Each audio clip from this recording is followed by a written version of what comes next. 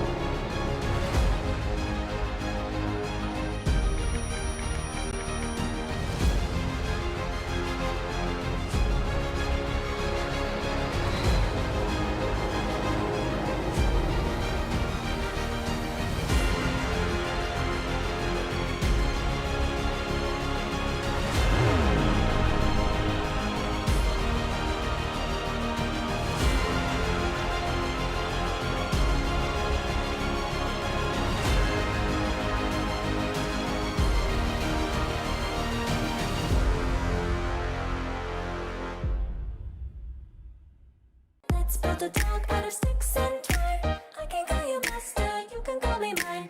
Wrap me in plastic and make me shine. We can make a doll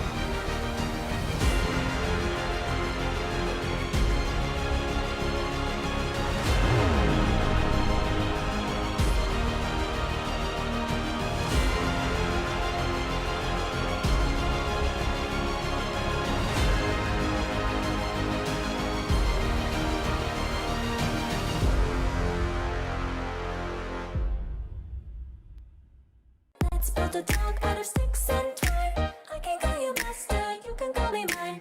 Wrap me in plastic and make me shine. We can make a dollhouse, follow your design. You can call me mine.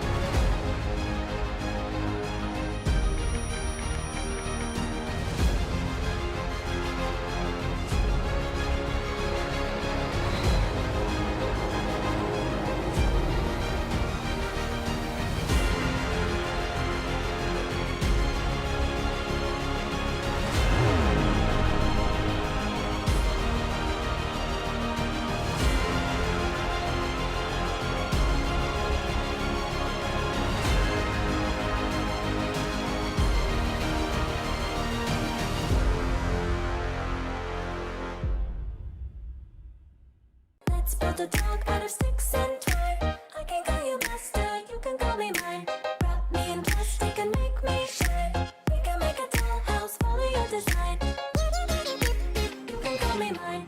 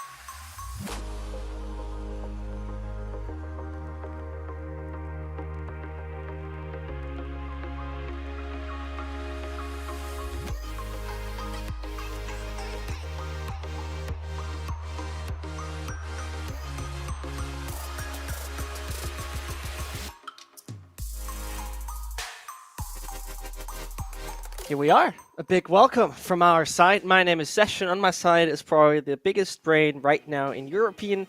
I assume North Wow. American. I go European first, right? I mean, we're born both in Europe, so I give you that, Ryan. Thank you very much. It's good to be here for the AOC Valorant Masters, a region that I've had a good couple of look-ins at recently. Like the SEA region overall is quite easy to overlook. You know, you've got North America, you've got Europe that are constantly say that they're the best regions in the world. And I do think that with some of the teams, specifically what some of them that we're seeing today, they are the masters of the country that they're from. Of course, the SEA region is built up of multiple countries, but we get to look at one specifically, Thailand, very soon, because we'll be looking at MiTH.Attitude, which is a team that have done relatively well in a lot of the other tournaments with CGA, EPOLs, all of the big ignition events that have happened in the region way back when. This is a whole new kettle of fish. There's a pretty decent prize pool on here too. And today we're going to be focusing on the teams in Group C. Exactly, and Group C offers a few interesting names to it. I think the biggest one would be SMG and Attitude to really mention in that one. Alter Ego, similarly unknown in that sense. Kingsmen as well, not really putting up too much big numbers. I mean, they made it through the first strike qualifier of Malaysia and Singapore. Surely it's something nice. Surely it's something great. But overall, in the competition we're seeing right now, I personally would say MiTH and SMG must deliver this kind of 1-2 finish you would expect right now from this Group C. Yeah, especially when you look at the other teams that qualified a couple of weeks ago now. It was two very different people to us that were casting those games with Tombiz and Mitch. But in Group C, Group B, you've got TMT Esports and Overtime coming in from Group A.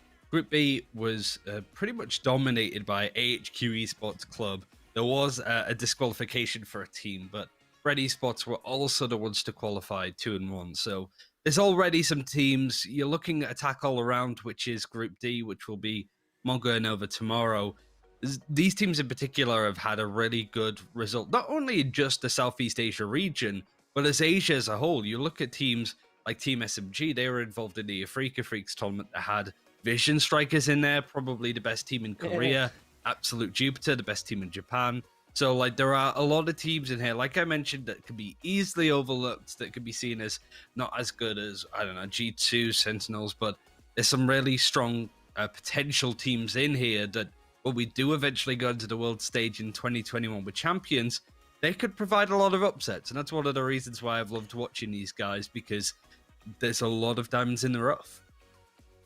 That's a very valid point you're making, because we simply don't know how they will actually mess international competition. I hear so many people, for example, I think in North America as well as in Europe, talk how much they actually look at Vision Strikers, how much inspiration they take from Vision Strikers, the way they play, they really approach the game. And I think this has to tell you how fascinatingly good this team could be at one stage of this tournament, or more likely in this international stage we once in a while get. But getting away from Korea, getting away from that region, obviously it's the mixture of Taiwan, Hong Kong, Thailand, the Philippines, Indonesia, Singapore, Malaysia we're taking a look at today. As I think we don't have a Filipino team on today, but we have a Malaysian one, we have a Singapore one. I have to be honest with you, I have to look it up because otherwise I'll mess it up. Thailand and Indonesia. There we go.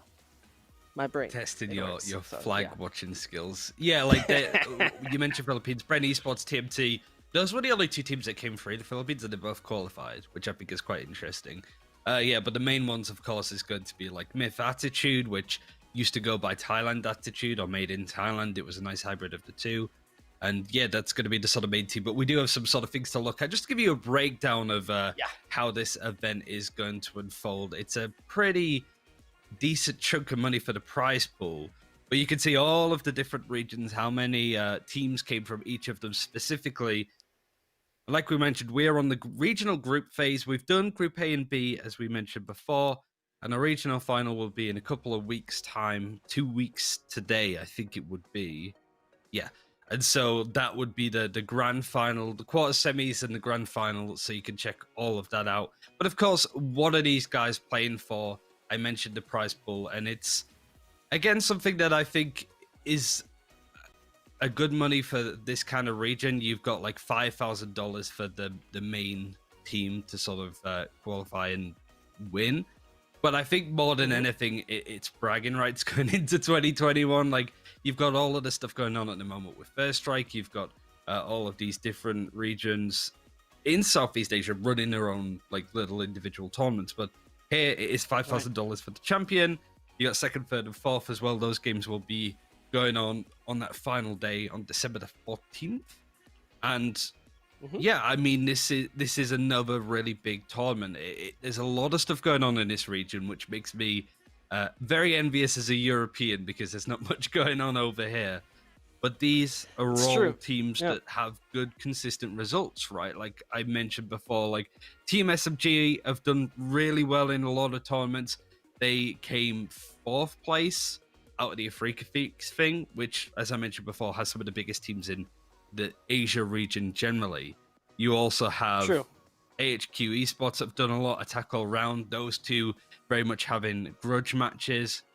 And only one word was involved in this tournament, but they didn't even qualify for Group A. So, and Super Domineering, also a team that struggled to actually get anything done. So, whilst there is a lot of teams here that you can quickly sort of check up their stats, see what they've won in the past, get a good understanding on how good they're going to be, a lot of upsets have happened already, and no doubt they might happen today. I'm personally most interested in the AHQ because I mean AHQ team because obviously they have really delivered from any point on, as you mentioned, Africa, Saturday games and so on. I think they will pretty much have a chance to dominate that stage at that point in time. What obviously is interesting, as we've seen before, they don't only get the prize, they also get the AOC modders, the new G2 kind of series they have put out, which obviously is something you can definitely put in some use for the future. But yeah, I mean, as you see right here, the representation of the nations, it is pretty much, as we see right there, the Group C pretty much stacked with Singapore, Malaysia, Indonesia, as well as Thailand, as the Philippines have been in Group A and B. Bren, by the way, I think the only name that really stood out in every game so far, I think especially in mobile games in the past, which also made like a breakout thing from just the Asian scene only. But yeah, we're gonna possibly see them a little later once they have actually surpassed from Group B, as they have already done, to the final stage, which we're going to see a little later, as mentioned. Right. I mean, it's not too much time left here, right? Pretty much what we're most likely looking forward to. No, not at all too much time. And, you know, I'm not so familiar with Asian Valorant due to the fact that I've never casted it before. So what would be the crucial things to really look out for at this point? What would be the crucial things that you would say, that's a little different to, for example, North America or Europe? I think the best thing about this region, and I have to preface this is a little bit of a backhanded compliment, but I think based on the fact that you look at tactical shooters in North America and Europe, because it's so much more ingrained into the culture over there, mechanically, Southeast Asian teams aren't as strong as, say, Europe or North America. But the thing that they do so well is that they soak up a lot of strats, a lot of playbooks, a lot of different compositions and way to play from literally every other region. We mentioned Vision Strikers and everybody being inspired. You will see Vision Striker plays today and throughout the tournament. But you will also see some little cherries from Europe, from North America, from Japan.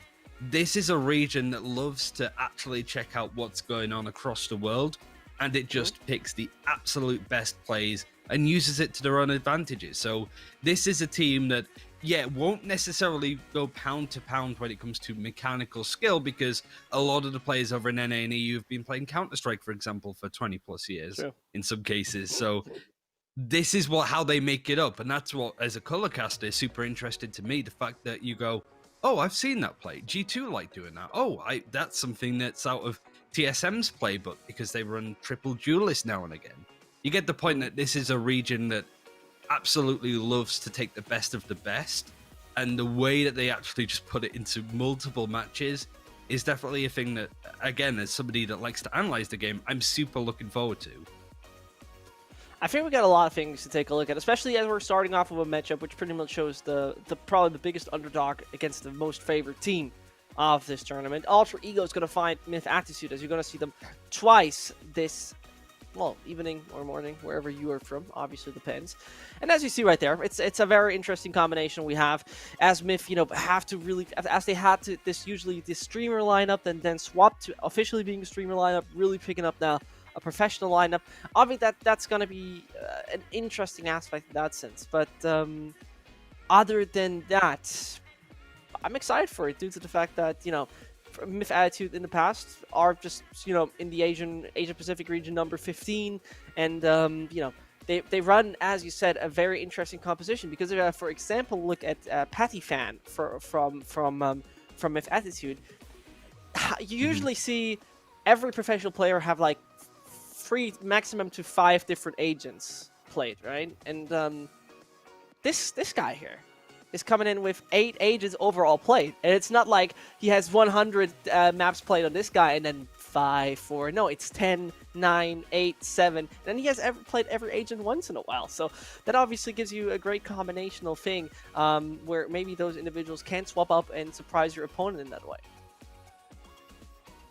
Yeah, and MiTH.Attitude is the team that has a lot of history from other games too. They were, at least when you're looking at players like Pattypan and Mushroom, they were part of the Overwatch World Cup team for Thailand, and they Sure. have been playing a lot of Overwatch in our region, were known for that, and then came over to Valorant, and as somebody that's casted a couple of their games, middling results to say the least. They're a smart team, but they often outthink themselves. So the fact that we're going to bind is a little bit of a potential concern for them, because I remember their game against Paper Rex in a previous tournament, and it was just, they love to use the teleporter, they love to do these little cute plays around the map to try and play it on the attack, but they would often run out of time. They would run into somebody holding an angle that would catch out 3 of them, for example.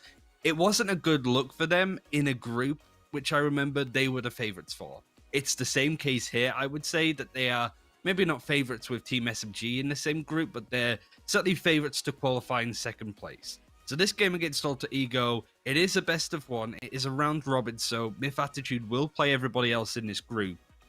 It's a game that I feel that they need to start off on the right foot. Otherwise, other teams are going to have an opportunity to break into their spot.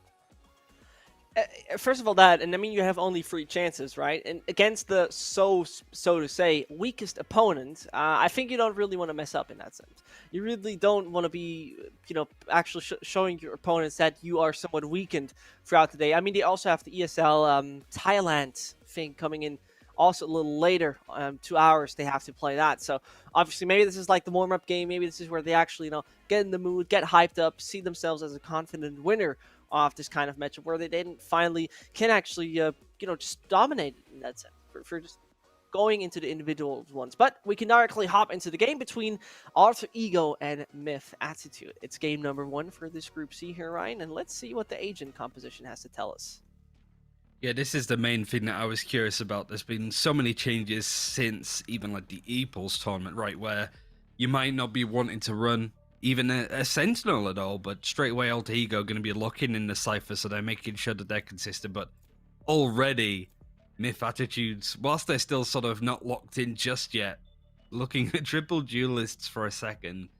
But when we're looking over to what Alter Ego are running, now that they are 100% running this lineup, it's fairly straightforward. The Reyna is interesting instead of a Raze or a Phoenix.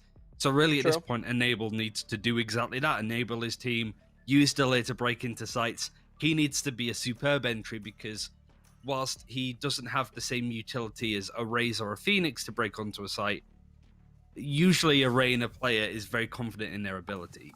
For MiTH.Attitude, at least, triple duelist. So yeah, they're not running any Cypher, no Killjoy. Not too much of a surprise considering the nerfs that they both had recently, but it also helps the fact that they're attacking first. For me personally, right there, it has to come down to this confidence kind of thing, right? Where you have to pretty much show all the confidence you have in that matchup. And, well, if they prove to do so, we're going to find that out for sure. It is time to see who's dominating the first Group C match of the AOC Masters 2020. We're starting off on Binds, which I think we couldn't ask for much more than that. One of my absolute favorite maps. As we already have the timeout, I think this is the perfect time to talk about that. One of my favorite maps overall. I think map continuously delivers to be the classic battlefield of every matchup. And as our podcast has already ended, what's your thoughts and minds? Give me that quick. Straight back into it. I mean, looking at the other regions, like, I remember, like I sort of mentioned, Cloud9 are a team that have run Triple Duelist before. TSM have done it recently in their First Strike qualifiers. I don't think they ever played Bind, is the concern. It's a very different sort of kettle of fish when it comes to the way that they're playing it. Straightforward B-split coming through, and if you are Alter Ego, you know that you're running into these Triple Duelists, so they got to play with a lot of care, and they're already taking a lot of damage. Ouch. And that first blood coming in. There we go. Yeah, first blood is coming in massively, but I think they ignored Dome, and finally they actually find that one. Vouch takes out Debutel. It shouldn't be too much of a difficulty. That one is going down. Spike has hit the ground. Nothing too crazy to mention in that, but you just said it. Bind being the case. Obviously a slight issue that for Alter Ego could become problematic overall. I mean, it's random picked, right? So you can't do too much about it. Still Berserk comes back in, but denial is close. There it is. And the 4-man standing, quite fair and square. Easy round, rushing the sites. That worked well. Yeah, this is the issue, though. This is what I meant about Alter Ego. Okay, you're defending against this kind of team. The one thing that you probably don't want to do is face too much. You don't want to just try be a traffic cone stopping them because they're an 18-wheeler freight truck, right? It's just going to absolutely roll on over you. So it's there like Alter Ego. They go into a 2 versus 5 retake. What else is there realistically to do? It seems that Lemmy Moore wants to actually pick up the Bucky. So there is a little bit of a force coming through. Not by everybody, but the same play pretty much coming out of MiTH.Attitude. And so far, so good. I feel Alter Ego are kind of running into them and running into the trap. Take a look right now. Sova is clearing out that pretty much under hookah is clear. Jet already dashed through. This is the combination I like. I mean, this is why Raze is so vital in comparison to Arena. The movement you have gained is so strong. They already talked about the Bucky, but none of those pellets hit its actual target. So, I mean, poor lad is being impaled with that final one. And so it's 2-0 for MiTH.Attitude. He might just get a fast one up ahead.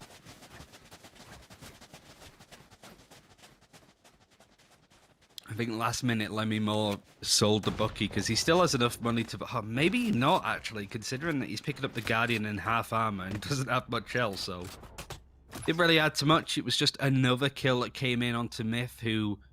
Money is good. They're still going to be holding on to the guns that they had previously, so... The Love family with the Raze is probably going to be blast packing in with that Bucky. But this is just the same play over and over again. I guess if you're MiTH.Attitude... You don't want to change it up until it stops working, really. If it ain't broke, don't fix it. Very valid point. Forcing Omen out of Fuka. Also know where Sova's stance. They gained a good bit of information by now that there should be 2v. Talking about it, Debutel has no chance against Weekend as he's picking up a good bit of ground. It's getting a little problematic as suddenly Fritz is finding one after another. And so it is the B side that, you know, was a working system once in a while, but early on gets denied. But as you've mentioned, the equipment is not looking too strong, and Abel has a firewall just in front of him. Phoenix passes and gets that spike. And now, once more, the options are open here, right? Tries to take the fight. The Raze is going to win that easily. It's a 2 versus 2, but this is what I meant when I was talking about MiTH before. They love using the teleporter play. And they're quite lucky that they're going all the way through A Bath because it's all tripwired up on A mid. The defenders are here again, ready and waiting, and Lemmy Moore can win the engagement. Finally. Guardian actually finds 2. A great round to win if you're Alter Ego, but yet again I feel like MiTH.Attitude overthinking themselves a little bit. Alter Ego holding their ground.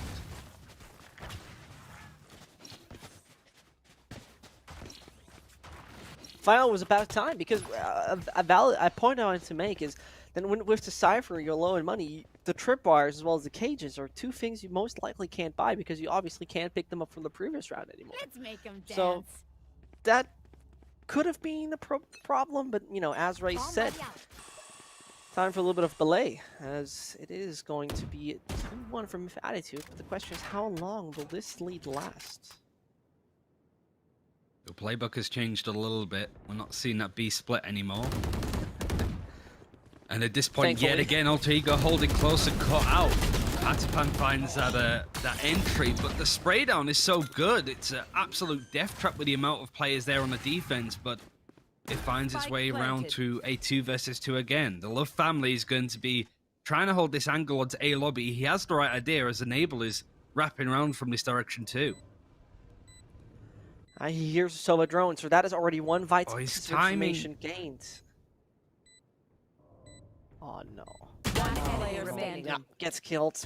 And he even had the ult. He would have hypothetically had the opportunity to, for example, take an angle that would be helpful. Nate is gonna do the job. I'm not quite certain about it. I think it does. Or no, yeah, it does. No, But it it's half does. diffused. Yeah, but it works. It was a nice idea. But the half diffuse got ruined. Just unfortunate, really. You could see how close it was. They had the right idea knowing that Enable was coming from that direction, but they must have waited 5-10 seconds and gone, he ain't coming this way, we gotta prepare for them coming from defender spawn. And as soon as they looked away, he found his opening and got those kills. Straightforward stuff, but yet again, I'm surprised at how aggressive Alter Ego are holding on the defense. But MiTH.Attitude should be coming out on top in these fights. They have 3 duelists, 2 of which now do have their ultimates. But you can see right now, the money isn't very good for MiTH.Attitude now at this point after losing 2. Bladestorm is going to come out, and it is just going to be a Frenzy the Showstopper available for the Love family.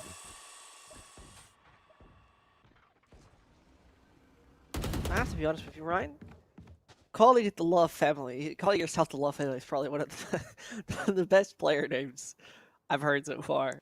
Because it always could be a team name. You know, a random mix somewhere in an A playing a round of 32 open qualifier.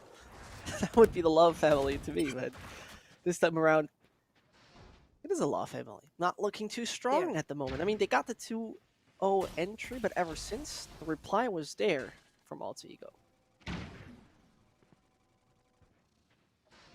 Very forward-facing defense yet again to trade for each other. Vouch is the one that's going to try and break the deadlock. Oh, the shots no. are missing. It's more awkward than anything. The ultimate gets used up and the right click is going to find the shots, but they don't expect Enable on the angle. Luckily, Mushroom can trade out. It's a 4 versus 3. So the attack is still having this advantage. Defenders are prepped and 2 ultimates used at once. Oh no, it's getting worse and worse and worse. It's still that ult that actually does not kill any defender. I fought back in CT. A little bit of a little bit of release of the blast radius would hit him, but ain't gonna happen. It's the B side that's gonna be once more to be defended, and also Cypher has been spotted. It's Tabo Toll who knows how to deny this. And Nugent ready for the low angle flashbang for the low angle blinding circus, and here it comes. Yeah, it's out, and suddenly the bomb has been somewhat diffused. The ult is used, and I think that this should be done. And does it? No, it's not yet, Ryan. It's getting problematic. More to the left. It has to be more to the left. No. No, the last ult charge. What? He still had one, right? I think so. Usually you do see silver players put the ultimate down if they think they're being rushed. Yes, this should do. He must have just assumed that he was saving or stuff, because the spraying came onto the spike, and then he stopped. This goes here. It's a confusing one. It's a messy engagement. It's the kind of things that I was worried about for MiTH.Attitude from previous experiences casting them. And it's these kind of rounds that I'm worried about because they have such an aggressive lineup on this attack. I'm worried about how this comp will do on the defense when we switch sides at half-time. Again, they find the opening, but that's never usually enough, at least going off these last couple of rounds. Everything used up. All 3 of the ultimates they had on the duelist good, but Enable, yet again, breaking it even, and 4 ultimates available on the defense. One's going to be used with Hunter's Fury. That's just going to clear B long. Doesn't catch anything, but that's enough information to work with. And Linmore is pretty much the man right now who absolutely will deny any further presence of the opponents on that A site, because the problem that will definitely occur is that this poor lad doesn't not have any idea where Omen has teleported under half of the stands. But Boom is taken out, and suddenly the spike has hit the ground as well. It's the defense that is working strong as they make wonders to know where the final player stands, but Nujan is far away from being done. This Phoenix is getting a little nasty with his shots so far. 70 HP are not looking too good. You see right there that 1v1 works! And finally, it is once more MiTH.Attitude jumping back with, I have to say though, Ryan, somewhat sloppy plays. You know, when they had that 2-0 lead, they got a little sloppy, fought, as you said, a system, you know, that never crumbled. Why would you just change it around? But I'm not so sure if they can continue this way, like getting a dominant lead out of their opponent like this. I think the key thing, though, is that Alter Ego have to save. So these last 3 rounds that the defenders have been able to win, it's been close because they don't have any money left up. 2 Buckies are going to be on the side. They're going to be pushing down A mid. It is going to be watched, though, by the Phoenix Nujan. Just keeping an eye because he's expecting that kind of play. Bladestorm has also been popped on the side of Alter Ego, but nothing really much done with it. Elmimore wants to try and get something done with a Bucky, but Nujan clearing that angle properly. Just MiTH.Attitude, honestly, if they want to win this match and win it dominantly, they just need to find that confidence and believe in themselves a little bit more, and they've had the better off start.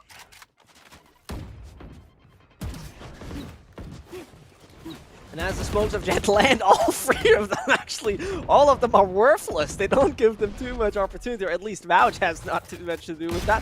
As from behind, there comes the Bucky. You can't really tell me that this is happening right here. The attacker side, with this spy they have in comparison to the opponents, are looking kind of shabby. Enable, every time he's alive, he can get stuff done. A little bit of overheal. He's going to try and take the fight, but Boom Barappa wants to bait out. The teleporter, though, is in such an awkward spot. It's a 1 versus 1, but Berserk's only having the pistol at that point is able to upgrade his gun. Hot Hands is going to come through from Nujan just to delay that spike being defused. 4K for him. Saving grace, honestly, for MiTH.Attitude at this point. Clutched the last round, clutched the second, but the fact that MiTH.Attitude went down to just 1 player against a full eco, again, a really big red flag when it comes to maybe not getting out of groups, but their chances in this tournament. Yeah, but I fully agree on that, because especially this is like the warm-up sort of for them. They still afterwards have to play another tournament, which is obviously, I mean, you don't either. For example, they saving strats, which I would not believe. I mean, they're right now trying to, you know, play it off this casual playbook where you just try to see where you find room, try to see where you can find entries, and play with basic utility. But other than that, I genuinely am somewhat worried, as you mentioned.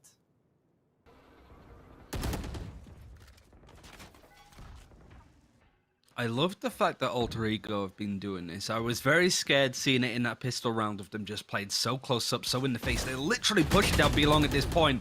They are going to take the engagement, but Patipan and Mushtoon, both of them watching that angle. So that aggressive play from Alter Ego, a little bit too much, but I like the fact that they tried to play very much in the face of the enemy.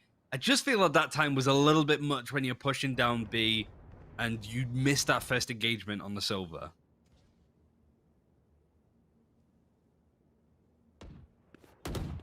45 seconds left on the clock. Here comes the attack as they rush over there onto the site.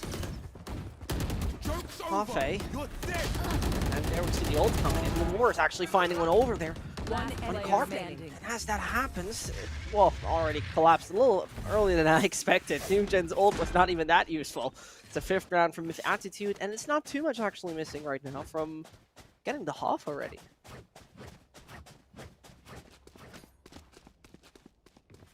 But Alter Ego aren't too far behind either. Enable has been nuts so far this series. It is just a best of 1, so there's not really too much to go off of, but he's going to be their win condition. So far, the Reyna pick has worked out very well for him. He's the right kind of player to be on it. But this round for Alter Ego is going to be relatively stale. They're just going to be holding onto a couple of pistols and trying to push off of that. Much more slower play from MiTH.Attitude now. Know that Alter Ego like to play a bit aggressive on the defense, and that first pick does come in onto A ramp. So MiTH.Attitude getting a good read onto Alter Ego, and it's working. And that's awareness. That's awareness for you right there. punishes Tibital. And right now, already out of A. Yeah, I just want to say, Nugent is pretty much passing every line of defense, has to be worried about lamps, but for now, they pretty much closed it out. They put the nails in the coffin called lamps, because you're not getting out of that under any circumstance. Spike has hit the ground, and that timer is ticking with hardly any chances for the defense. The silver flank from Friznats is pretty good though. Help. The issue is nobody's playing from Bath. It's very aggressive from MiTH.Attitude. Playing on this angle. They know that the Jet's still in there, but Berserks could get one. And he knows where Voucher's playing from at this point, so he has to change up his positioning. Things yet again getting much too awkward, and Friznats actually on this lurk brings it now down to a 2 versus 2. Again, This is actually MiTH.Attitude. dangerous. Oh, there has to come the shot. Thank God. I mean, I was just for a second worried that once more they're giving a round away like this, but that ain't happening. 6-2-3, and MiTH.Attitude with, you know, one thing I find so worrying here, Ryan, is the matter of fact that they continuously get control of over something, and that at one point it collapses in that sense that they just have loose ends, and those are just fall apart. New Gen seems to be the most proactive when it comes to post-plant positioning. I liked where he played just on the back site of A, just watching the metal door as you're coming in onto the site, just to make sure that you can catch people out on a nice little off angle. But everybody else a bit flat-footed with their positioning, just sort of staying where they started, not really thinking, where should I play? Where could they come from? Because of that, allowed the Silver to wrap in behind. A couple of shots missed too, let's be honest, from both teams at this point. Xerx is going to be trying to face up to one. He can get one before Patipan tries to follow up and trade with the flash.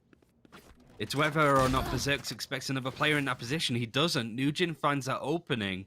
The issue is these 4 surviving players of MiTH.Attitude spread across both extremities at this point.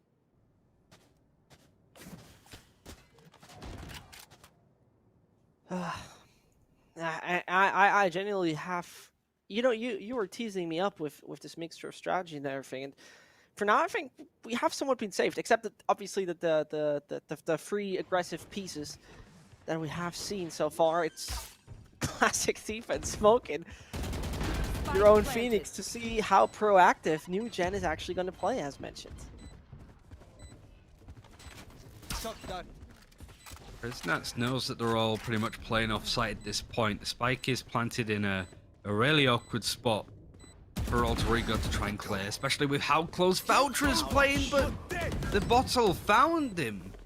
Now the run it back is going to be used. It is going to try and make its way through Bath, but both versions of the Phoenix are killed, and this is easy cleanup now. The defuse has been spiked. Elmi Moore completely clears up house on the Cypher. Pretty much there the whole time. And a decisive round for the first time in quite some time, and it goes to Alter Ego.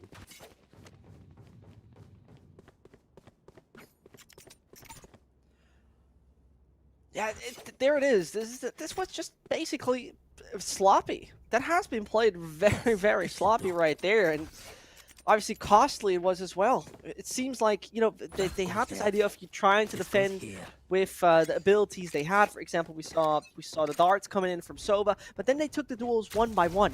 And obviously when you do those duels one by one, you just gift your opponent so many opportunities to pick you individually.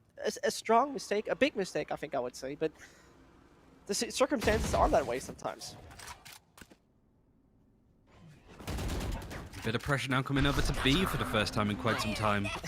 Now we've been seeing From the Shadows dedicated, and Abel doesn't get the raise that's brought out the showstopper, and it's going to be punished as the Love family does get that kill onto the Sova. The bottle is trying to hold onto Elbow as much as possible, play for the post plant, the retake. The spike hasn't been planted just yet. It's a bit late to the party. But Alter Ego are expected. Spike planted. Yeah, and I mean, they have been hurt in CT, and they find 3 frags, the 7th round, and I have to say, Ryan, if there's a rocket program going on right there, on the side of MiTH.Attitude, if there is somehow a Thailand space program, it has to be started by the Love family. Exceptional movement, the essential of Raze, learned in its way how it should be. And Enable had some really good shots to get damage on, but considering how forward-facing and aggressive the angle was that he was playing on, as soon as that blast pack comes in, the Love family just goes deep onto the backside. He can't hit them, and he can't protect his team from that shot. So 5 ultimates now in the final round of this half available for the defending team of Alter Ego. A 7-5 half for them, or at least 5 rounds for them, would certainly not be a bad stretch considering how MiTH.Attitude haven't really pulled this as far away as they should have done, let's be brutally honest. Vouch, yet again with the Blade Storm, trying to find this opening. The Eldron is going to scare him away, and Hunter's Fury is going to tag them. It is going to be actually on the attack. It's Mush Team that gets enabled, so the Reyna is going to be out of this fight. Empress not going to be available to use. And T-Bottle goes down in a similar fashion. MiTH.Attitude back in the driver's seat, I would say here, Ryan. It feels very much like after they had this short stint where the defense was not even that overly strong, but actually being, you know, denied because you are just playing it sloppy. I think this was costing them the one or the other round, but we were swapping over, and it seems like the entry opportunities for MiTH.Attitude, which are obviously Jet, Race, and Phoenix. What is your actually personal opinion on Jet, Ryan? Like, is it an agent that we're gonna see nerfed anytime soon? Would you think it's gonna be nerfed anytime soon? I don't know really, considering that she was nerfed pretty, I wouldn't say heavily, but she has been nerfed recently in the past. I think it's just the role that she fulfills on the team when you combine it with the operator. Speaking of which, we've not seen either team pick it up at this point. It's just the aggressive nature of the utility. And again, that's an area that has been impressing me so far, is that if you look at NA or EU, it is just the Jet plus ult. That's the equation. But nowadays with the ult nerf and a bit of utility change for Jet, I suppose we've had that interact. You need to be much more creative, and I'll be honest, that's what we've seen from Berserks and Vouch so far. It's been really good play. But I think really it's now just coming down to New Gen versus Enable, the Phoenix versus the Reyna when it comes to these frags. Barappa changing up the gun to the shorty, but he misses the shot. Oh, I love the idea, but the execution wasn't quite there.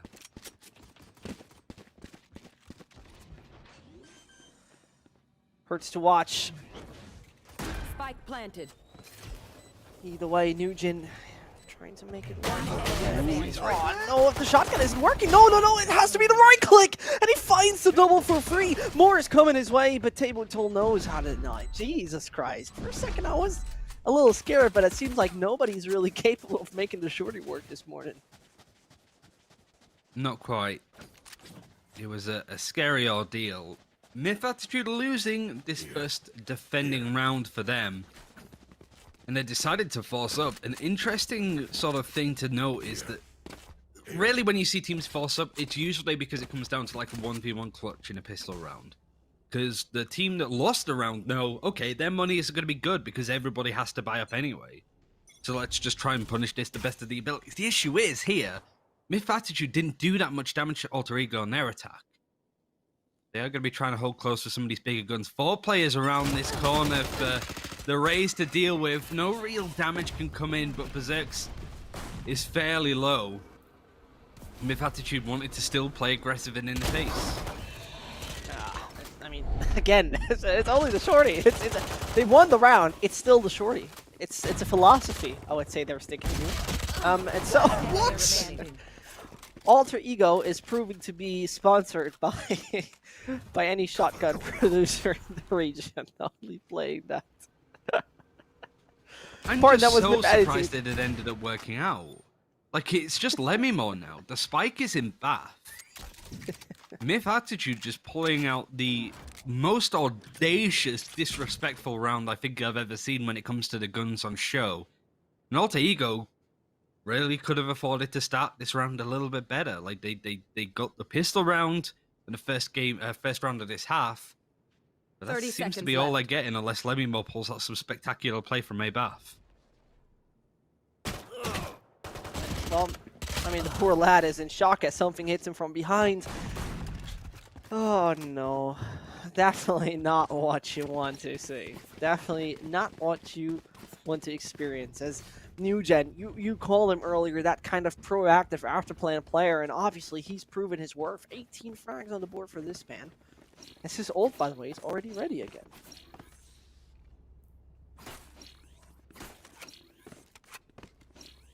I don't. So the last time that I watched MiTH.Attitude playing, I think it was Pattypan that was on the. Is it Pattypan Vouch? No, interesting. So Pattypan was the one on the Phoenix, and he had very mixed results. But this change-up seems to be working out really well for them. We're seeing the aggressiveness shine as the Love family is able to sort of pick up that first frag. Bear in mind that the guns are better on the defending side now after that force spider came through. Run it back is going to be used across by Nugen. He's not going to find too much. If he can get a frag around this corner, that would be big, and he does. He just knows that Enable is going to be holding an angle like that. This could be the first flawless round that we've seen so far.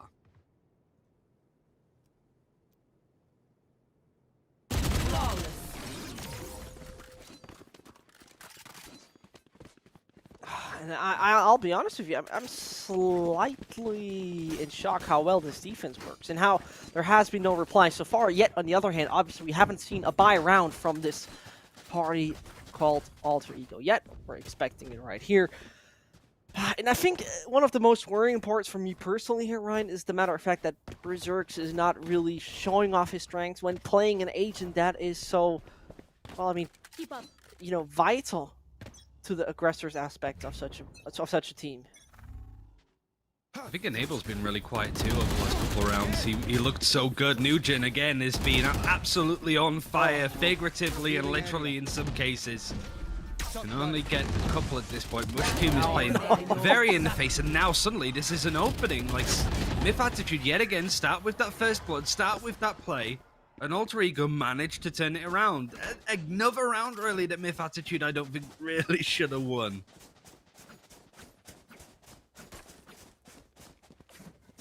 Here. Just as I think that they have it covered, that MiTH.Attitude are like, okay, we've you know woken up a little bit. It's the first time that we played today. I mean, it is a lot later in the day for them than it is certainly for us, right over in Europe, but. There's ones like that that make me concerned. I still think MiTH.Attitude should have this. Get out of my way. But whether their eyes are set on the first place, that's an area that concerns me, I suppose. But we're not over just yet. Alter Ego actually yet again getting that first blood and looking good again. And for now, it is the ult being used as good as possible. Berserks was rushing through. We just criticized him more likely. I did. And yeah, well, okay. Trying to make a storyline up of that, but it ain't happening. It's the defense once more, getting in as hungry and strong as possible, as most likely this man's life will probably be ending any time soon. Fritz is falling down, and MiTH.Attitude is picking up there in 11th.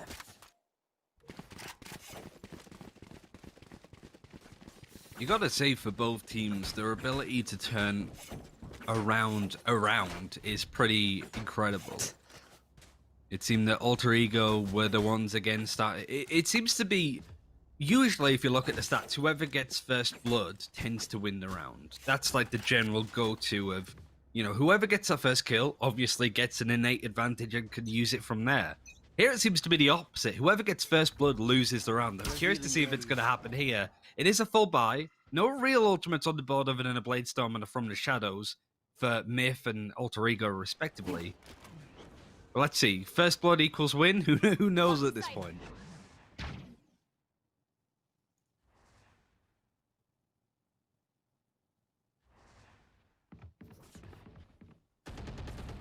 And as there's not too much left for MiTH.Attitude, who looked a little shaky in the beginning phase of the first half, are now pretty much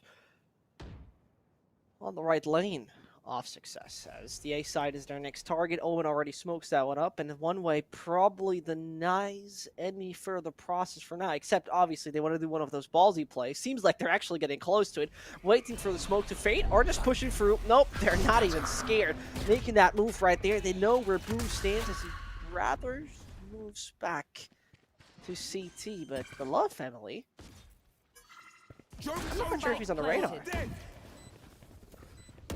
Right back is going to be used. Nugen working his way through.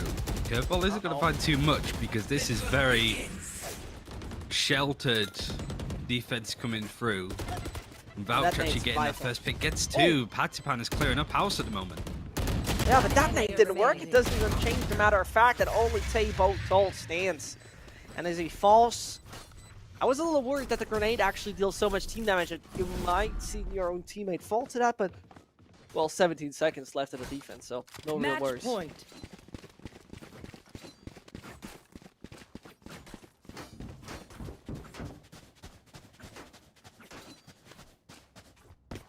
Because it's match point now for Alter Ego. Their buy is not good. It's whatever that they can afford, really. 2 sheriffs in play. And the only real big gun is going to be on the bottle side, but it's half armor. Things not looking good. MiTH.Attitude, though, pole position to be able to take this one. Still trying to work towards getting another run it back. It's probably the ultimate that we've seen the most so far. Mush team has spotted something. Shock darts are going to come through to try and clear some of these angles, and even the Eldrin dedicated a lot of utility trying to face these 2 players. Rotate hasn't come quite around just yet, because that's a big bait that's actually coming in. As Lemmy Moore is the one that goes down, the bottle is going to follow, but the A site is the one that was looking to be hit.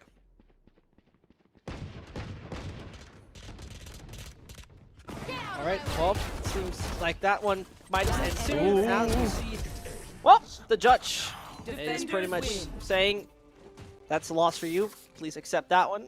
And as we see, a 13-6, the verdict has been spoken by the judge, and so we end our game number 1. MiTH.Attitude with a fairly solid game overall. I would say that somewhere in the middle it was a little worrying because it seems like they were very static with their strategies, but other than that, I think especially the defense showed us a force to be reckoned with, though they are actually the favorites in the group.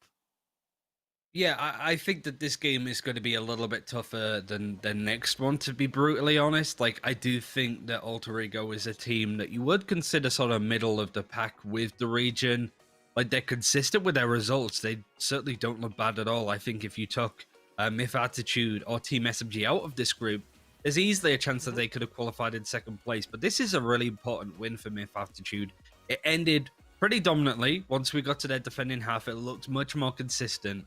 But there's still a lot of red flags that we saw. Just a lot of rounds that, even though it was a pretty decisive win, it should have been even more decisive. That's the annoying thing, I suppose, if you're a MiTH.Attitude fan, is the ability is there, the brains are there, it's the right kind of play for them, but too many mistakes really for a team of this caliber. We can have a little bit of a breakdown when it comes to some of the individual stats to sort of look at what went well for the Thailand team and what didn't for Alter Ego. And it was mostly just Nugent, honestly. I'm surprised that the Love family wins him out on ACS, but the top frags of the server came in from Nugent. No surprise, really. Yeah, it felt like the Love family had a few more crucial frags than just more impact-wise. Let's put it that way. What's more concerning for me personally is Berserk's down there in the last place with 150 or whilst playing Jet.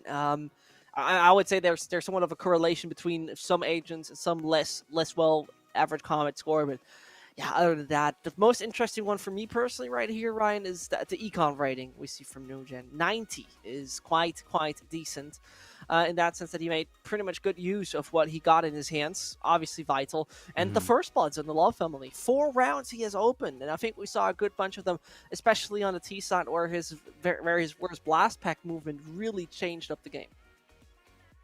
One thing that I'm curious to see, because we will be checking out MiTH.Attitude in the next game of today, which should be following up fairly closely, is the Love family that gets the MVP and the entry fraggers. You got to say as well, Patipan had the same amount of first bloods too, but I think the Love family's going to get the actual award. I suppose you could look at it because he had the better ACS, he had more frags too. So generally, the triple duelist worked out super well for MiTH.Attitude when you look at the stats.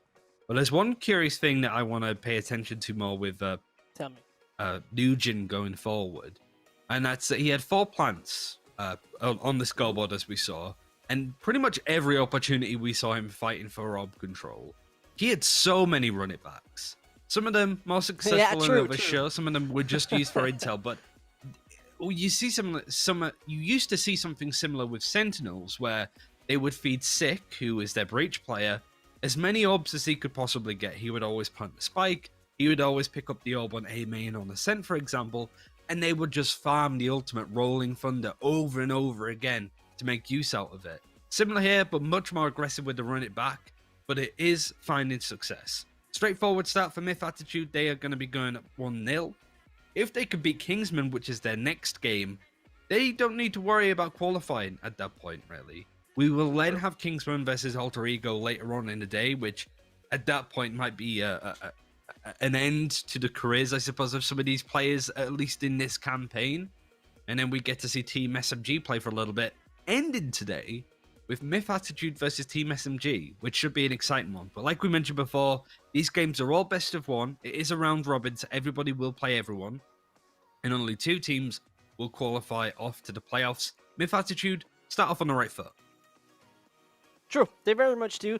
And I think as we have start on the right foot, we'll see if MiTH.Attitude will not only start on the right foot, but if they continue that little walk through Group C, we will head into a tiny little break. You should not go anywhere. Grab yourself a snack, a drink, and anything you need for a comfortable evening, day, morning of some Valorant. Ryan Central and myself will just be back in a second. See you guys in a moment.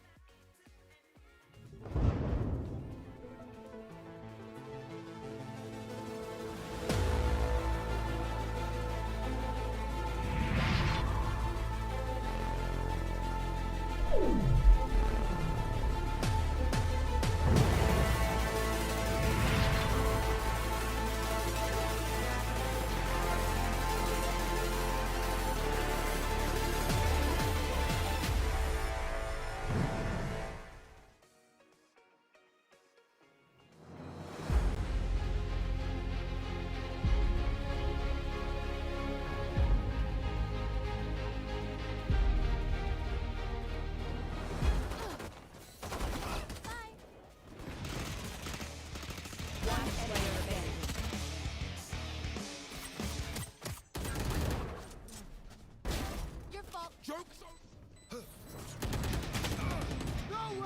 One player remaining. Good done.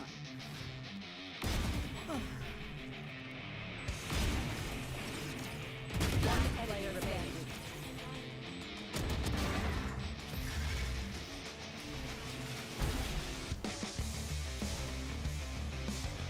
One player remaining.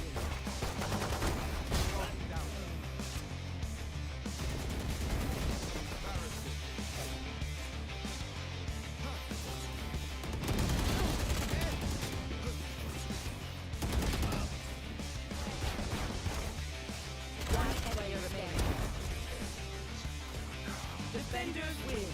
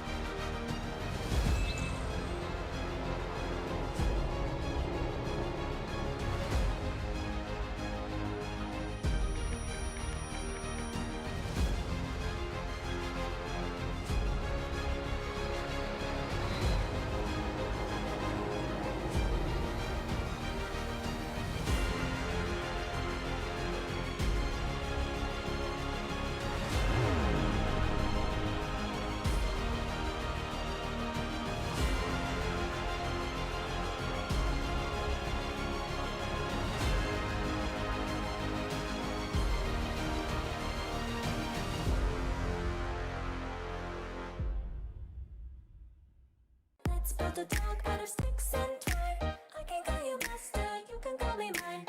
Wrap me in plastic and make me shine. We can make a dollhouse, follow your design.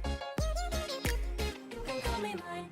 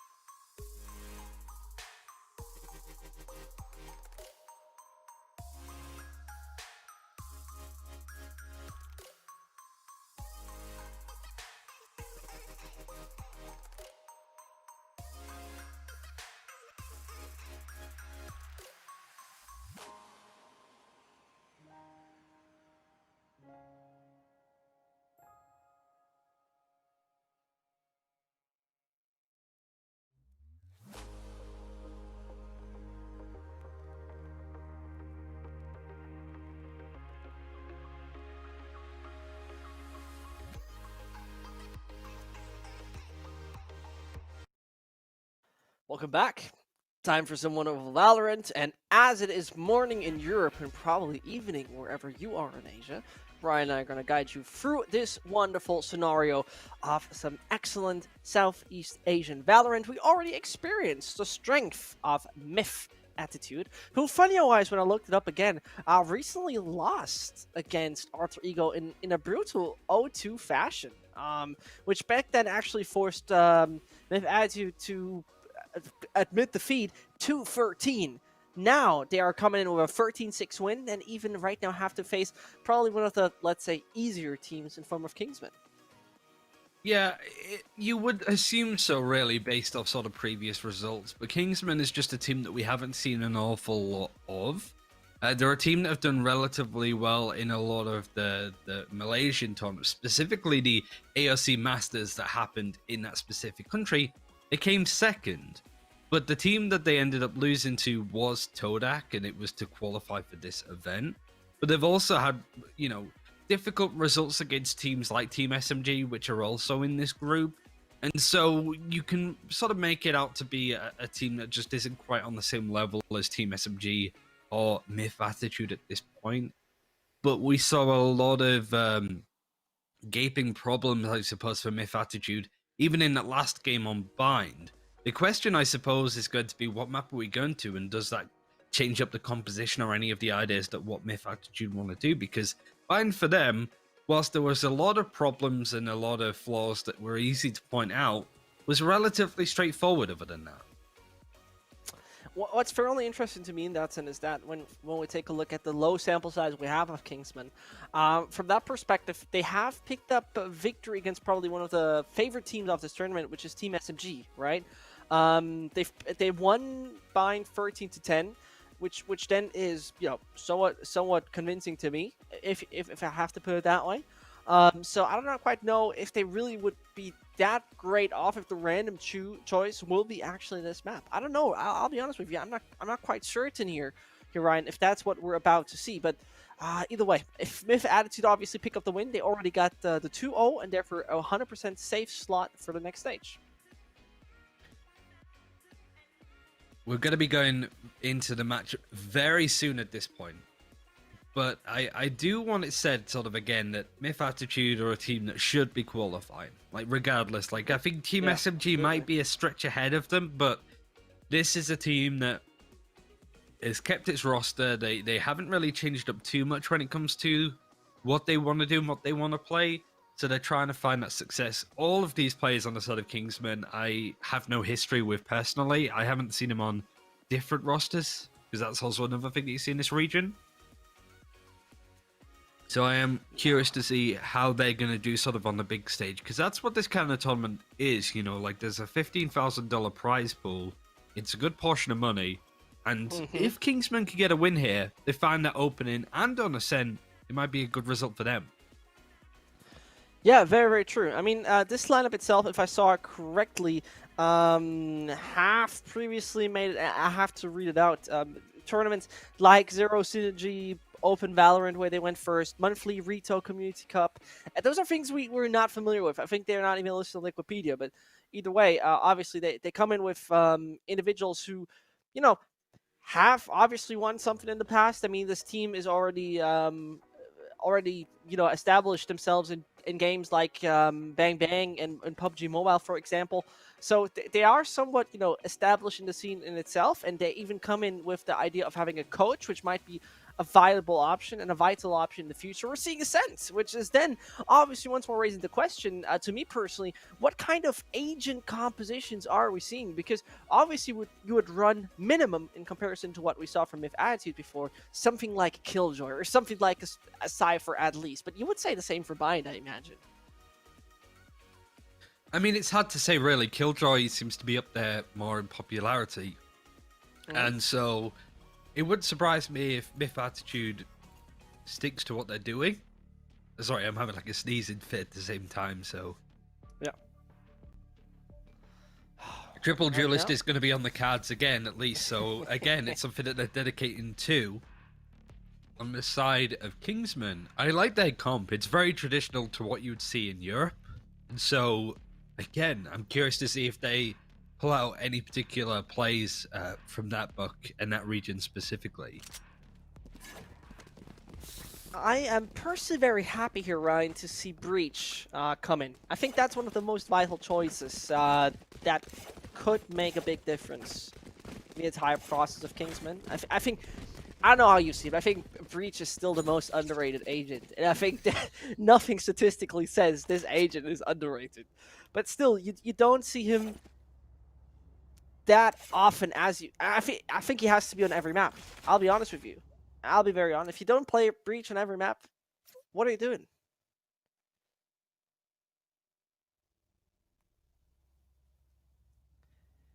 I see your silence is denial. Yeah. No, I think it's an interesting point because it's like, it's just so long as you have that flashing role. Like we saw the Reyna, which is going to be in play on the defense this time to be sold flashing in. Boobarappa is the one that's going to absolutely clear up house. Razor on 22 HP is being able to get two. It's all the twos at this point. He can add some more, but that's a beautiful flick from the Love family who absolutely just shuts that down. Could be another great start for MiTH.Attitude on this defense.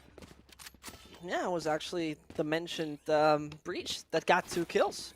What a guy. So, no, I very much personally believe that this is the agent that you can't really not run due to the fact what his abilities are. Especially the free flashbangs, which you can put for everything, is just, I think, insane. Just purely too much to handle. Either way, it's not too much to handle for now. The poor little bot is stunned. The poor little bot still makes its move through B main, as Kingsmen remain fairly patient. And it stopped Kingsmen in their tracks, interestingly enough. Oh, look at that. They're sort of split around. The Love family is not afraid to push aggressively there. Has Nugent to help him out from the angle, but can't trade from him there. Castle breaks him down. Nugent can at least get one before he exits the fight in the fray. Now Kingsman still wanted to dedicate to this B hit, and it's just a silver over there, but slowly but surely we're starting to see the Reyna move on over. So Patipan, not Patipan, sorry, Nugent is expecting a fight. He gets another as he's coming through. And that's all he's really going to be able to get at this point. Oh, never mind. Oh. Ouch, that hurt. And so, Nugent, who is running his Phoenix, is now running the Reyna and is making it work quite well. The Ares also come and play when needed, and suddenly it's the 2-0 starts. This is Group C, and this is once more a best of 1 if you just freshly joined. The Kingsmen will have to see if they stay on the throne, and will remain up there with the crown on their head. But for now, it seems a bit of a revolution or resistance that has been put up by MiTH.Attitude. And well, it's the buy rounds, or somewhat of buy rounds in both parties. I mean, when you take a look at what MiTH.Attitude plays, it obviously makes sense from an economic standpoint. It still looks crazy. Revealing area.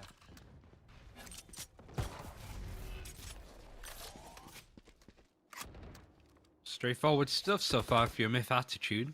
You're fairly content. Again, Nugent is going to be playing close on the cubby. The lair comes out, gives away his position somewhat, but has provided Ivan potentially an entrance. But do you want to try and face at that player? Castle wants to try and push up mid a little bit more, but the Aldrin is going to ping his position, and the Lover family is going to try and close it off.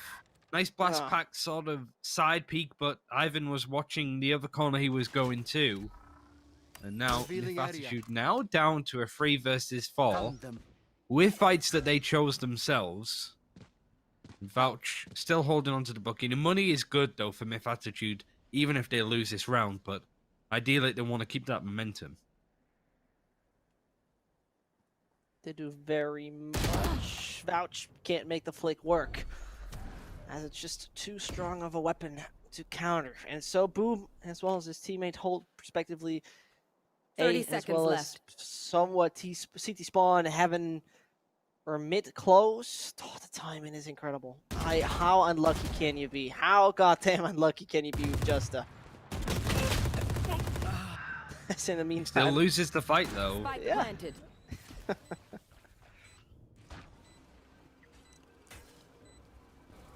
And therefore, I genuinely don't see too much of a great retake happen, but what will be very beneficial if they still get one player killed on the Kingsman side, because that would then mean that the majority needs to buy, and that could become costly throughout the process. But it seems with the weapons they have gotten themselves, they rather stick to what they have, the Phantom in hand off Mushroom. And also his teammate is going to keep what he has. Understandable decision, and therefore Kingsman fight the first rounds, but other than that, not too much to say about this roster so far, because obviously MiTH.Attitude didn't have any buy, so it comes down to this. Like we mentioned previously, MiTH.Attitude's money is fine. They can sort of buy up again. It's no stretch at all. But Vouch has enough for the operator if he wants to choose it. Patipan has that option available, but has opted against it for the most part that we've seen. Now we see another full buy coming out on either side. MushTeam actually going to be picking up the Odin to play on that particular sort of catwalk stop on B. No ultimates available yet. Getting very close if you're MiTH.Attitude though to a couple of the big ones. The Showstopper, Right here. the Empress, only one little point away. MushTeam has the right idea, but the spray isn't actually getting in the damage. It's just doing a little bit to the majority of these players. Might have to change up his position as the recon bolt has separated him away from the rest of players on the B side. Nugent, not afraid, pushes on ahead, and MushTeam actually winning that first engagement, gets caught out. Risa can only get one before Nugent gets a second. Satchel out. Well, and as once more, his movement is to be proven how vital it is. The Love family is bringing the final frag, and also his ults to the board. So next round could become dangerous, as, you know, there could potentially be somewhat of a rebuy. I mean, true, there's a Sheriff, but they'd rather not force it up. 3K and 4K, yeah, I mean, they somewhat decide to either do so or not. They're still struggling. But here's the decision. It is 3-1 that most likely will turn into a fourth as Mushroom. I'll find them. He does the classics overplay over there. Get out of my way. But the Jet Dash is actually coming in on A main. The Lear play too.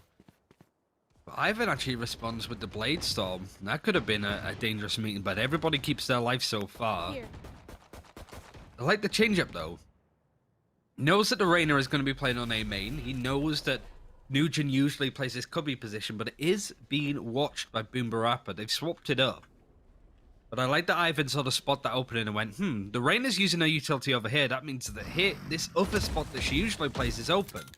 Well, her family is trying to help out as much as possible, but it seems more than anything that Kingsmen are pushing towards this storm, and Nugent can get one. Boombarappa is holding and he sprays down. It's easy cleanup, but Castle with the Sheriff. There was only so much that could be done on the side of Kingsmen considering their buy. But I'm very impressed with how MiTH.Attitude responded to that, considering, you know, that could have gone very wrong with the play at the start not really going to plan.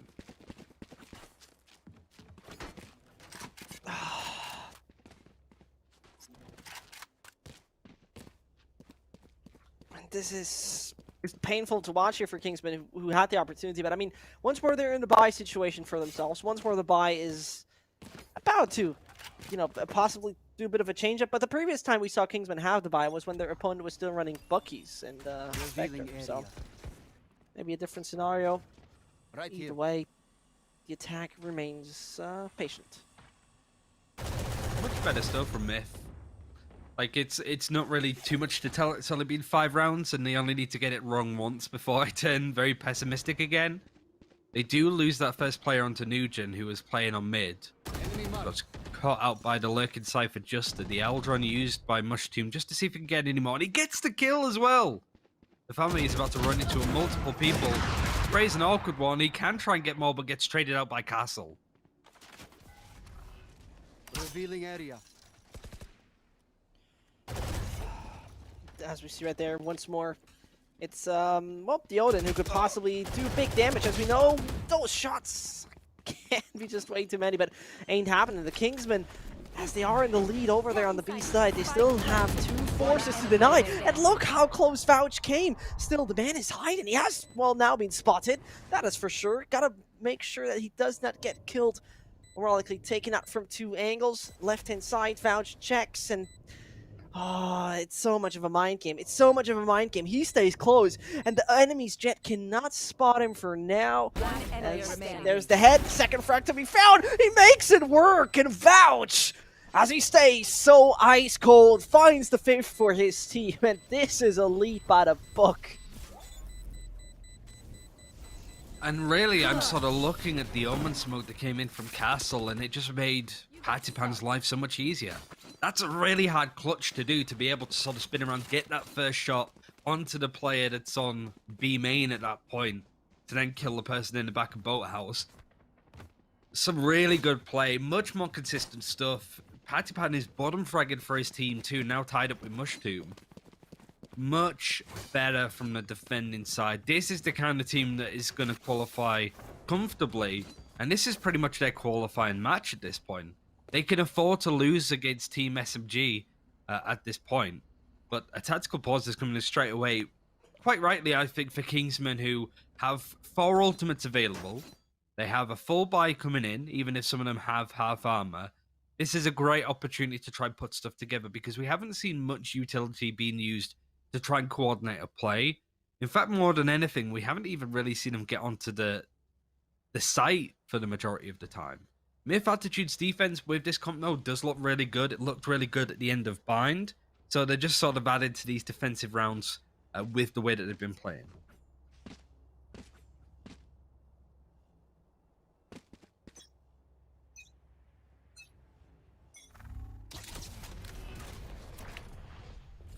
Well, and as Ivan is making a move together with Just, taking the control in front of A main. I mean, the previous rounds, we really have to digest that, because that's a heartbreaker when you pretty much had it, but obviously MiTH.Attitude show their strength. And now it's about how much Jiggle Peaks can you do? Not enough. And oh, that is the breachal! It does not deny Vouch anything. The man tries to escape, has no chance as the poor lad is being stunned. It's more coming their way, but not with the Love family, as this man knows where to put his ults. The showstopper is not stopping the show for now. Oh, the issue here now is that MiTH.Attitude over-rotate. I don't think they realize that they've got Kingsmen in such a awkward spot. Boom Barappa is watching it though. The flash is going to hit him consistently. And he knows that they're there at least. But yet, we're still seeing MiTH.Attitude move away. That's a really nice teleport just to miss the aftershock. And he's found a nice little angle. Very aggressive, very confident play out of the Omen player at this 30 point, just to check seconds these left. angles. He can get the frag as well. He can get 2. This is a masterclass when it comes to the aim. Nice 3K from Boom Barappa. He was not afraid of taking that fight. And MiTH.Attitude, this is a different beast.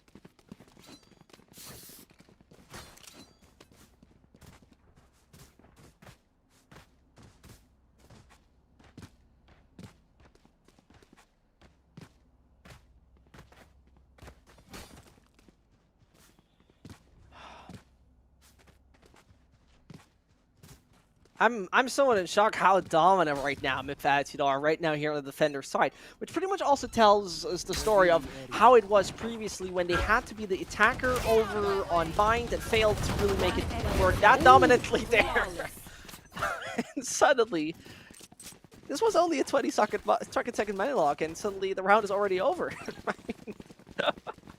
MiTH.Attitude I think we knew going into this that MiTH.Attitude was going to be the better team, but this is just something else. Like, this is just such a good look for them, and one of the reasons why I've enjoyed watching them even back when they were made in Thailand, because there were 2 teams that were put together, Made in Thailand and then Thailand Attitude, and then they brought the 2 together to make Made in Thailand Attitude, and they are absolutely destroying right now. Kingsman can't seem to get anything done. No coordination really on the attack. And Pattypan has now been using the operator for a couple of rounds now at this point, and so far so good. And as you see right there, it's finally a sign of life we see here from the Kingsmen, as they might just head the one who's reign, but nope, ain't happening for now. Big problems start to once more come in, and the denial is massive. If that dart really hits it, I would have been in shock, and oh goodness! What is happening here with MiTH.Attitude? I mean, it's on point. It is 5 out of 5, 10 out of 10, 5 out of 7, whatever you want to use. It's on point here, Ryan. And, you know, I wouldn't even say it's something necessarily tactical that MiTH.Attitude does. Those guys just have 100% confidence. 110% confidence. It's the beauty of watching a team like this when they are firing on all cylinders. The Kingsmen, though, it's really Castle that's been Get out of my way. consistently doing okay for the most part. Bladestorm is going to be used on the attacking side. Most likely not having much to work with, and the recon bolts from Mushroom working on the same spot, but still being able to find quite a lot of information. They're not going to find much this time, but the tempo has been increased. Ivan trying to dash up through, takes a lot of damage, but doesn't check that corner, and Nugent gets 2. Castle trades out the sort of mid-push that came in from the aggressive Reyna. It's a 2 versus 3. It's finally looking a little close, to put it that way, but I remember around where it was a little close already. And take a look, who's going to come on the site? It's going to be the Love family, as you wouldn't already have enough problems. It has to be one of the strongest fraggers entering that position called B, and he's doing it. He's like, this guy's going around the corner any second soon. But look at the discipline. This is so vital. The discipline is so crucial right now from the Love family. He doesn't need to push until that spike gets planted, but just debates them out in the nick of time. 150 HP versus what, 20 at most? It's not a fight that really favors Justa. Boom Barappa knows that, clutches out yet another round. A 9-3 is the best result the Kingsmen can get going into halftime. The worst, 11-1. Kingsmen need to get something done here.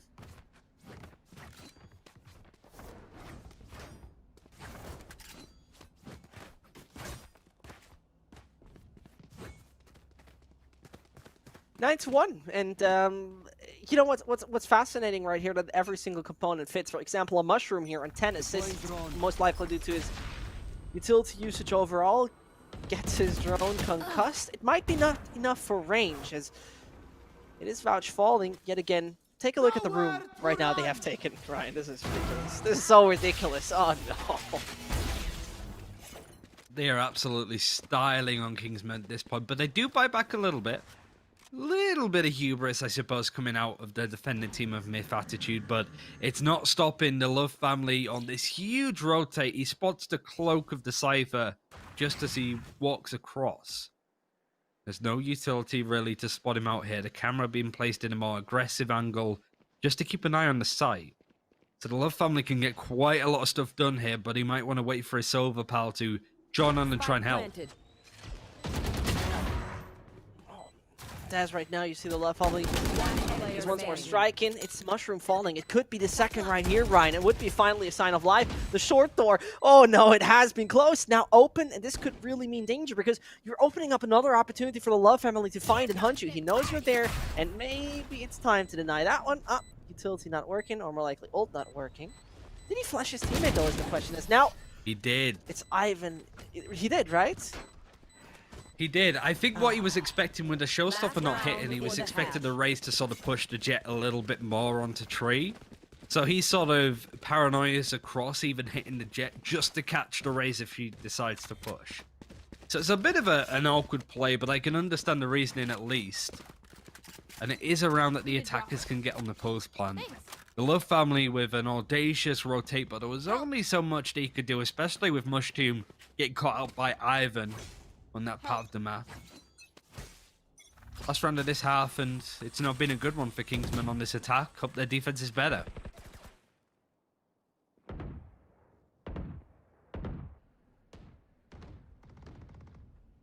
Nowhere to run!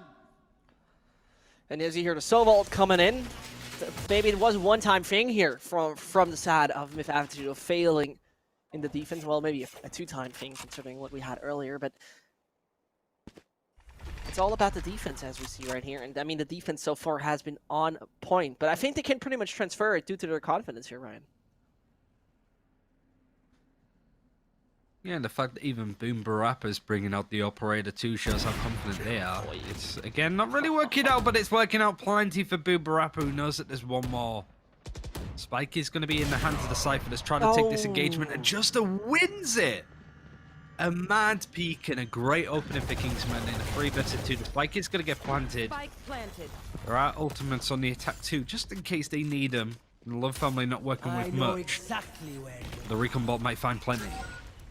Yeah, it might, but it's at the same time a good bit of information gained here from the Cypher ult, which could become a problem. But Love family is behind Castle, and suddenly it is going to be a bit of a problem here for the Kingsmen, as it's all collapsing, could not find the tag, because this otherwise would have been brilliant for a wallbang, but that ain't happening, and the bomb's ticking faster, the spike suddenly starting to go a little too quick. Under Haven still needs to be checked. Hell, it is, that is so vital, but they find another frag short, they somehow don't care, and now it needs to be your teammate. Oh, the tripwire, oh, the cam, oh, Cypher makes it work!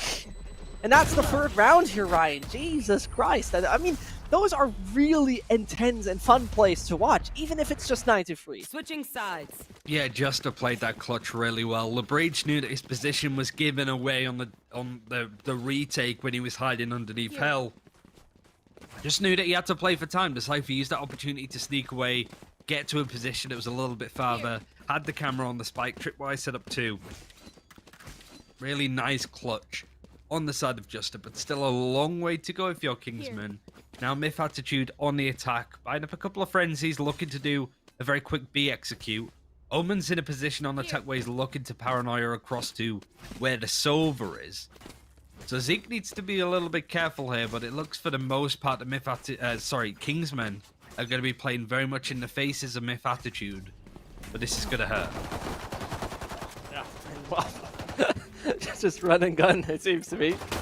It's over the left-hand side. Oh no, this even works. It's disgusting. And suddenly, that spike's in the ground, whilst only two are even close. But they come for a beam main. And Spike Ivan planted. is so present, he makes noise. I'm not quite sure if they even had him on the radar. Ivan's trying to sort of make his way in as much as he can. One player He remaining. actually gets like the nice headshot. Reza getting another double kill to add to his tally. Oh, He's it to a 2 versus 1. The Love family is the third kill for the Breach player. He is nice cleanup. And a much needed pistol round for Kingsman to be winning. 9-4 now. MiTH.Attitude were very good at winning the round following pistols in the last game on Bind. Are they going to force up and try and do something similar here? Looks for the most part, no.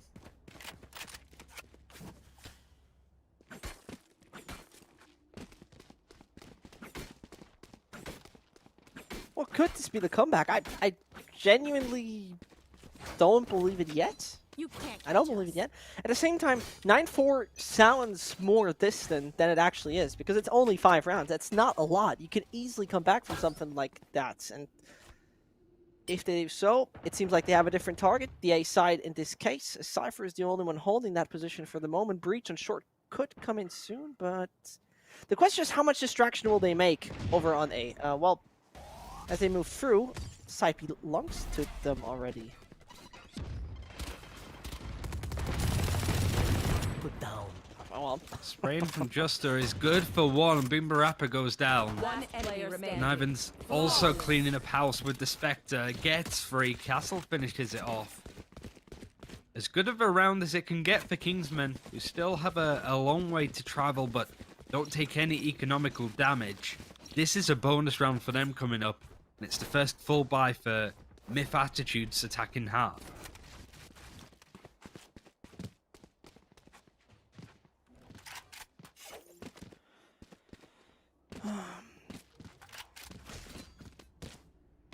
This is gonna be fun. This is gonna be fun. Well, if it's going to be, it's the first spy round. Possibly it is about to be fun. She ain't wrong. Soma's pushing through. Ah, the denial is massive though. You look at that confidence and suddenly you just get denied like this. As Omen considers the save. If this is the second kill, I'm really out of this because that would be, well, horrible to watch. There you go. You're just gonna push on through. Takes up a lot of space. Perfect round so far for MiTH.Attitude. Just 2 defenders to dispatch. One of which is Juster with the Ares. Trying to go on a bit of a mad flank, but the expectations of doing much damage here are pretty little for Kingsmen. Best case scenario is a couple of exit frags. I don't think they're going to be expecting Nugent right on this corner, though. They're going to take that fight, and the peak is going to be good enough to trade out as Razor gets that first kill onto Patty Pan. They know where Juster is too now, and he's able to get another. Again, it's just damage at this point the Kingsmen are looking to do. And they're doing exactly that. They're upgrading their guns. The Vandal is going to be in hand, but just for a short second. Again, Nugent bailing them out towards the end. But MiTH.Attitude only need to win 3 more. They win this game against Kingsmen, and they no doubt qualify for the playoffs.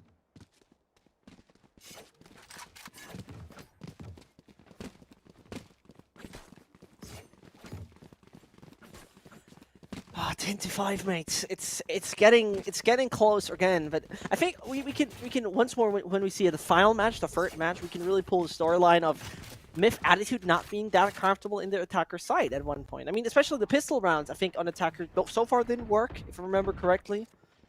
I actually no, though the first pistol round worked on Bind. The second one did. So pistol rounds are a mixed figure. Let's put it that way.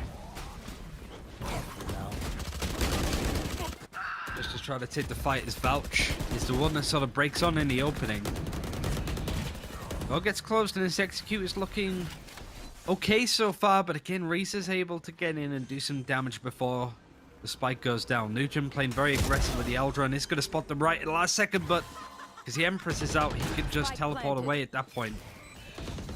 Fully invisible, it's hard for Kingsman to follow up on that for the trade, but post-plant positions are now solidified for MiTH.Attitude. A lot of utility now coming out of the defenders, but it's going to be hard to uproot all 3 of these attackers playing in A main.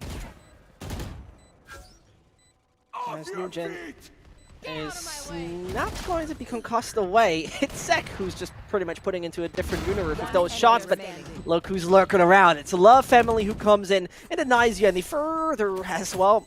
Vouch is fast enough to assist. 11-5. We're 2 rounds away from the possible success of MiTH.Attitude in their second game, which would then guarantee them a slot to advance to the finals. Should be match point, really, because Kingsmen haven't really got enough money to buy. They have a Blade Storm, that's all they really have. Ivan looking to pop it now with the buy of the full armor. But money now starting to buffer up a little bit more for MiTH.Attitude, the operator now in play from Patipan 2. He's feeling a lot more comfortable with the gun than maybe he did on Bind. Seeing a lot more frequently. Plan of the default, I suppose, for MiTH.Attitude hasn't been decided just yet. More splitting up, but Kingsmen trying to play a bit more proactively. The Eldron comes out of B main with 3 players trying to hold there. And 2 defenders on A sitting very far back waiting for a hit. So a lot of space for MiTH.Attitude to make use of.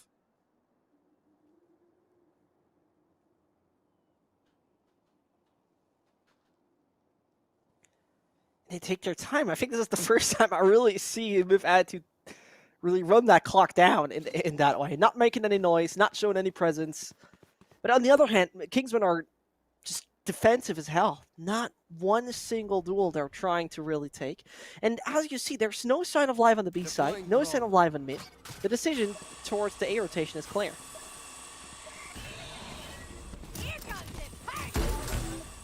And as again, the old Showstopper's going to strikes. come through very aggressively. Uh-oh. No! Between both! He puts it between both. The worst of the worst. That could just happen right there when you have such a 30 powerful seconds ult, but it's a spike that still has not hit the ground. The Love family is on 10 HP, but other than that, it looks like that might just all work so well, as still Ivan has his ult. Ivan is ready for that, putting in Zek into the equation as well. It's more coming their way. As look at it, this is perfect usage of it all, but still, the defense remains weak, and it's only down to 1. As Soba tries. This is so unfortunate, Ryan, because they had it. They nearly had it. Match point. Close, but not close enough.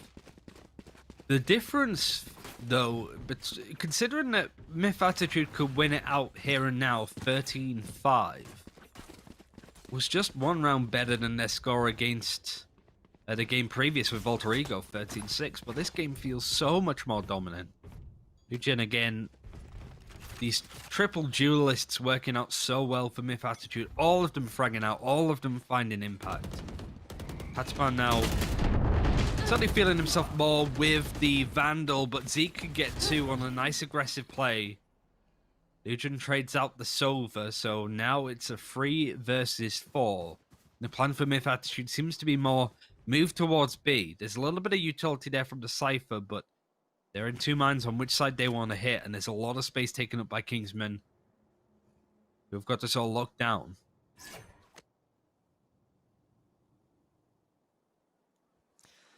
1 minute left on the clock, and MiTH.Attitude got to play with a man disadvantage.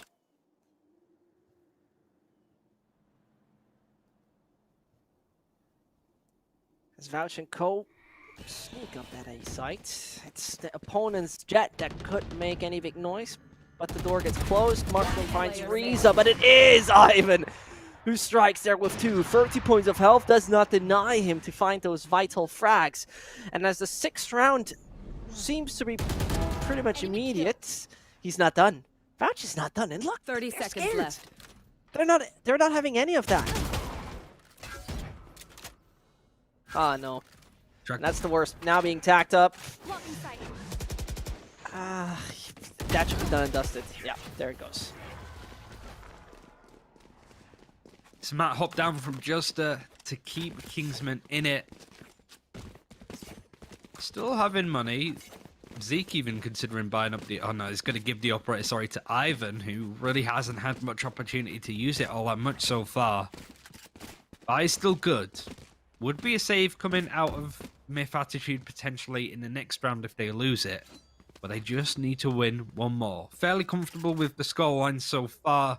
2 ultimates online already. A couple more on their way relatively soon. Another B execute coming through. The paranoia is going to hit across B main.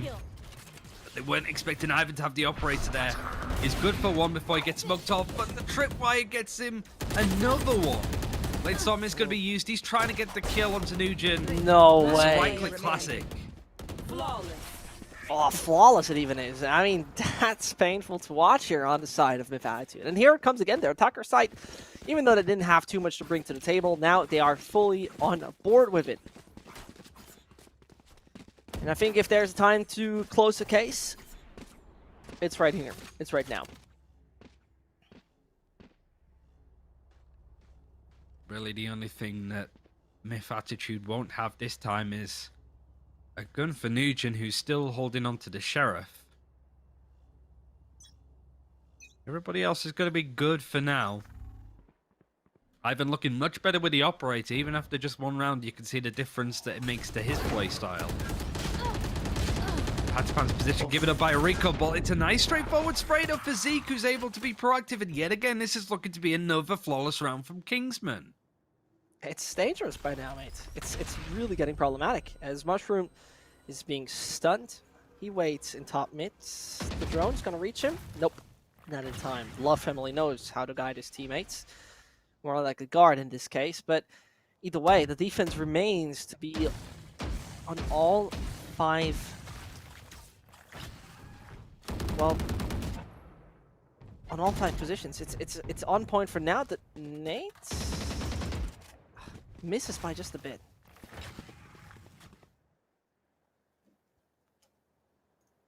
Uphill task now for MiTH.Attitude to make anything happen from this round. Spike left in mid. There's 4 defenders, 5 defenders actually, if you count the jet, watching over this spot, trying to work out where MiTH.Attitude could be coming from. At this point, they're dedicated fully to the save. And there's not going to be many guns for them to work with at this point. It's certainly not a strong look for them now. And it's a bit of an opening for Kingsmen to bring this back, but it's still fancy MiTH.Attitude to just have 1 decent round to bring this home. The scoreline looking a lot better for Kingsmen, who were, what, 10-2 down at halftime? What a comeback. It is a concerning comeback by now, because the previous round they had to buy. They had every single piece they would need for a solid and strong attack. Fully missing out on that. Fully missing out on that opportunity.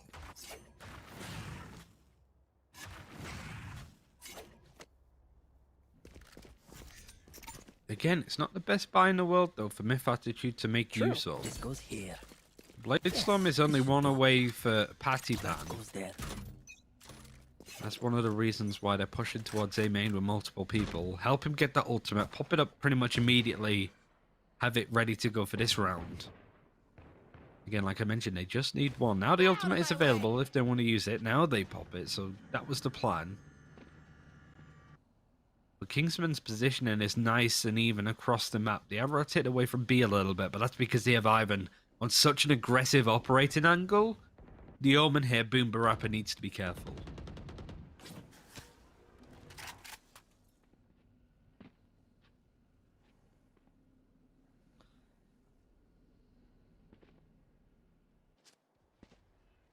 I'm concerned right now because this is the slow playstyle we've seen previously where they nearly attack the A side properly, then wear the Knight, but the solid defense, and again, it's the last 45 to 30 seconds where they'll actually execute, and so the hunt begins. But Ivan, look at the angle he has. B main, nobody's coming through, and that is the spike.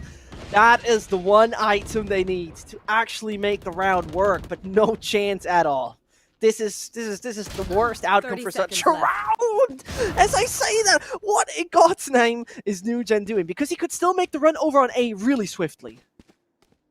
Look at his flank now. The Rays, the Love family is managed to sneak all the way around. Doesn't have really the best gun to take these kind of fights and can only get one. He's making it. Now the 10 Neural Theft seconds is going to left. come through. Show One the player Reyna remaining. planting on A. Mushroom, Spike all his planted. job was really to be bait at this point. The Reyna's all alone. The Empress not going to be available anymore. Just used up. They're going to try and be a bit more proactive with their approach, but it's a tricky spot to be in. I can't really believe that he could make that second fractal. Oh, this is not gonna work. No, he used the wrong ability. That second, maybe a misclick. The heal would have been so helpful, but nope. Because they jumped down one by one. This was once more the thing. They jumped down one by one. Zek was not waiting for his teammate, really. There's no way that he could have really gone. I think that if he tried to heal, no. any form of damage would stop it, so it wouldn't have really done that much either. Nugent just trying to make something from very little, and it's 4 rounds now in a row for Kingsmen. MiTH.Attitude just needing one. This is their first full buy in quite some time now. The issue is the Blade Storm and Empress all used up. No ultimates are going to be able to help them out here. Another BXQ coming through. The Paranoia not going to be used across B main just yet, as the Omen's focusing on trying to smoke on A, maybe bait that direction, but Kingsmen are expecting him to an extent, and Zeke gets that first blood. No more. And the worrying part is that this is like one of the most vital players falling early on. Nugen should not die like this, as they though still take the room and the site. There's no ult on the defender site. There's zero Spike ult planted. on the defender site, which could become problematic at that point. Because it would be just that one opening on this narrow and close side of B. This bomb position where you have to check a good bunch of angles first. A great shock dart, which suddenly does no damage. Wouldn't have expected that, but moves through his own cage. Tries to have a special moment, not with Vouch, as they find only one opponent left on the server. That is Ivan, and this man, nobody has to run into his crosshair, as now he switched his weapon. 25 shots left to make a move. Can't really with the crosshair placement of both players. Finally, they close it right. Finally, they find the victory. They eventually get there. It went from a pretty dominant sort of win, looking to be 13-5 to 13-9, so a little bit of sweat on the brows for MiTH.Attitude. It was, again, a game that didn't need to be that close in the end, but certainly a lot of question marks around the attacking side of MiTH.Attitude. But that last round, a lot more stronger. A lot of interesting decisions on when to buy and stuff that you could certainly pick apart, but doesn't really matter at this point. 2 wins usually means that they've qualified in a group like this. And it usually means that, well, this game that's upcoming, Alter Ego versus the guys that we just saw at Kingsmen, whoever loses that will not be going to playoffs at all. True. We haven't seen Team SMG play at all yet. So at this point, MiTH.Attitude have come in to do what they needed to. It's a good result from them so far. But ultimately, there's a lot to be desired with how they played it, but it doesn't really matter too much. They can work on that in a couple of weeks' time when the grand finals are happening. They should be through at this point, unless something really goes wrong, which I don't think it will. They should be. They should be. But we can take a look at the stats, because we have to dive into that really, really quickly. Because there's one thing that I would very much like to mention about that, is that we saw such a strong start. We saw an excellent, magnificent defenders' positioning. They were confident round after round after round after round, and you see those statistics most likely look familiar or somewhat in that first half, and they massively struggled when they were in the attacking position. What's very crucial to me, though, Ryan, 16 assists on Mushroom. 16. It's a crazy amount. And he's had a relatively sort of quiet game when it came to the Franks. But again, Patty Pan getting all of the first bloods this time. But the fact that you're looking at the Reyna, the Race, and the Jet yet again, the top three, the triple duelist, working out to its full extent. Yeah, And I only mean, one kill to please go separate ahead. them, like 2019-19. It's just an all-round solid look when you look at the stats, but it's just a minutiae of it. You can't really see it in the stats, but the way that they go about certain plays or certain buys is awkward, I suppose, if you're looking at this team, but they are pretty cerebral when it comes to this kind of thing. They know what they can improve on, but ultimately they have plenty of time now to do that. True, and I think what's also very interesting to see is the difference between the econ rating between Patty Pan and Boom, considering that they were actively playing the operator throughout the game. So making use of it and not making too much use of it. Either way, New Gen on the top of the scoreboard with 252 average combat score, rocking it quite well. But the man who made the first entries in the first blood, as you mentioned, Patty Pan, over there on 5 of those. So we see our first team advancing and possibly even finding a classic and solid 3-0. We're going to see MiTH a little later in this tournament, later in the group. Other than that, I would say we head into a quick and short break. You shouldn't go anywhere. We're going to be with you in just a second with nothing else, than the wonderful and outstanding, well, Ryan Central, obviously, first of all, that I cannot miss out on that. But other than that, the AOC Masters 2020. So, better don't go anywhere. We'll just be right back.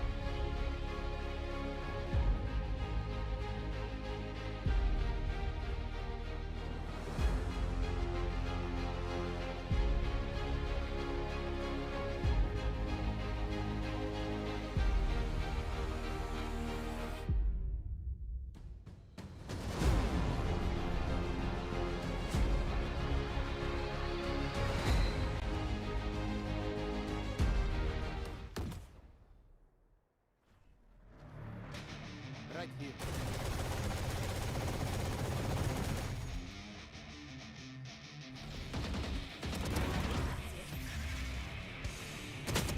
One player remaining.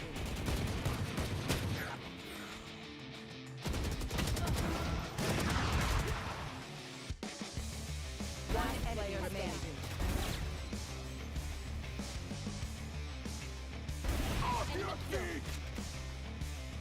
30 seconds left. One player remaining. One player remaining. Flawless.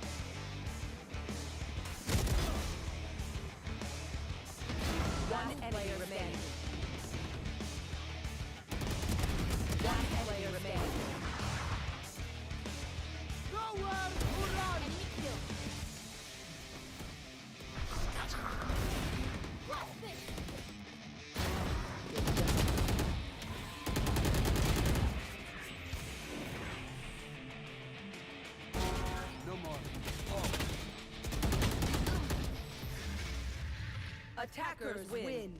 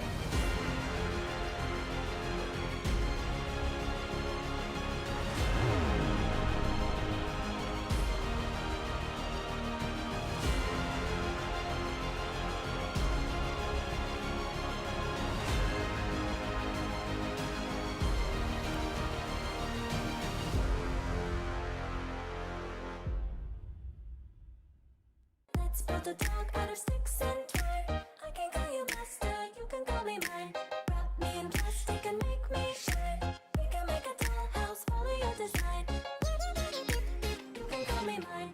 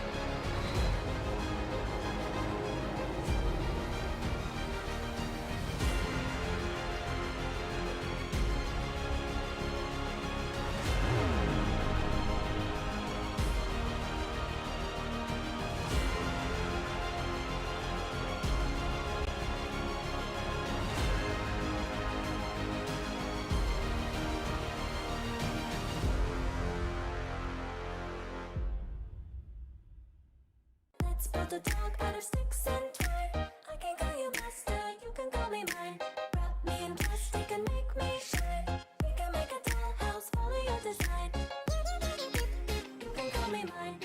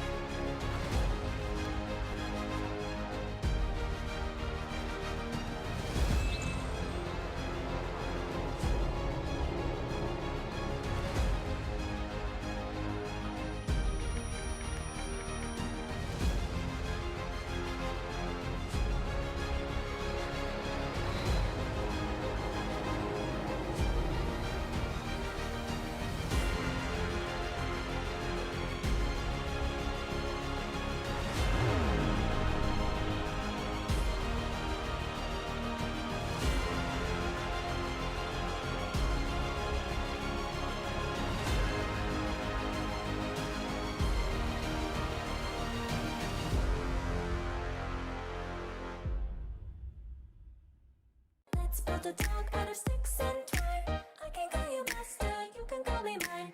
Wrap me in plastic and make me shine. We can make a dollhouse, follow your design. You can call me mine.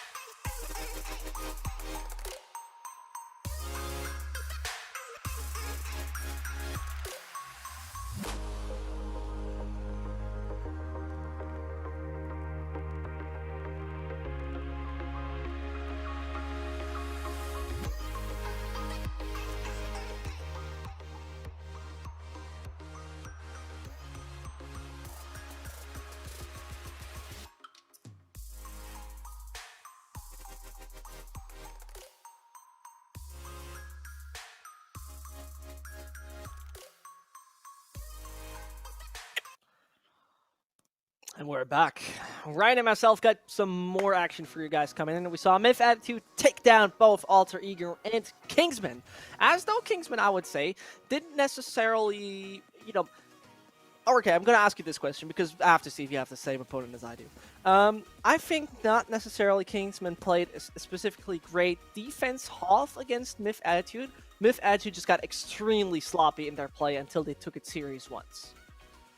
I think there was some good stuff for Kingsmen. I guess the interesting thing now is that we're going to be seeing them play up against Alter Ego, the team that lost the first game against MiTH.Attitude.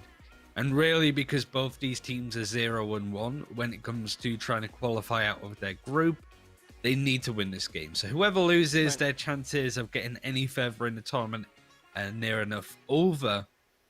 And at least whoever wins out of the two will have a chance, both of which have to play up against Team SMG, which are in the next 2 games after this. So times are looking bleak for both the teams in here, but at least a win means that they aren't going to be the bottom of their group in Group C. Yeah, and I think both as you mentioned, right? Both are down. So basically, if you are more familiar with the Swiss system, this is basically the elimination match you would expect, because both teams cannot grab anything anymore when they lose this game. But either way, it's very pivotal right now. Really get into the position where you are the one fighting as hard as possible to finally, show a sign of life. Because once more, Kingsmen as well as Alter Ego are playing SMG afterwards, which I think we both would agree are right now the team that you have to watch out for in this group. outside of MiTH.Attitude, because actually this is the banger match we got for the end of the stream, which you should definitely not miss out on. But other than 100%. that, I would very much like to, because the map pool I think is right now the most interesting. Because Bind was shocking when we saw Alter Ego go onto the attacker side. They were really missing and lacking any composure, any strategy. Whilst it felt for me, Kingsmen was quite solid on their defense from time to time, Ascent, whilst they had an opponent that got sloppy. And I think both are in this position where, like, it's now or never, guys. This is a good opportunity to make some big money and get our name out there. Yeah, exactly. And I think the main thing really is going to be what map we're playing on. It is a best of one and it is randomized as well, so we don't really get to see what are the choice maps for both sides. But really, we didn't see enough of either of them when it came to their game against MiTH.Attitude. Both of them had bright spells, sure, but none really. Like, you could certainly look at the last few rounds that we saw out of Kingsmen and go, like you mentioned, that it's all MiTH.Attitude really failing to get anything going whilst they're on match point. For Alter Ego, it was more of a case that they had some really good defending rounds, but they were mostly outplayed from players like Nugent, for example, on the Phoenix Unbind. So this could really go either way. I still think Alter Ego looked the better team out of the both of them, but we still haven't seen what Kingsmen could realistically do. But we are looking to get into the server relatively soon between both these teams. And the main thing to really highlight is this is a must-win game for both sides. True. First of all, that, and I think a very crucial aspect when I once more have to compare this, it was not too long ago, actually to be very accurate, 5 days ago, where MiTH.Attitude lost in the brutal fashion against Alter Ego in a best of 3. And, you know, both teams come in with positive records, except the matter of fact that they have lost against MiTH.Attitude. So I would agree. I actually see Alter Ego a little bit ahead of their opponent, especially, you know, when we talk a little bit about, for example, Berserks, who had a bad game. I think we have to say it like this. Berserks had a horrible game against MiTH.Attitude, but he's a winning component. He's like a key to success when he's individually stepping up. Because when we talk about, really quickly, just statistically, MiTH.Attitude, and he had a 158 ACS. This guy is rocking at 247 ACS most of the games. So yeah, he's a winning key. I think he's the winning component that right now really needs to be back in his place. Kingsman, we saw some nice stuff out of Ivan where he could get the operator into play, and even Castle on the Omen had some really nice rounds where he could get a lot done. But it was few and far between. Certainly on their attacking half is where they struggled the most. Alter Ego's defense was very aggressive, very much in the face, so this can certainly still go either way. We will find out what the map is relatively soon. And it should give us like at least a more of a clear indication on what these teams are looking to do at this point. And when it comes to sort of plays and stats, very curious to know how these teams are going to play. And certainly when you look at the difference in the comps between the two, Split is an interesting one. Okay, so this was the randomly generated map, and it is going to be Kingsmen defending first. So this is their best chance to get a good start, at least in the first half. Alter Ego have it all to do. Yeah, I want to give you something, you know, that's somewhat obvious but somewhat interesting as well.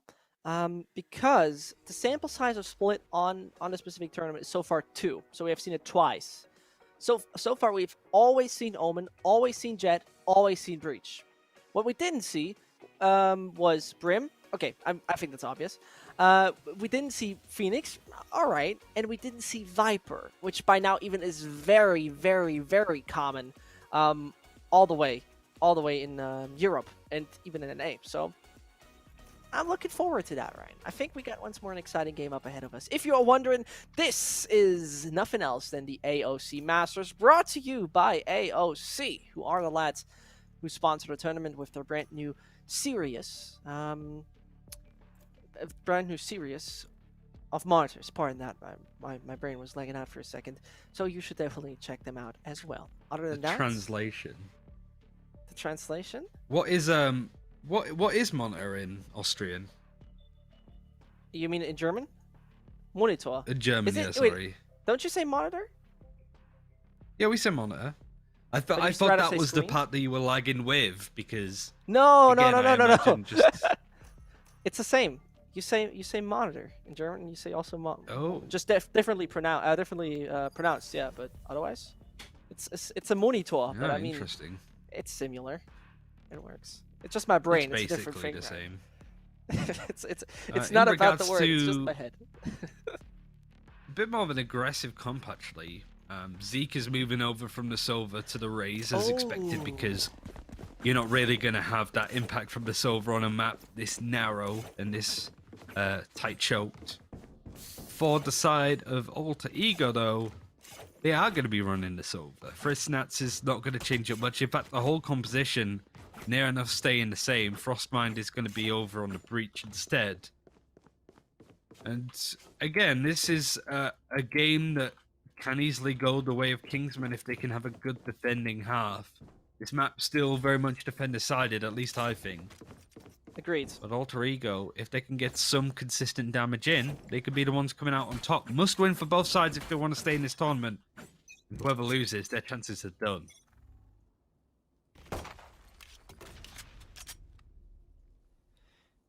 Their chances are done by then. I think that the choice of Sova is really interesting to me personally, because I agree, it's so narrow that you need perfect usage of it. At the same time, we see Breach on both, something that is, I think, the most vital with this narrow corridors you have.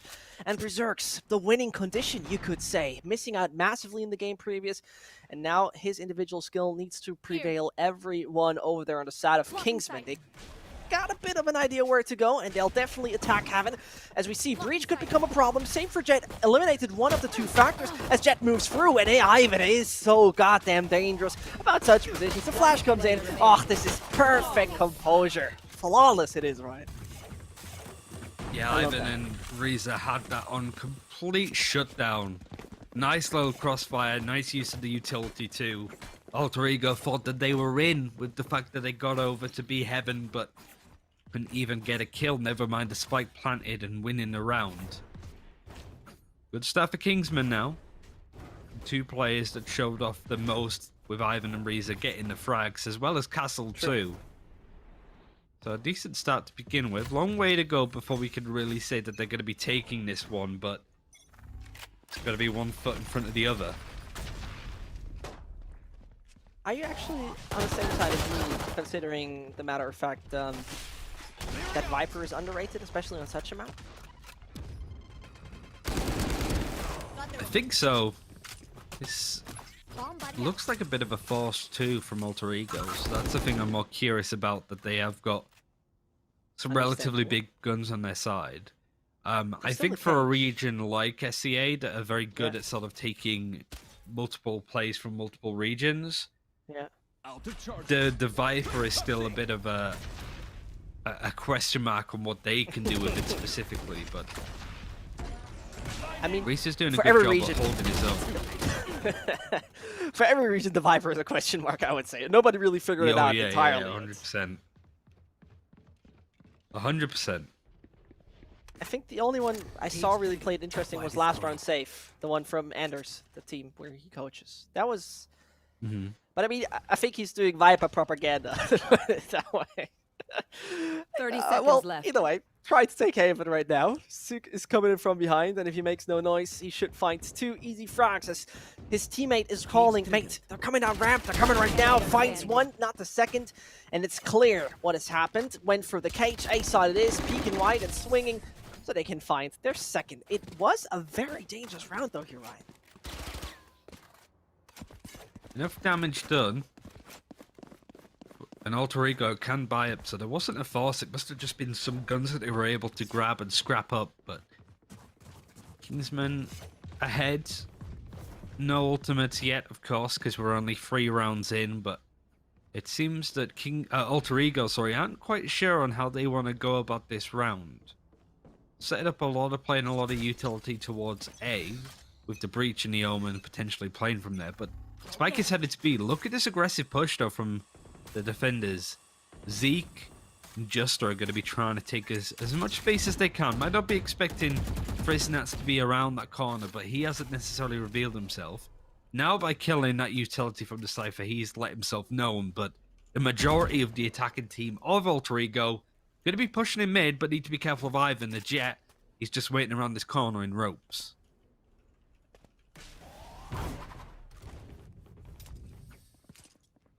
And as Berserks is... Chased him away. You know, the kind of room they take with this is really fascinating, because they really eliminate any threat coming hypothetically from this position, which is giving them so much more space. And blind he is, but not finding the kill. Unfortunate, as they now need to first of all find that breach. How in God's name is Reza making that possible with this tiny little Spectre? Elmimo wanted to sort of break through. This looks to be a number frag to Justa, but actually Friznats wins that engagement. Reza knows exactly where this Omen is placed, and he gets his third with the aftershock kill, something you don't see an awful lot of. Yes. Another round going to the defending team on a full buy from Alter Ego that finds very little of anything. Reza has been great so far in this game, and he has a Rolling Thunder good to go too.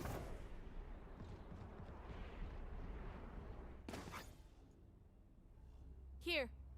I mean, basically with Rolling Thunder, you put everybody on the entire map into heaven. Dangerous position for Kingsmen right now, as you know. I see it like this. Though statistically in this tournament so far, Bind has been proven to be more one-sided from one party, attacker defender. I still think Split is going to be a bigger question mark in that sense. Uh-oh, Seekers. What? Jesus Christ, missing all the shots until Tabo Toll is absolutely ignoring him. Just like, brother, I don't even care about that one. But still, the A side has been taken pretty much with ease. That one's going down, and well, the defenders have the Rolling Thunder. It is the pivotal and excellent retake tool. Once everybody's ready and set, put them all in the air. Ouch. Ouch. Nice peek of the ability from Breach. Elmimo, Sheriff, it's him that I'm watching because he has actually one of the best average combat scores across the first 20 rounds that he's played. But Frostbite does something similar. 5 kills with Sheriffs just coming across there. Some really nice utility coming out of Kingsman to go in for the retake. But it's not enough. Alter Ego managing to hold on with so little utility and so little when it comes to their firepower. Take that first round. It's 3-1 to Kingsmen.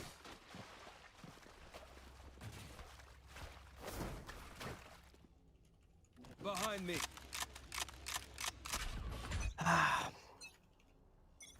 Wrong, buddy. Crazy that this round didn't work, considering what kind of abilities that was still left.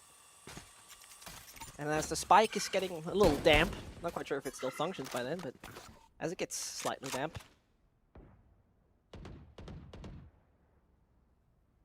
it's the patience that is now being in place. Interesting to see right here, Ryan, for me, is that it somehow is Kingsman not swapping anything close to ropes, because this has been a crucial point of opening and information gain so far from Alter Ego.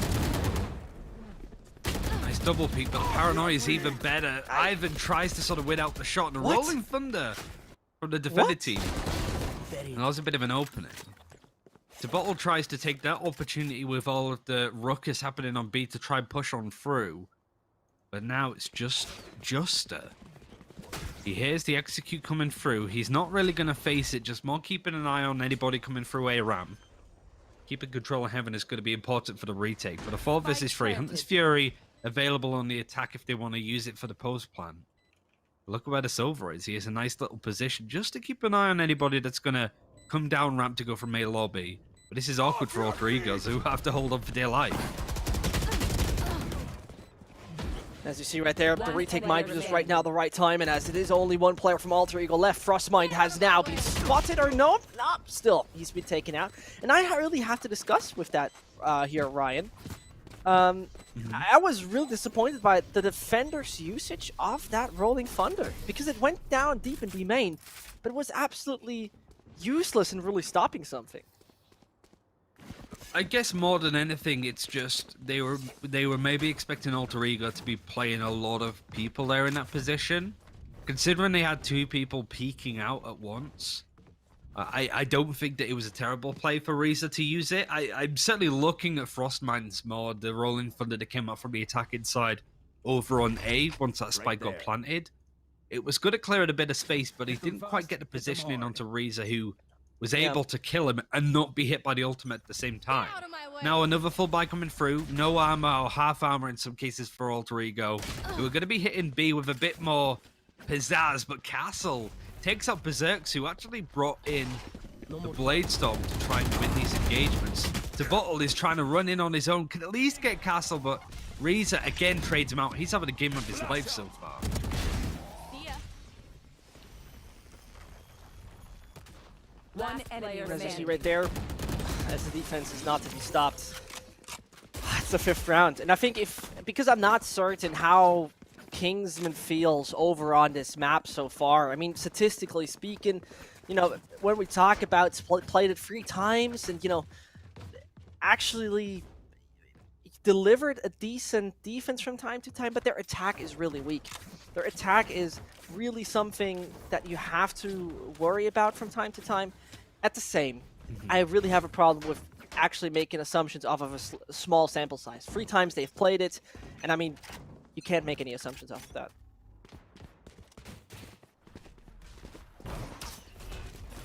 Buy is big for the attackers who have 3 ultimates but very little else. Is Zeke expecting this Jet to be as pushed up as she is?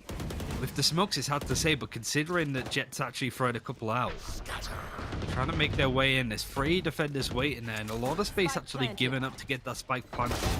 Berserks is taken out in the process, and whilst we're seeing Alter Ego taking a lot of space, or at least trying to, they are losing a lot of these engagements. 3 versus 5 for the full retake. Ivan trying to wrap around to catch people. He's going to catch a breach here. Or not, never mind. Frostman wins that fight, and the shot's coming out. Gets one, he's trying to spray. Fresnats wins that fight. Wasn't quite as clean. But guess who comes in again? Reza with a 3K. He has another Rolling Thunder. And Kingsman 6-1 up.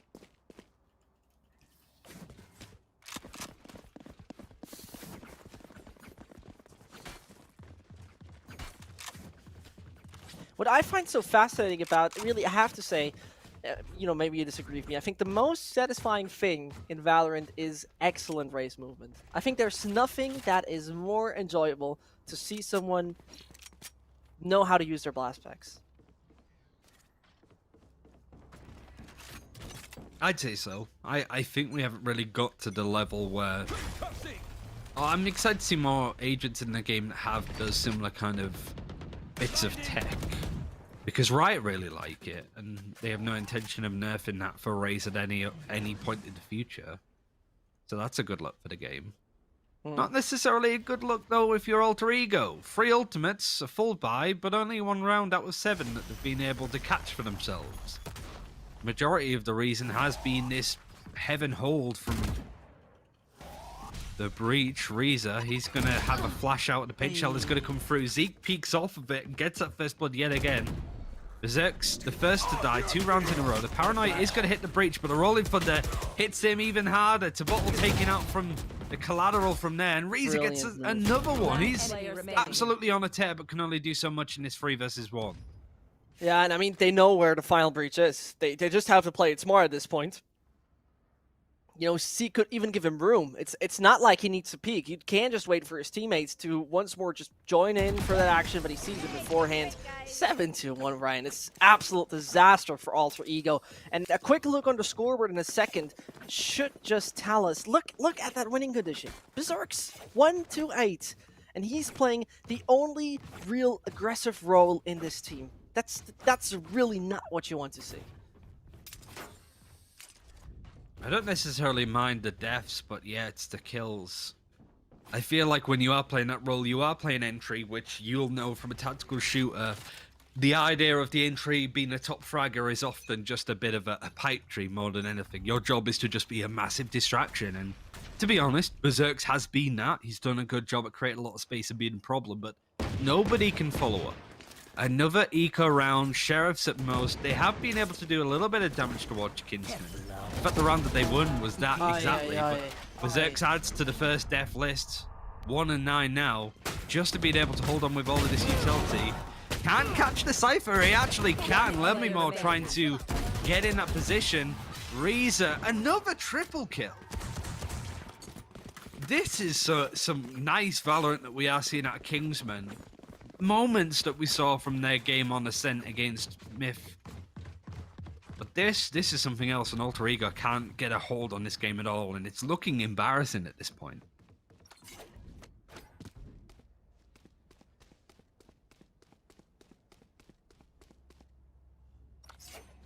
I think embarrassing fits really well because this is a. I think it's not even. It's a bit of a shocker for me, first of all, because you know I have to put it this way, my friends. It is this team named Alter Ego never losing this map so far, not once. They've played against Boom, NXL, Exodus, and King of Gamers, and they've recently won this one in the ESL SEA Community Clash Grand Final Best of 5. And right now, they're playing like amateurs. I have to be brutal, but they're playing like amateurs. An opening for Alter Ego, though. 3 versus 4. The spike is going to get planted, and they have a Hunter's Fury and a Rolling Thunder. Reza here wants to try and catch somebody that's going to be main. Like, the Silver actually using Hunter's Fury here is a big question mark. He doesn't have a lot of information, and it's provided a bit of an opening for the race to break on through. Luckily, Frostmine could get that, but again, the Rolling Thunder not going to be used. 2 versus 2 now. At least the Silver's able to clean up.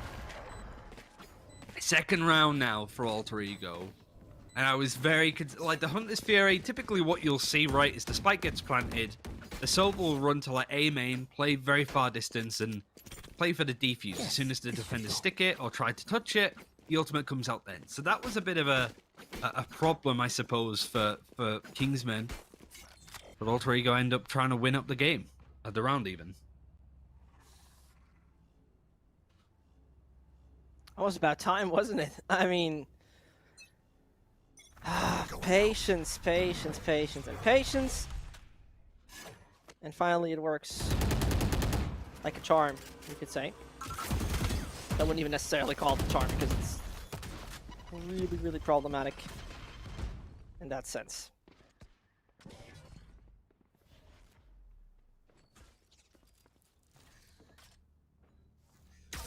As you see, once more Berserk's coming in as the entry. But look at the patience. It's so relaxing. How he's just absolutely waiting out until, guys, come on, come around the corner, please. Let me have my time. So as Berserk moves through, finds the first castle down, and this could finally be his time. Spike planted. One enemy remaining. And so, I've been trying his best, but most likely won't make anything over here. He dares and dares and dares and works and moves, but no success granted. It is the third round, and you know I gotta say, 4 rounds on defense, 4 rounds on attacker is workable.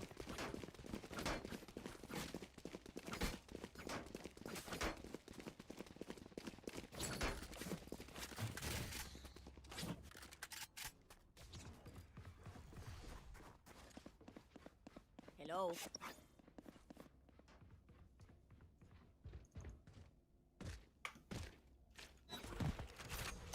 And so, as it is 8-3, Get out of my way. Ivan and Co must pretty much make a clear signal that they have to strike so massively against this, but here comes the counter breach. First of all, denied. It's Frostmine as well as Tabo Toll. Hope to get a bit more running. Flash is about to be ready from Bridge, but no, he got actually none of that left. The defense is, well, massively hindered, and therefore, as they see where the Omen has already teleported, they make their move on B. Reza's been so good. Can he add to his tally? No. The bottle catches him out with a nice little headshot. Castle in an Omen versus Omen does get a nice flick too, trading out some of these kills and just bringing it close. Alter Ego should very much easily have this now at this point, but you never know with how Kingsmen have been playing. This ending this half 9-3 would be great, but to be honest, 8-4 isn't a bad half either. Camera's going to spot. You would imagine this is not looking too good for Kingsman to make anything happen at this point. No point trying to get any exit frags either. Just see what you can grab, take any fights. Alter Ego's going to be adding their fourth at this point by the looks of it. Really good half by Kingsman. But Alter Ego, to be honest, the last couple of rounds have been much better from them. Because it was 8-1 at that point. And the fact that it's 8-4 is a really good look for them, but still, they're behind and need to try and catch up. They are defending now, so that's the better half, and really it all comes down to how good Kingsmen are going to be on this attacking side. I'm somewhat scared to that degree. They can't really pull it off in the long run. Because, I very much have to say, Kingsmen, man, they were in the driver's seat. And the same thing happened towards the end of the first half between MiTH and Kingsmen on Ascent, where we saw them, start to get a little sloppy in their defense, or their opponent obviously stepping up their game, one of the two. And so for now, I'm somewhat, insecure in how they're going to make that one work, obviously. So, from this to that, and from that to this. 8-4, Ryan, and, the pistol should make the difference. A lot of heaven control coming out yet again. The paranoia is good, and it scares away at Alter Ego for the most part in this defense. Yeah, I'm going to try Rayface, but it's just Ivan over here. Wouldn't necessarily be a bad play, because it's keeping a lot of attention from the defenders, but really, the rest of Kingsmen aren't doing too much with the time and space. They're now finding a way to try and wrap around onto A. If they can win that fight on the jet, they get the headshot in, but just they can't do any more than that at this point. The rotation is going to come through from Alter Ego. Ivan tried to get up close, but Friznats catches him from the low ground. You dislike to see this massively, don't you? Because it's starting to get a little worrying. Rizza just gets caught in the process, and Kingsman can only rely on one man, but the 4K is there for Tabo Tall. Alter Ego back in, not necessarily the driver's seat yet, but on the right track, I personally would say. Makes me somewhat happy. I really gotta admit, it makes me somewhat happy that we get a closed duel right here, right now. Everything else would be, disappointing sounds harsh, right? But disappointing? Especially a game of this importance. True. Like, Absolutely. Kingsman, Alter Ego will want to be winning this game, otherwise there's no chance of coming back. And Kingsman, 8 rounds on their defense is pretty good. But now that advantage will lay to Alter Ego, who are going to use it at every opportunity. Tebottle is able to get even more bang for his buck. It's just the one player left to drop this spike in, and as it goes down, so does just 8-6 now. And Alter Ego brought it from 8-1 to 8-6. 5 rounds now in a row for them. And Kingsman in this next full buy that's coming up really need to get something going, or it's all going to start to fall apart. This horrible, annoying shock darts that are coming at you. You just hate it. You just hate it. And so it is coming closer. And this is the thing about Split, right? It's just so obvious defender-sided map. And, well, some individuals need to step up, because the thing I'm disappointed right now in are both Jets, actually. It's not really gone to plan for Berserks. Especially this team are doing just fine though at this point now. Some of which are starting to warm up to the occasion in the same way that Reza has. BXQ started to come through. Multiple people. Elmi Moore is wanting to actually play from within the smoke. And Frostmind is good to get more. And Elmi Moore actually makes it work out tremendously well. Alter Ego now only 1 round behind, and you would imagine a Kingsman at this point will have to save, so the scores are going to go all even. They do go all even. Well, I'm fairly happy to finally see some development in that sense.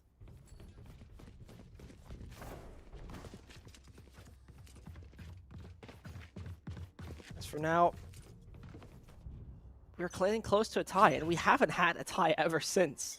So, here we come.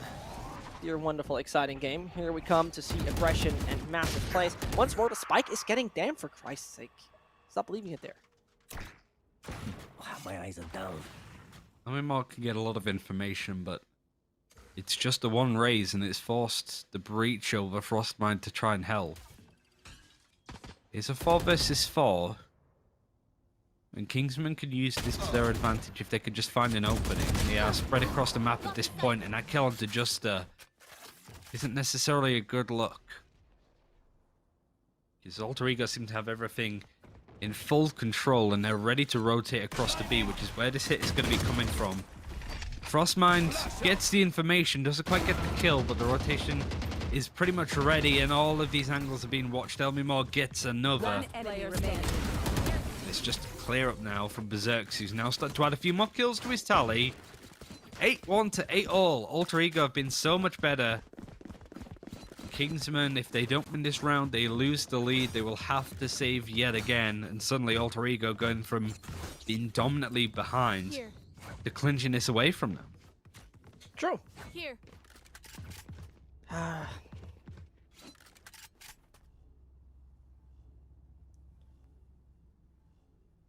This is our home. Keep them out. 8-8.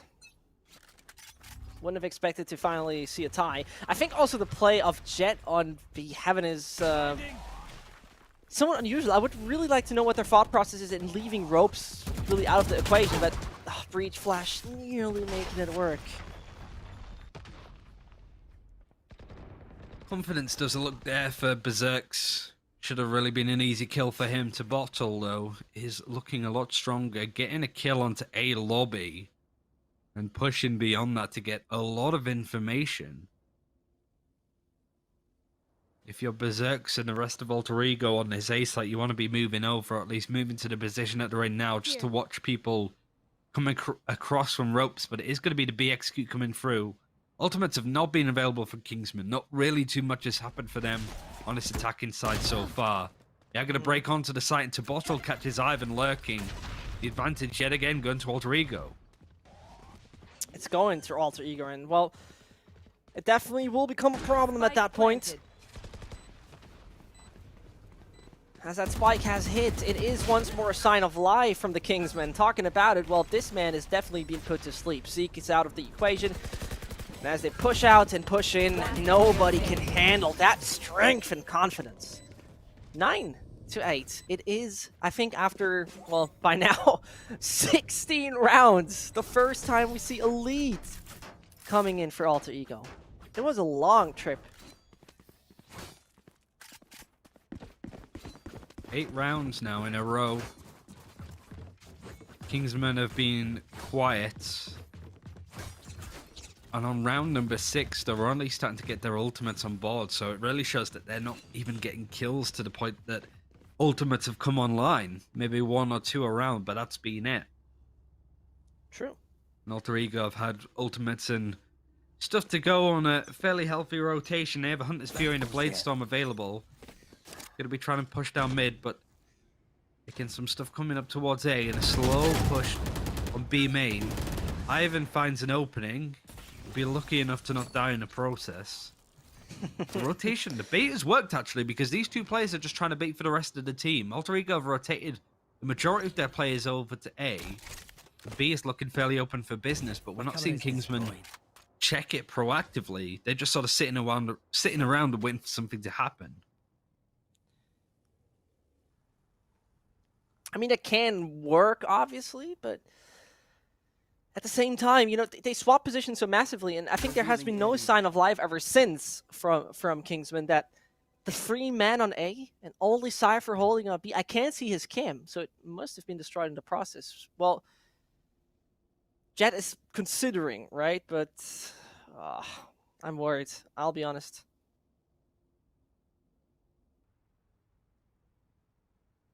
Yeah, just waiting and watching these angles now.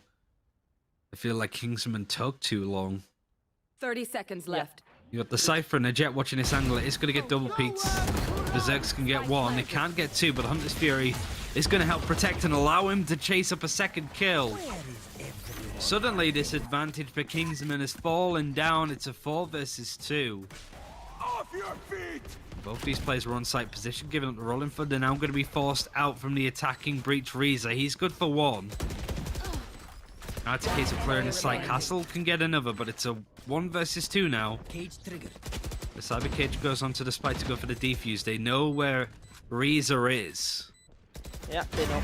And, there he goes. No chance at all. The defuse comes in time. And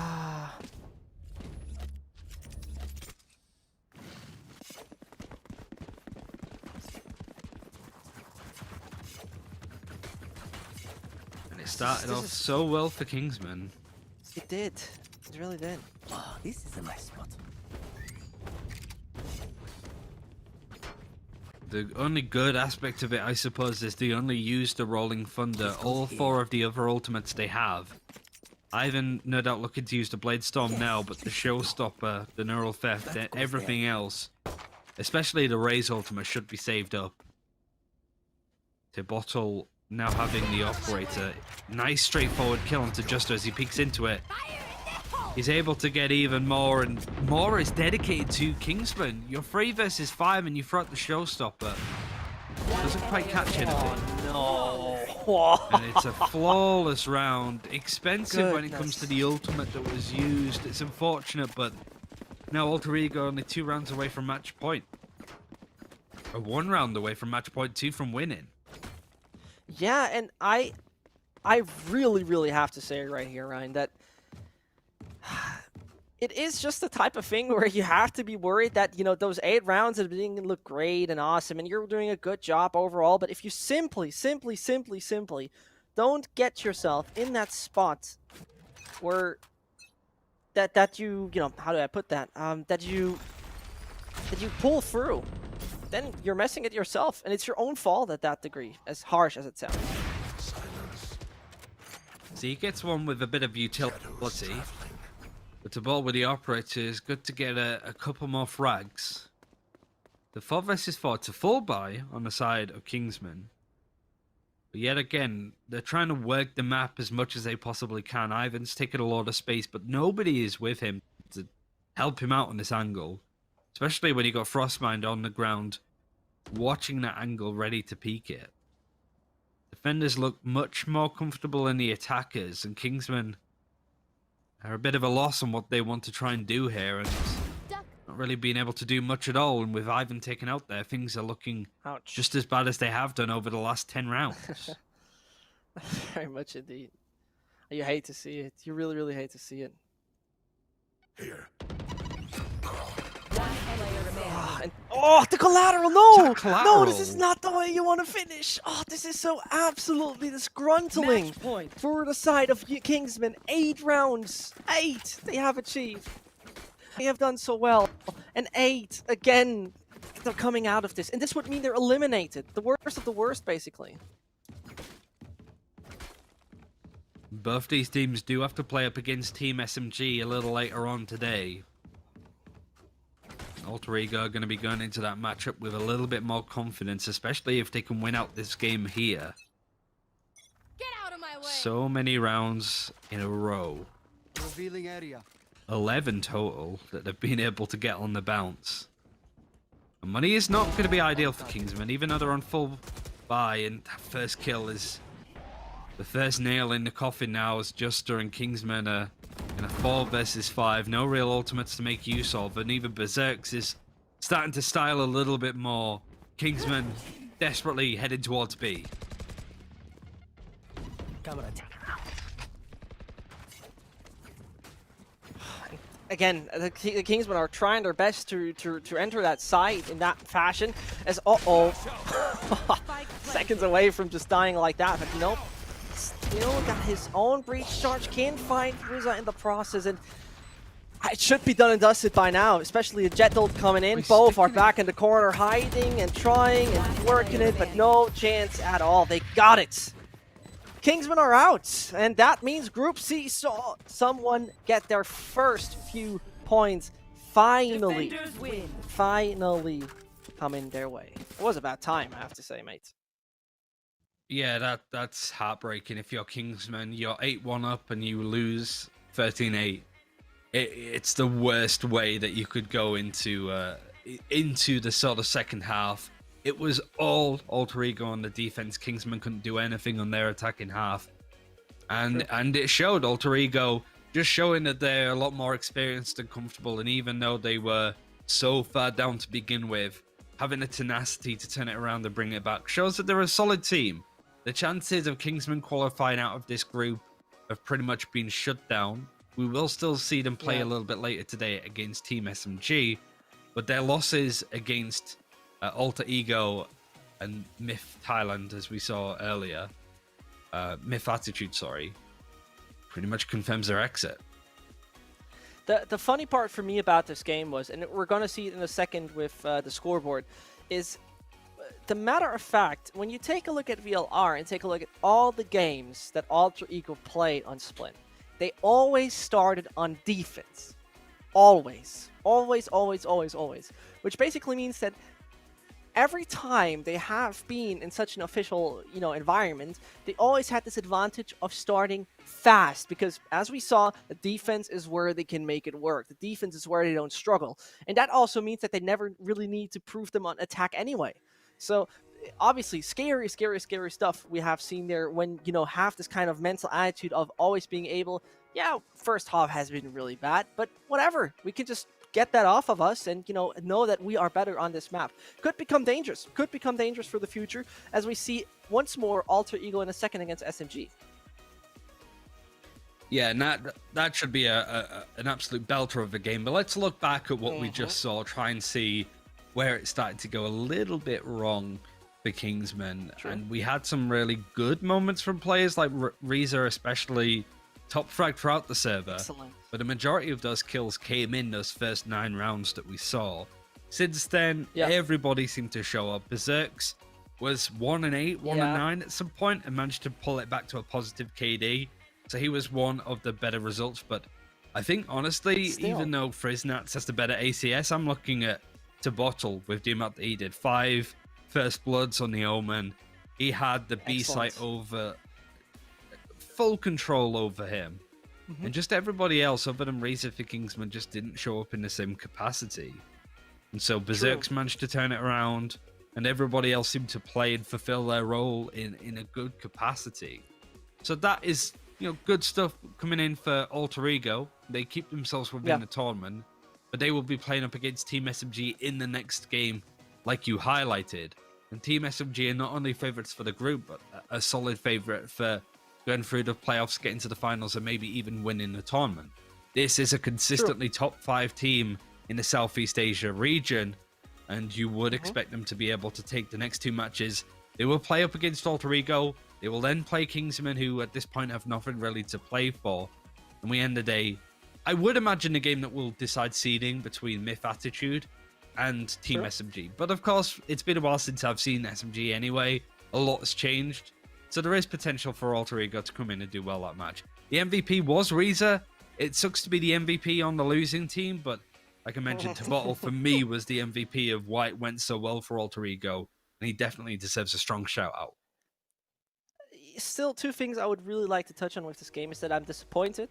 I'm extremely disappointed by Berserks. Not his day. Absolutely not his day. He can't really connect with the performance he previously had. And I mean, this guy had previous performances where he was rocking a grand final with nearly a 250 ACS, which is on point. And then again, he failed to make a solid move right here. I think again, if there's a team, which we're obviously going to see in a second, SMG, capitalizing on those mistakes, then you need someone who knows how to play those entry-heavy agents much better, much better. Friznats at the same time was crucial to me due to the fact that his econ rating was 84, if I saw it correctly. And 84 is an excellent econ rating, considering most likely that you can turn those ecos around. It's the sort of visual confirmation of everything we've been talking about. MiTH.Attitude looking to qualify. Alter Ego, even with their scores, but we haven't seen Team SMG play. We are about to sort of run into them playing up against Alter Ego, the winners of the last game that we saw. And Kingsmen have one more game today, but it's not really going to amount to much. 0-2. There's no real way for them to pull it back. Mathematically, I don't think there's any literal way for that to happen, but the likeliness True. is also pretty low. We still have all of these games to play out, ending on the MiTH.Attitude versus Team SMG game, which should be an absolute blast. But so far, the regionals for Group C in the AOC Masters Tournament 2020 have gone, I would say, as expected. As expected, 100%. As expected, we had a few upsets right there and here, but we might just have more upsets coming our way in the future. 3 more games to go, and 3 more games you should not miss out on. So we'll just head into a little break, and we're gonna be back with SMG versus Alter Ego.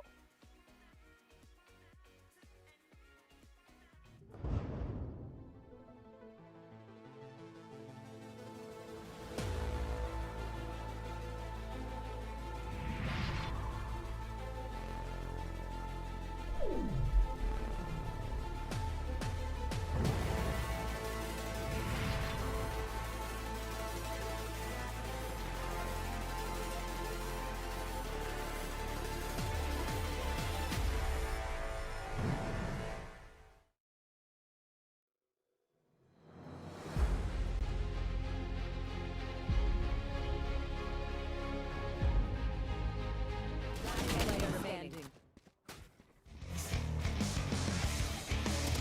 One player remaining.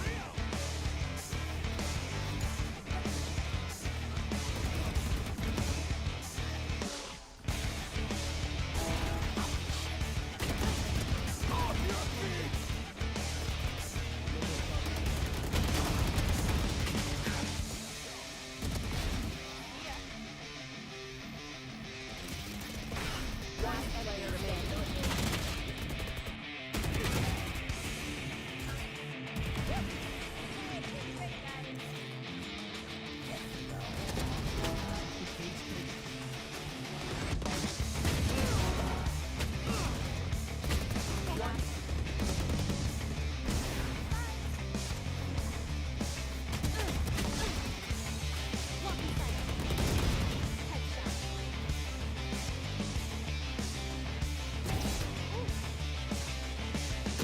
Spike planted. One player remaining.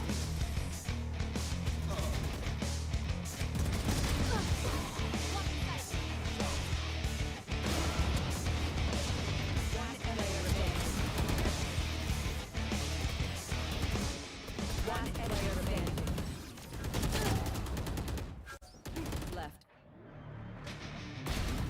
Get out of my way!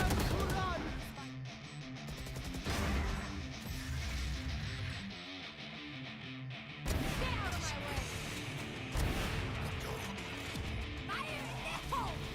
One player remaining. Flawless.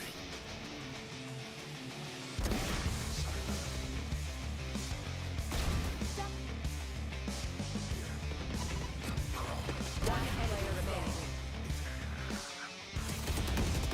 One player remaining.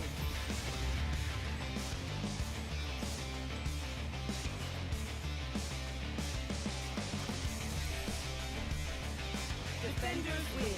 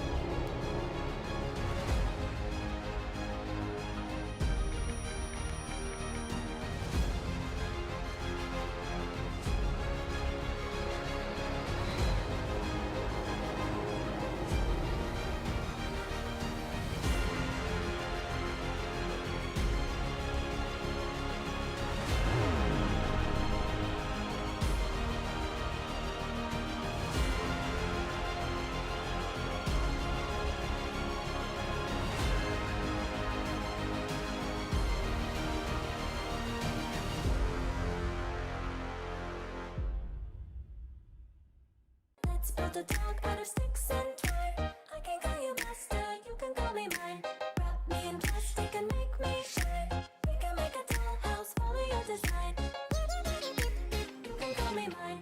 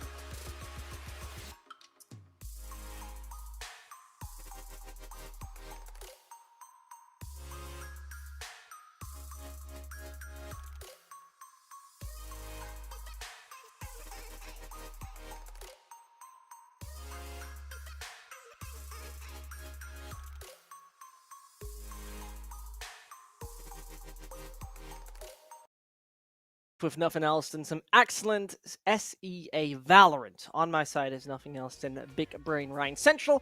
My name is Sesh, and or more likely, we're going to guide you through Team SNG versus Alter Ego, as Team SNG has recently been on a run. 4 victories in a row those guys have picked up. Especially, they have made it through the first try qualifier of Malaysia and Singapore, which makes it obviously so viable to take a look at this team, as they have a big task up ahead of them very soon. Yeah, I mean, Alter Ego are going to be in for a tough time even after winning up against Kingsmen. This is one of the stronger teams in the Southeast Asia region.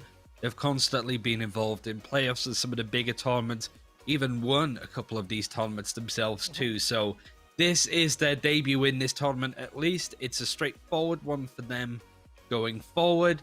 Again, it could depend on the maps. It has been a little bit of time since we last saw these guys play.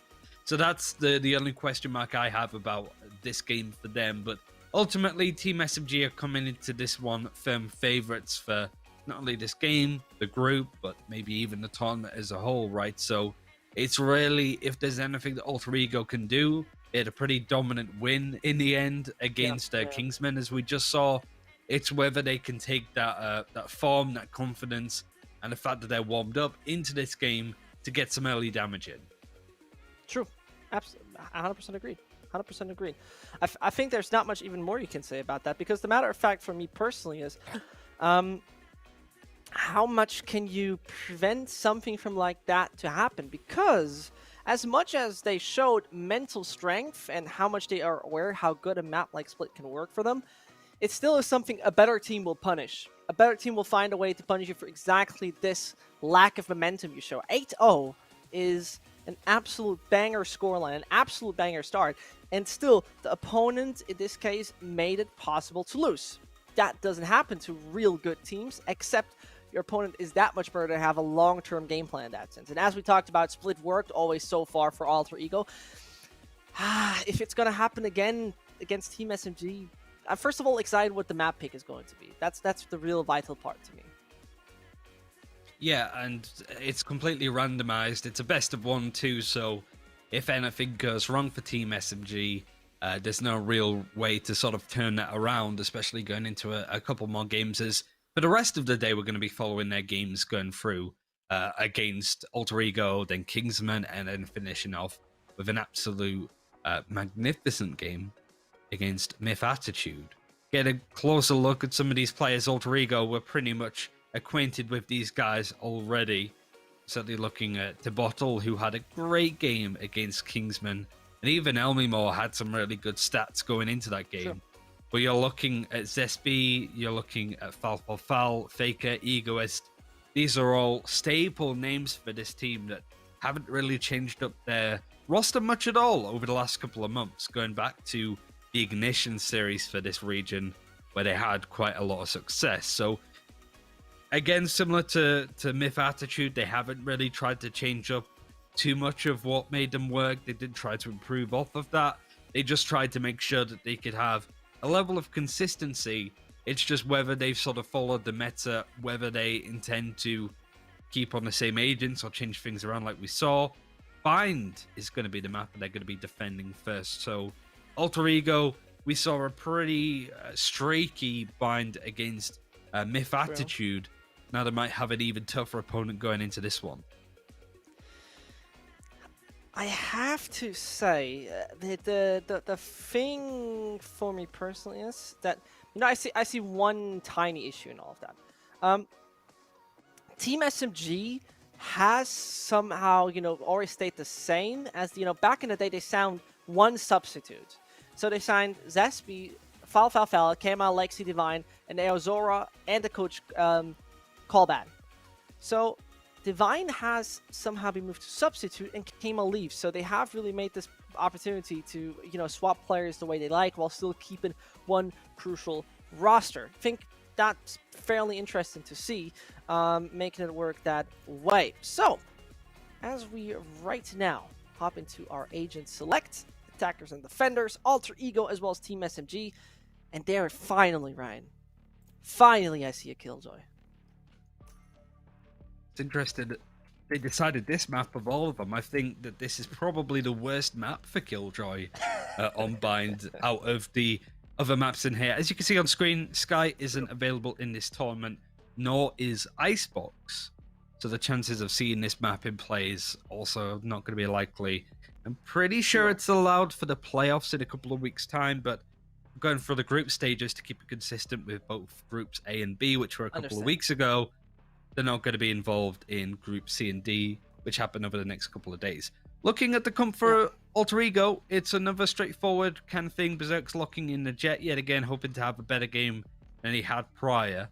Frostmine's still in two minds on whether he wants to play the Reyna or something, perhaps like the Phoenix. But everything on the side of SMG straightforward. Double duelist. They have the Omen, the Silver, straightforward stuff. Don't know whether they're actually going to pick the edge at this point or just wait to let time go in, but we will be going into bind. Defending first is going to be Team SMG, who clearly want to impress and get off on the right foot. I really have to see. I like that defensive composition.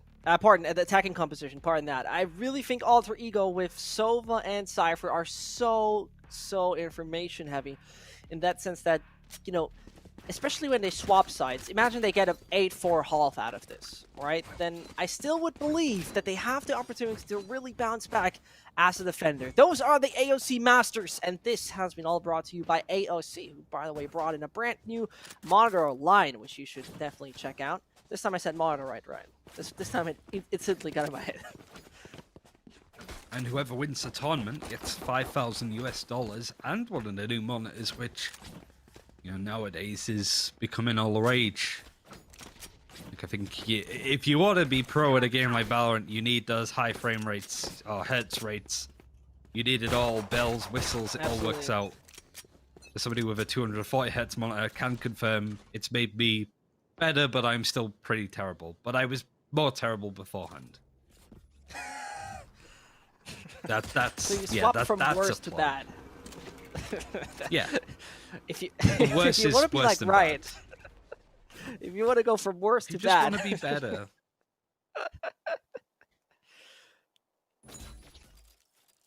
Wonder if these feel guys you. are running on the best that they can get right now.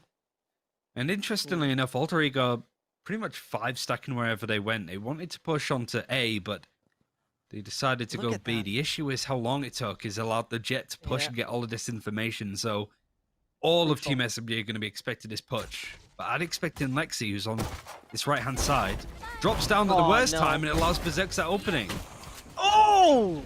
That's brutal! I mean, considering the grenade that went there into Hookah, I thought like, okay, this is so much damage, no Spike chance. But it is an excellent double coming in from a dashing Jet that goes and flies all over the clouds.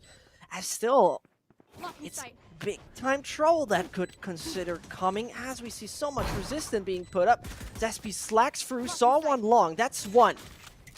But there are two One more, and the enemy cage has remaining. made the sound, though still he's all on his own. And, well, he has to deliver one hell of a game to his right-hand side. One shot, 2 shots, nope. And as he reloads, the headshots now need to come in. All needs to be on point right now for that one final player to the left-hand side. He has to find one more headshot. It's a single bullet, but Frostbite. He clears it out when needed, but it got way too tight towards the end. And that was all from the back of Berserks, who had some excellent play. Getting that kill onto Lexi, the paranoia that came through onto the B site from Tibottle. Allowed Foul to get taken down by the attacking Jet 2. Really nice round from Alter Ego. Perfect start for them up against a really tough opponent in Team SMG, who in all of this time could have certainly fallen down the ladder with how good that they are. Still a lot more to see from these guys. They're going to be fully saving, no forcing at all.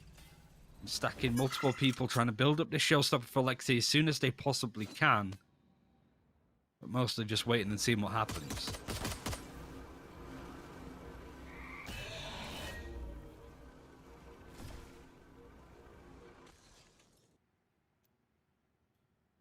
And as he follows the drone into lamps right here, it's so much room already being made up. At the same time, SMG have to dodge that tripwire, and they basically can't. Spike planted. But at the same time, no. They take the long way. This is costing them so much time. And I think, Ryan, right here, they could have just destroyed the tripwire, but nobody would have known how many players actually come from that position. Exactly. And Alter Ego, considering their guns are playing very bunkered into lamps. In SMG, at this point, the likeliness of this defuse coming in was always slim, but it's now next to impossible. You were a mistake. The bottle is finding a couple of these angles, but is he going to expect the Jet behind him too? JD Fager can stop it from being a flawless round, but that's all that can happen. Zesby's picks up a gun, Player remaining. saves a bit of money, gets a couple more frags, but dies in the process. In fact, everybody goes down other than the attacking Jet of Berserks. 2-0 to Alter Ego. Now the first full buy from SMG. And as much as I've been bigging them up throughout, I really do think that they need to pick up this round. The only one that's not buying is going to be Zespi, who does have the Blade Storm. Going to pop it immediately as we go into round that out. Hoping that this defense goes a little bit better than the last 2 rounds.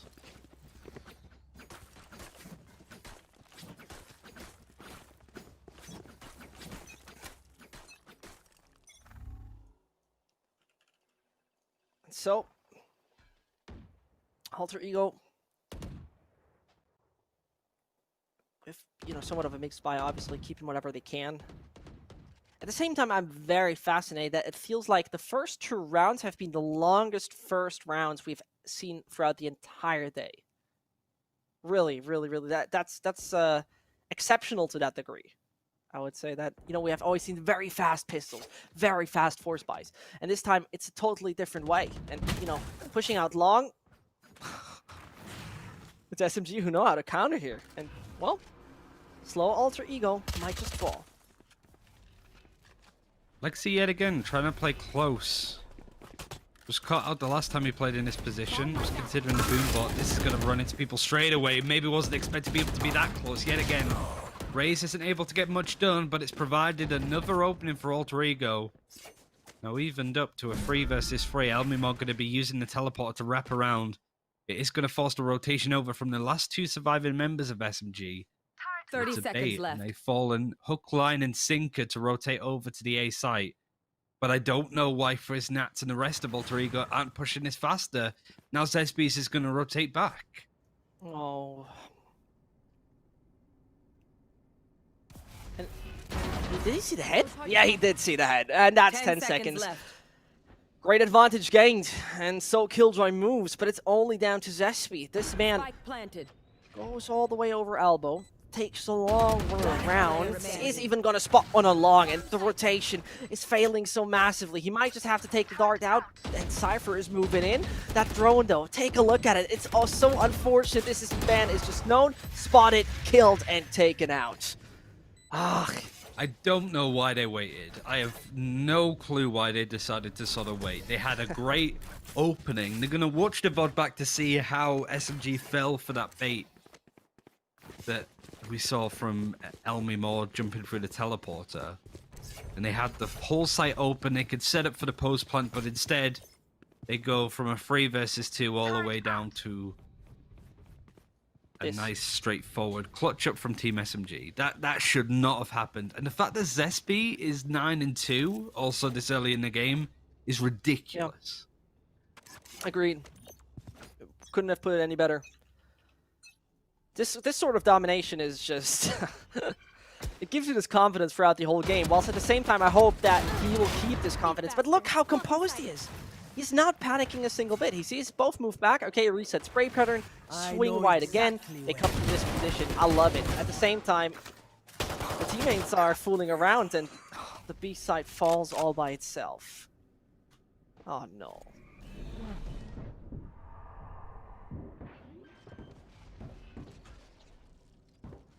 Faker has let his presence known with the stepping around, but he still has elbow control, so this is a doable retake now for Team SMG. Bit of utility just to sort of watch these angles to see if somebody aggressively peeks, but right now Alter Ego trying to hold close. The bottle is good for once. SPs is adding more to his tally. It's unbelievable. And Alter Ego luckily can spray it down. It is ridiculous. Yeah, his individual play is crazy, but Alter Ego win it out. One thing I really ask myself right now, Ryan, and correct me if I'm wrong, I have not seen Egoist place his nades on 2 different positions. I'm not quite sure if I missed it because we haven't seen in the beginning that he throws one early, immediately let that one pop, and places a second somewhere else. But maybe considering that, I mean, somewhere like actually putting it on both sides, maybe on B main or a part of B default, that would be incredible. I got the spike. This piece can get one with the ultimate before Berserk trades him out. He's still looking to make a play onto A, and the rotation is coming around just to make sure that they have 2 players over on either site. The extremities aren't being watched at all, which is a bit of a play that Alter Ego could use to their advantage. In fact, they're going to be changing up their guns and hiding one just to make sure that Team SMG can't get anything picked up at this point. They are pushing 2 people down sand. They could find that gun if they are going around to that angle, so they might be able to sort of pick up something. They don't spot it though, unfortunately. And this rotation comes through to sort of see, and they completely miss. And yet again, Alter Ego have a completely open B site. Get this spike planted. Again. You are right. I mean, especially look where Sova stands. And at that point in time, they really started to shift so slowly. So goddamn slowly. It 30 boggles me seconds to left. some degree that this defense is, Spike you planted. know, not that reactive to it. Whilst not being proactive at all, except Right obviously their Jet, which by the way is now out of the equation. Let's see what's more to come. Frostmind takes foul. There's Faker tries. Ugh. Lexi has to refrac. Getting just more sinister. The dark clouds raise, and if I'm a fan of that ult, well, that's actually really player weird remaining. to see. Talking about weird things to see. I don't understand that ult, Ryan. What was the plan of that race ult? I just don't think it really went to plan. I just think they sort of missed that shot and it didn't quite go where they wanted it to.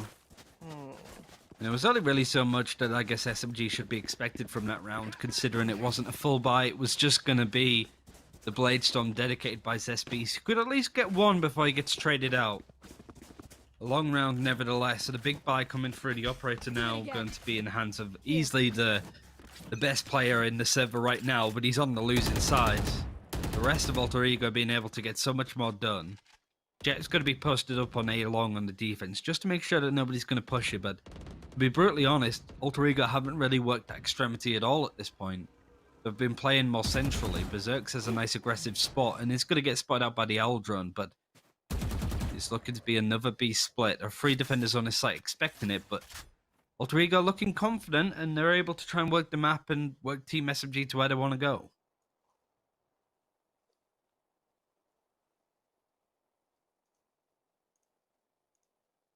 And I'm really fascinated by Alter Ego playing so slow right now. We saw them play very aggressively on split, especially towards middle, taking a lot of room. But what's funny so far, and correct me if I'm wrong, Ryan, I think so far Alter Ego have never met the lurk player who's stretching the boundaries, and therefore don't even know where to punish. That's at least what it feels like.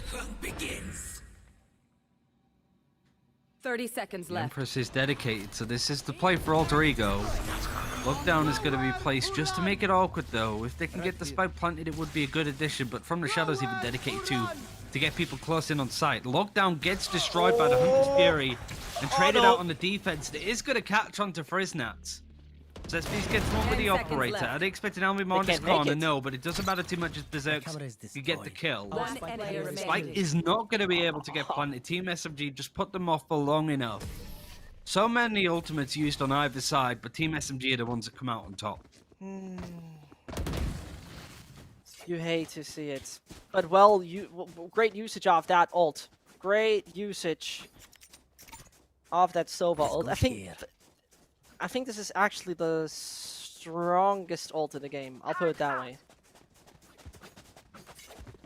You might have a different opinion on it, but I think it's actually the strongest ult I've seen in this game so far. The Killjoy one? Or No, Hunter's Fury? the Sova one.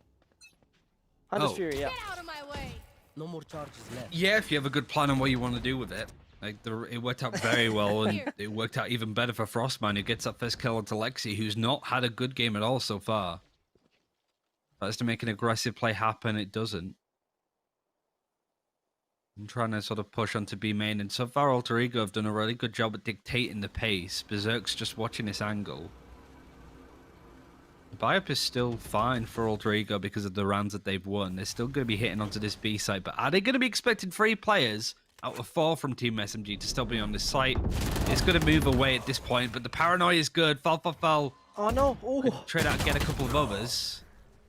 Frostman gets his third. Oh, what a ridiculous movement this day coming in. As again, Sespi.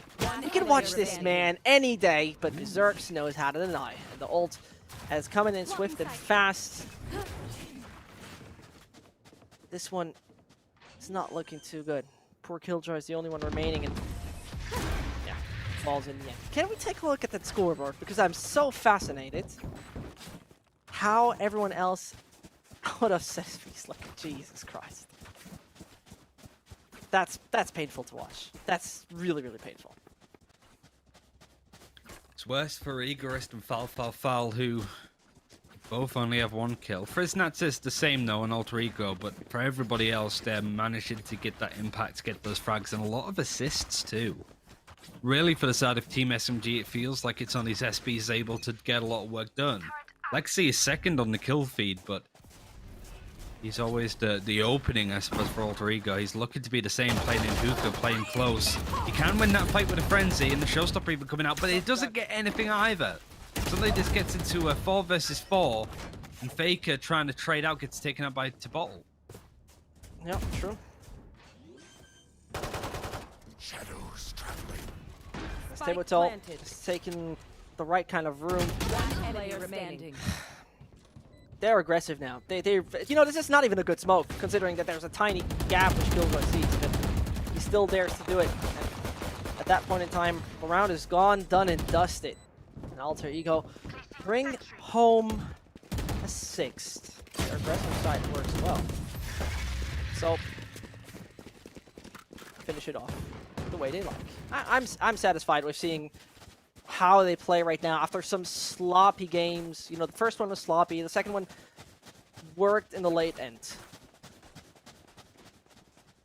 They've got better and better as they've gone on today, for sure. The MiTH.Attitude game, especially on this map, we just didn't really get to see an awful lot of them. Their attacking side of that map was more problematic. We still yet have to see Team SMG attack either. But their defense has not been good so far. 2 rounds out of 8 total is not a good look for a team that I've been piping as one of the favorites to win the whole thing. Right now, this attack has just been even better from alter ego. Lexi yet again wanting to play aggressive, but can easily be caught out by the multiple players now from alter ego that are about to peek around this corner.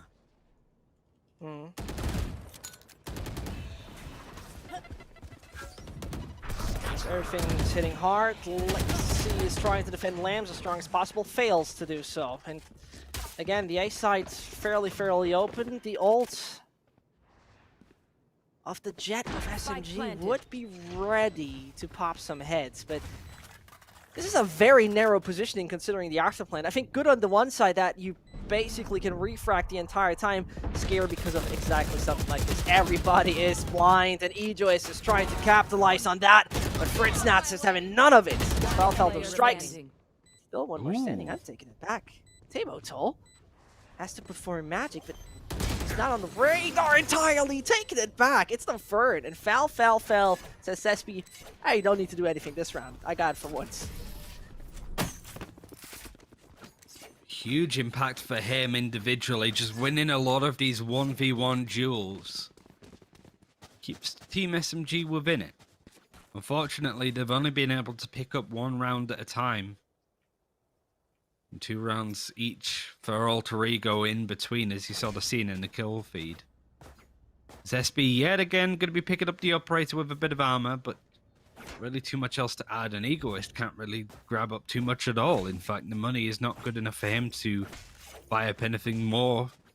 He can get something, but it seems that more the fact that he's maybe saving for a bigger round or whatever he can get from a teammate.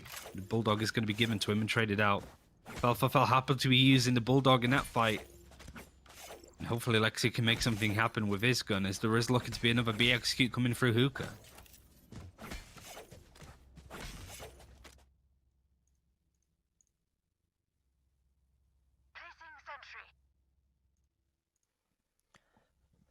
Yeah, no, alter ego definitely want to head over to the, like, sort of getting 8 rounds minimum seems to be really what they're trying to hit.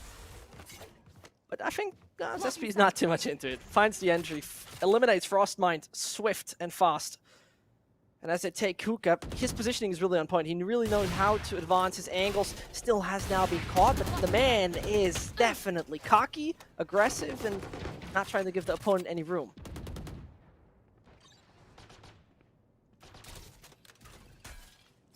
Set one so far. The recon bolt is going to make it awkward to get another one without being caught out. He misses the shot onto the enemy jet. The dash is good. The paranoia are even better, so it's created a lot of space for Berserks. That play worked out so well in the pistol round. Still finding results so far. Sort of get a second, get 2 total. It's ridiculous. to He's the just pulling rates. through. Yeah, and so Ray spot. Ray spot. He's pretty much got him in the crosshair by now. Someone has information about being on the left, and the big problem I see is that the ult cannot be used. Fritz cannot use his ult due to the fact that he's not getting away, and oh, so well played! Fritz just gotta keep his composure, gotta keep it cool, and he does. As, you know, knows how to use the metal, knows how to use the information he gained from his spalt, and gives him the 7th. It got close and got tight, but it locked it out in the end. And again, another round Zespis has been hard done by. Finds that opening pick where he operates and can't really do much else on top of that. Little bit of a buy coming through now for Team SMG. Stingers, Sheriffs, a little bit of armor and a frenzy. Money is looking very good for the rest of Alter Ego. 7k available for Friznats. He's pretty much maxed out on cash. And the play has changed a little bit. They're going to be putting more pressure on A Bath, which is something that they've not really been able to do all that much so far. Here. Berserk's trying to lead the line as much as possible. The Silver playing very close in, has to with a gun like the Stinger. It's just whether Berserk's expects it. Enemy kill. So, easy lemon squeezy. Very annoying how the Stinger is popping those 10 bullets, but he definitely saw the players coming in. He definitely saw them over on CT. Quick process, and well, as everybody's getting beheaded, it's the 8th round on the board that should come in. Quick look. I mean, to make a prediction on how things will turn out when they swap. SMG is quite successful on this map, and specifically, they are slightly more successful when they are on the attacker's side. Putting that really in perspective, I mean, they get decent rounds out of it. So I'm looking forward to the swap once in a while. I'm sure so are they at this point because they've had a torrid defending half so far. Alter Egos surprisingly could be going into halftime 9-3 up. Would be more successful for Team SMG to go in 8-4 for sure. Like, they can buy up. They have a couple of ultimates to make use of. Lockdown especially, it worked out well on one of the defending rounds previous. Haven't seen it much since. Paranoia is going to clear a lot of space in lobby, but yet again, SMG are holding their ground in this spot. Zespi is going to get traded out. Getting that first kill again, and Frostmind is able to tally up even more. Egoist, that lockdown ultimate is not going to be able to get used. And that's the thing where you really have to be very much aware how to use such abilities. Because, I mean, it could have been extremely important if he just waited for his time. If he could have just actually stayed that defensive, that could have been brilliant. I know because exactly where you don't want to waste it. You don't want to waste it. Cypher gives it away. And they even go for it. They even go for it. Oh no. Nice teleporter bait because they knew that the Raze was going to be over there to try and face. Lexi does bring it down needlessly into a 1 versus 2. Frostmind trying to sort of play off of the position here, and Lexi doesn't really have the freedom to go where he needs to at this point. Teleport bait comes through as well from the Omen, but you don't quite hear it from this position, so it doesn't really amount to all that much. Lexi has so many corners to check. The smoke is going to make it horrible. Yeah, time for a big move. Because if he finds himself one frag, then he has his ult, but I mean, the crossfire's on point. It's the 9th round they have gained. Excellent. Switching sides. Frostmind coming to life a lot more on the Rainer of all things. Had a decent game on the breach, but nothing too stand out when you look at some of the individuals in that game against Kingsmen. For SMG, this has not been good at all. Just 3 rounds versus Alter Ego's 9. You said that SMG have a better attacking half. Well, they better bring out all of the stops now, because it should be one of their more straightforward games to qualify. And ultimately, if they don't, Alter Ego would be 2-1. Their day will be done after this game no matter what. And then it comes down to how Team SMG do against MiTH.Attitude.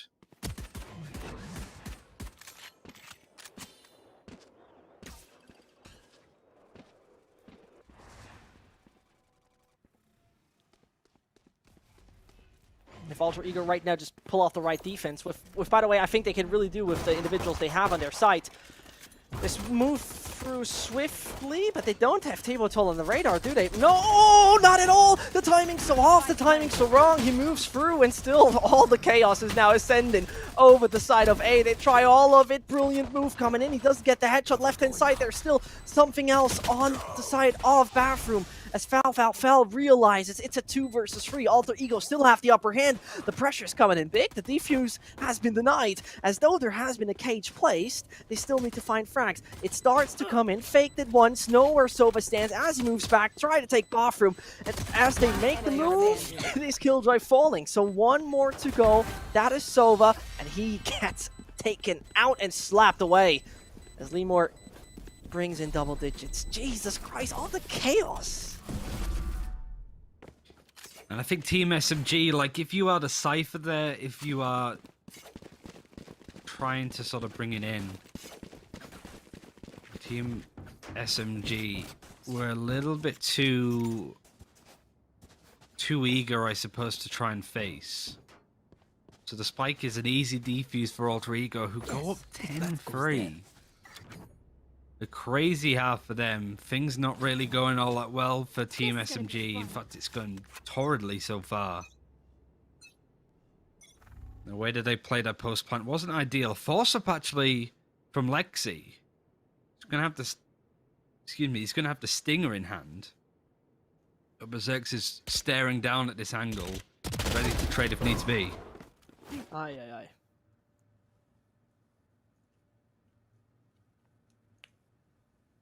That's painful, mate. That's really painful. And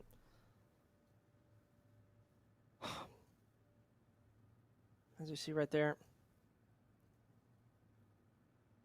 Lemore is going to have vital information any second soon. His teammates have Hookah under control. Ooh. And as the spike also has now been eliminated, it doesn't even matter. One is in teleporter, that's One official. player The other one standing. just eliminated. It's horrible. It's really horrible to watch right now for those guys. Cutting their vision. This has been so Flawless. underwhelming from them. The shock dart is the one that finishes it off. Nice play from Friznats. This could be the most dominant win of the day with Alter Ego if they can continue this form into the next couple of rounds. And the fact that SMG forced, we just saw previously, it means that their buy isn't going to be good here either. Even still trying to sort of buy up some stuff that they can get a stinger and half armor and still a bit of money for the next round, but this can easily put Alter Ego on match point. 12-3 even. Berserk's yet again trying to play from an aggressive angle, but the Aldron is going to be the one spotting him out. He can't actually kill it either, so it's able to grab a lot more information. Zespi has Lamps control. Great chance for Team SMG to not go down onto match point. Oi, oi, oi. Alter Ego's still in the driving seat. And I mean, as though SMG, what? What? All right, I mean, Faker is making that one look like easy work off of that stinger, as, you know, 1 out of 10 bullets pretty much hits on the range of 10 meters, but he seems to get like a lucky charm. Maybe you should try the lottery once in a while, but for now, information has been gained. Another player back behind the container as they swing wide and try their best. No chance at all. Wow. That recon bolt was nuts that came out of Friznats there. Ridiculous. So Alter Ego ridiculous. just had no information to work with, but as soon as that recon bolt pulls, they can play fully for the retake. Team SMG didn't have really that many guns. There were a couple of openings that they could maybe work with, but now it's the final chance for a full buy. They're nowhere near having a showstopper. They're not really close to having much at all on this attacking side, but much closer for Alter Ego, but nothing's really going to be online other than maybe a Blade Storm for Berserks if you can get an ult orb. Fal has the From the Shadows ready, but it's not going to be that useful in a round like this. Team SMG on the brink. I mean, Zespy is the second best player on the server. His team is down 3-12. You hate to see it. You simply hate to see it. And this brings us to the point where it's not too much missing, and where especially it seems like there's just no astute gameplay coming out of Team SMG. It really feels like they're missing a crucial bit of tactical depth. Enemy marked. Aldron's trying to get some information, can at least catch the Omen, but gonna run out just as it gets around the corner. Sees Zespy.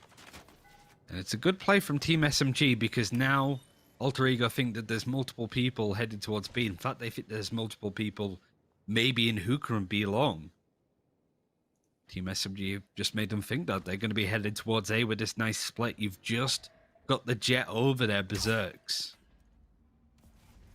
The recon bolt thrown into lamps might be a bit of a telling sign of what 30 hit seconds is about left. to come in. The smoke should do too, but nobody from Alter Ego is moving over just yet. Now they are, now that the shots are starting to be fired.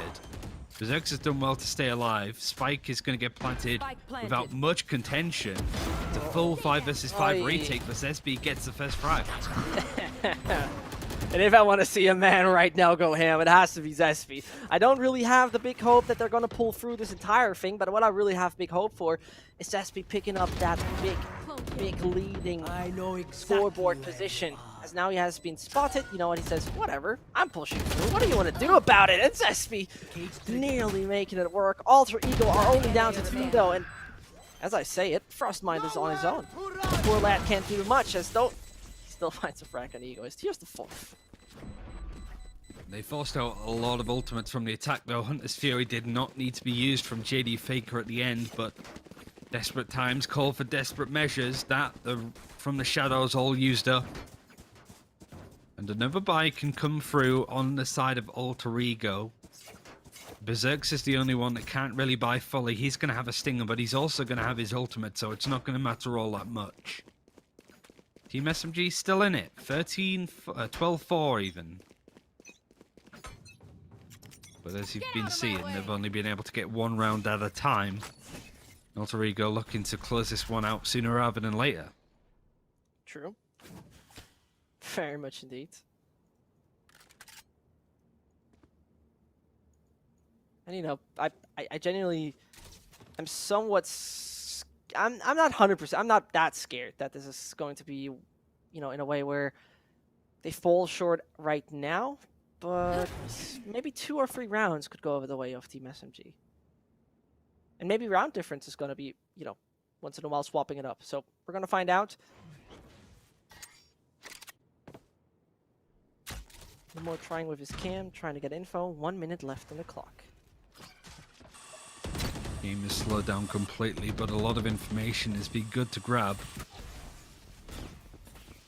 You should Moon run. Bottom Recon Bolt coming through, and now the Killjoy ultimate is going to try and create a little bit of space, but Berserk's wanting to play close just to try and catch people out on this angle, but it's not really going to be enough. He's going to consider There you go. otherwise, and Sesby gets that first kill. Berserk's can get fall with the ultimate just as he avoids being detained.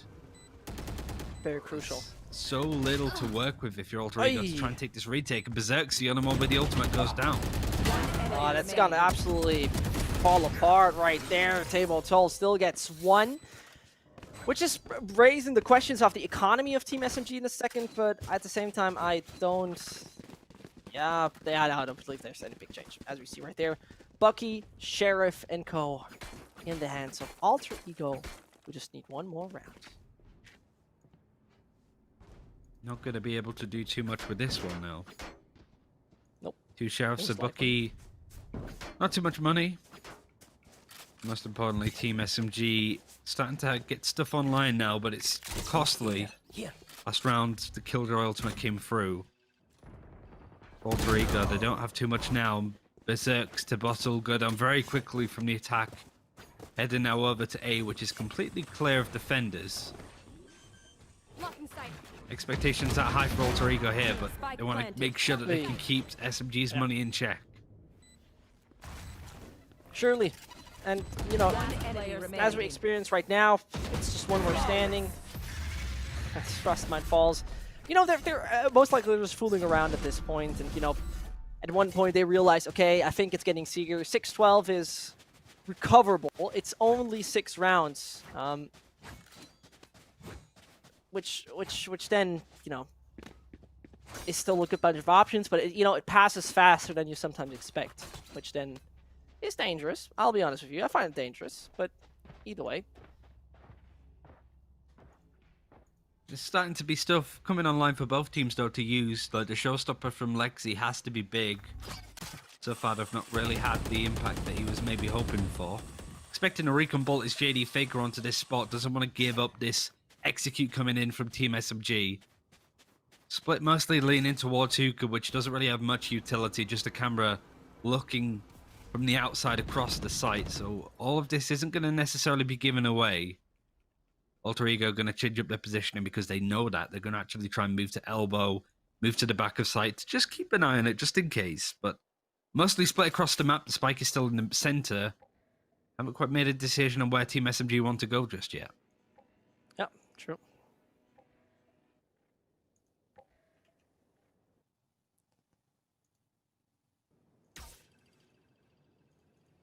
So for now,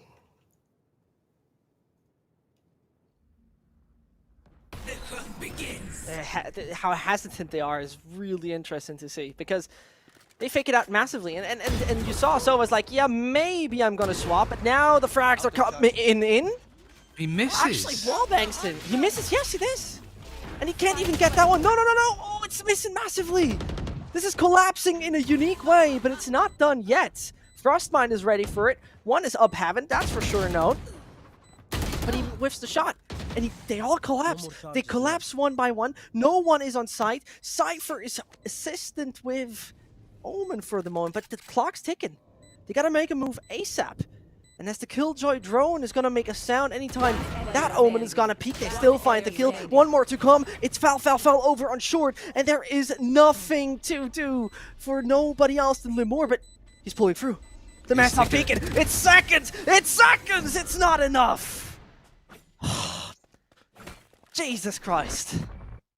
Yeah, Team SMG have to pull out the absolute clutch factor to keep in it. This time Falfafel and Zespi almost 30 bombing in a game like this is pretty ridiculous. Another save coming out of Alter Ego. Round number 4 in a row for Team SMG. More rounds now than they ever got on their defending side. And still keeping a hold of ultimates too. Killjoy ultimate was used. Everything else coming online very soon, or is online currently.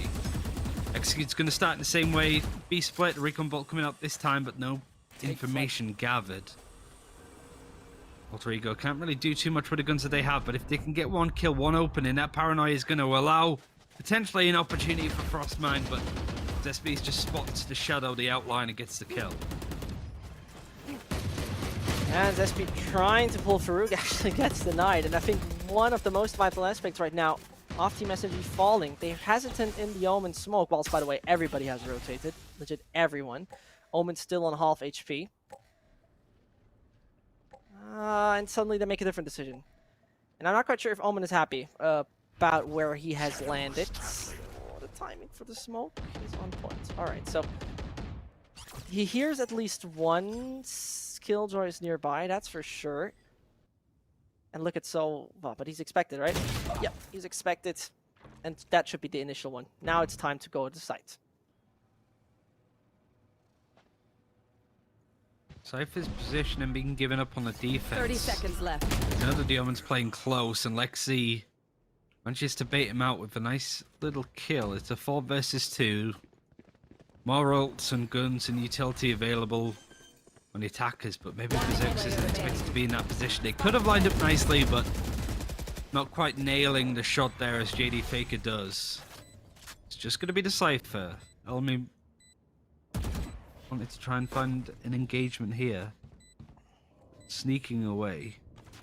Managed to upgrade his gun too, I think, at this point too. Likeliness that he's staying or coming out with his life is incredibly unlikely.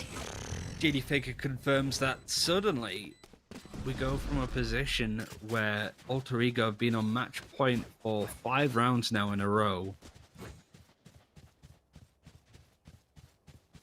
12-3 to 12-8. We could see a big comeback now, but Alter Ego just need 1 round, just need 1 opening. They don't have the ultimates just yet, but they're coming online, whereas SMG have a lot to work with. Let's make them dance. I'm legit I'm legit getting mad at the fact that they're throwing it away. I'll be honest with you, it sounds so brutal, but they legit actually toss it away. Because there were so many opportunities where we could have taken it serious and just tried to execute for it, and suddenly 2 get tagged. It's ridiculously dangerous. And regarding ults 1, 2, and 3 on the attacker sides. What they're delivering right now, I'm in shock, Ryan. I'm in legit in shock. As though the defense is still existent. 60 seconds left. They're losing a lot of these duels too. Zespes gets caught out. It's a 2 versus 2 still. From the Shadows is available for the Omen, but realistically, how are you going to use it in a fight like this? He's going to actually use it to teleport over to Heaven. But he actually fakes it. They weren't expecting it, but Friznats was luckily watching. This now goes down to the clutch. He's half. They know where the Killjoy is roughly at this point. Half of the spike has been defused. Is it going to be stuck? No. And it allows Friznats to get the kill. Team SMG were trying to do their best to pull it back, but in the end, it just wasn't much damage done. Alter Ego win it 13-8.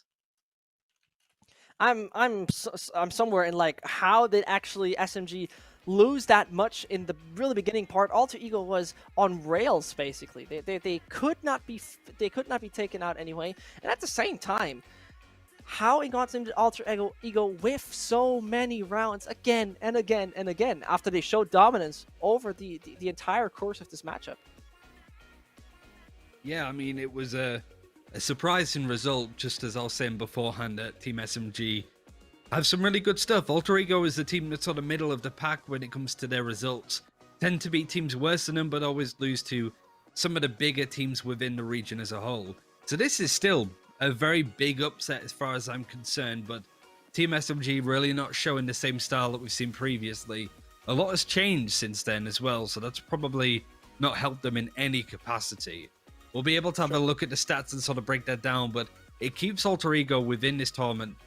They are done for the day. They won 2 games, they lost 1. We'll be able to sort of look at the table, but really, if you're Zespi, you are so upset with how that went. Almost getting 30 kills and still being on the losing side.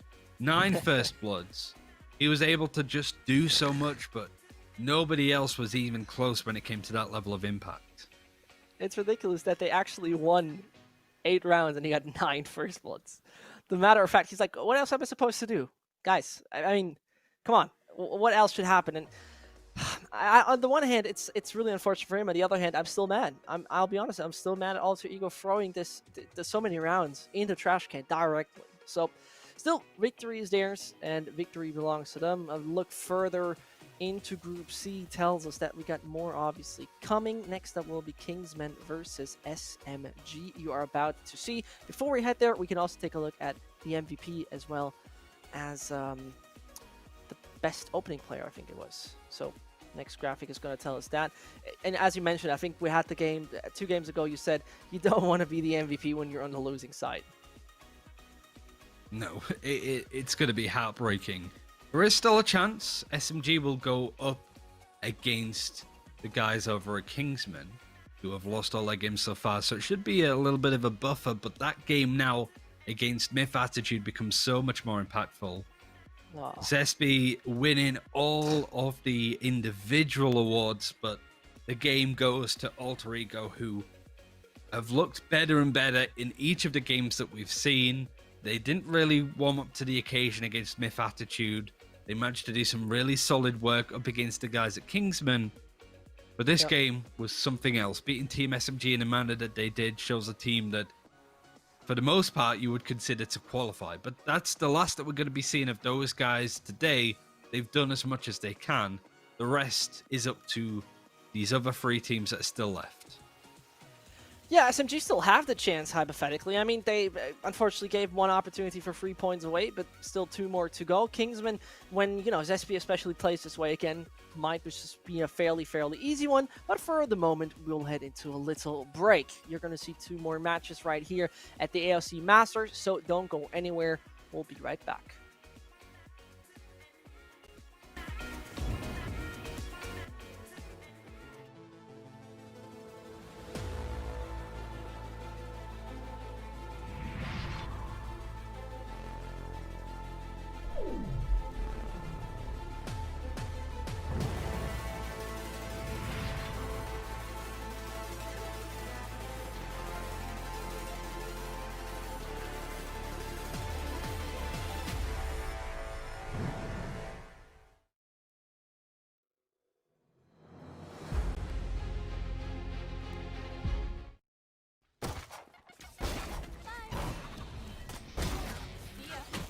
Blocking sight. One down.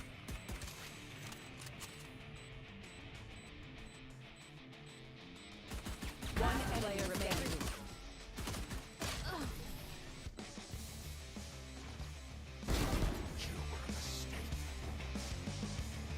One player remaining.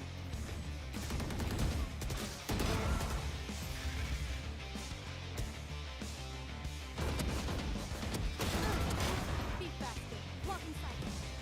One player remaining. Get out of my way. One player remaining.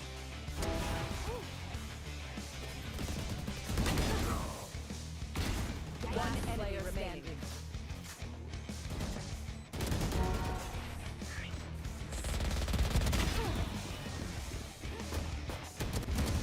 One player remaining.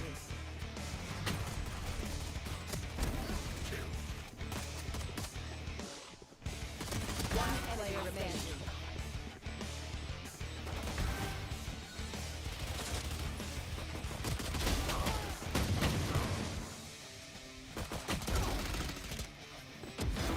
Stay down.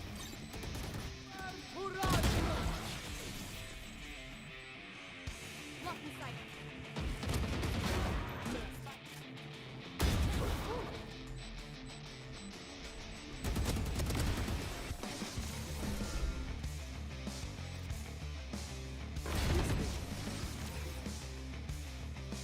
Fire in the hole.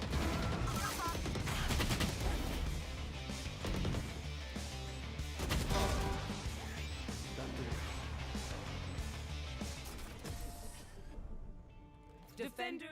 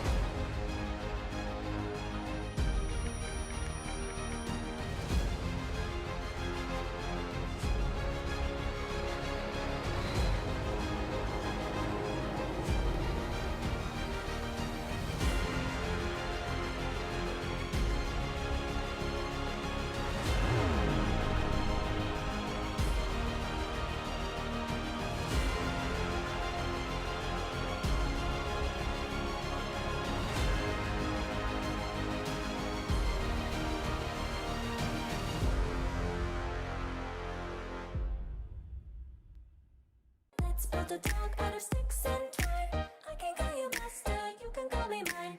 Wrap me in plastic and make me shine. We can make a dollhouse, follow your design.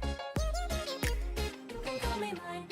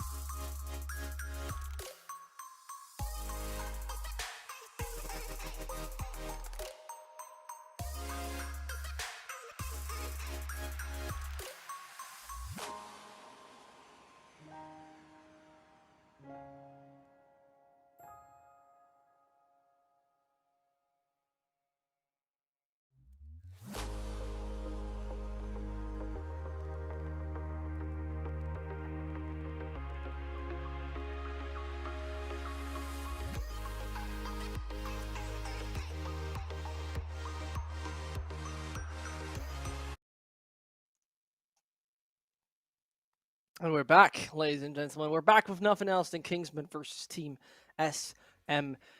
We saw Ultra Ego actually bounce into, one of the most surprising games that way, aggressively on point, and suddenly just swapping sides and, once more being on the right track, but really falling short. Now it's time for Team SMG to pick up finally their first 3 points, the first win of this Group C. Yeah, neither of these teams picking up a win just yet, but you, again, would imagine Team SMG to be winning this one, but been quite good at straightforwardly, at least in the game against Alter Ego. But I think Kingsmen at this point, they're 0-2. They've lost to all of the other teams in this group, and they really have struggled to show any impact at this point. A win against the guys over at Team SMG is more of a compliment to the end of the day. It's really not going to be able to give them any chance to qualify now at this point, but at least they go out of this tournament, the AOC Valorant Masters, with a high. True. It would be about time, though, to, I don't know how serious they're going to take it, but as they maybe come in with this attitude, we don't have anything to lose / win anyway, we can play the way we like. That could be maybe disrupting Team SMG, possibly. I'm not quite certain about that one. On the other hand, Team SMG must feel pressure, because I think they really came in this in a way where I would expect them to fight harder and fight better, and now they also are probably seen as one of the teams that has to has to come out of this group victorious. They have been together the entire time so far of the entire Valorant season. They have been picking up wins in different kind of tournaments, and you would expect them to finally be victorious in a bigger stage of the Southeast Asian market. I'm very much having high hopes for them. Yeah, I mean that's the hope, at least for these guys. We're pretty much ready to go. The question, I suppose, is going to be, what map do we get? Because that's the thing that really is going to be the area to sort of look at. And maybe, just maybe, the Team SMG's bind isn't really that strong stats-wise. Quick reminder of the players on either side. Kingsmen having some great individual players that we saw. Razor especially had some good games, but not good enough to get the wins. But you compare that to Zesby, who had the absolute carry game of his life, yet it wasn't enough to allow Team SMG to win against Alter Ego. So both these teams will be out for blood. At least they haven't had a good day so far, but this would be a great way to sort of turn this one around, at least at this point. It's just a question of what map we go to and how comfortable Kingsmen feel. True. I think one winning condition to mention that, or not necessarily a winning condition, but one vital aspect that can really boost your confidence and make it an easy win is Zesby. I mean, this guy coming onto the server in the previous match and really dominating everything. The guy came out with 376 ACS and an ADR of 231. That's ridiculous. That's straight up ridiculous how strong he was. But I think the most interesting aspect is going to be the map. I very much hope to not see Bind again. I would love to say Haven once in a while. That would be a great random map to see a fight on, because I think it's one of the best. I think it's a holy trinity of the release maps that were so good.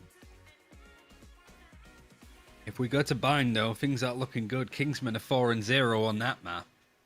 Team SMG have another loss to add to their tally. And they've only lost it 3 times total. One was against Alter Ego, of course, but they actually lost to Kingsmen on Bind in a previous tournament in first strike qualifiers for that region, which is a very interesting debacle, I suppose, if that's the map we go to at this point. Yeah, true. But there's wins over Paper Rex, there's wins 32 over Attack All Around, which is a very strong result. But really, it's a question mark over a lot of stuff. If you're looking at split 1 and 3 for Kingsmen, it's not a good look on there. We saw them lose earlier against Alter Ego. But Ascent and Haven, there's just not really been enough maps for them to get a good idea on how they play. And Ascent is the map that we are going to. 1 and 2, we saw them lose MiTH.Attitude. 39 was the final score. And Team SMG have actually beat them here in, again, the first strike qualifiers, 13-4. So this is a result that should really go the direction of Team SMG, but they are 3-8 on this map too.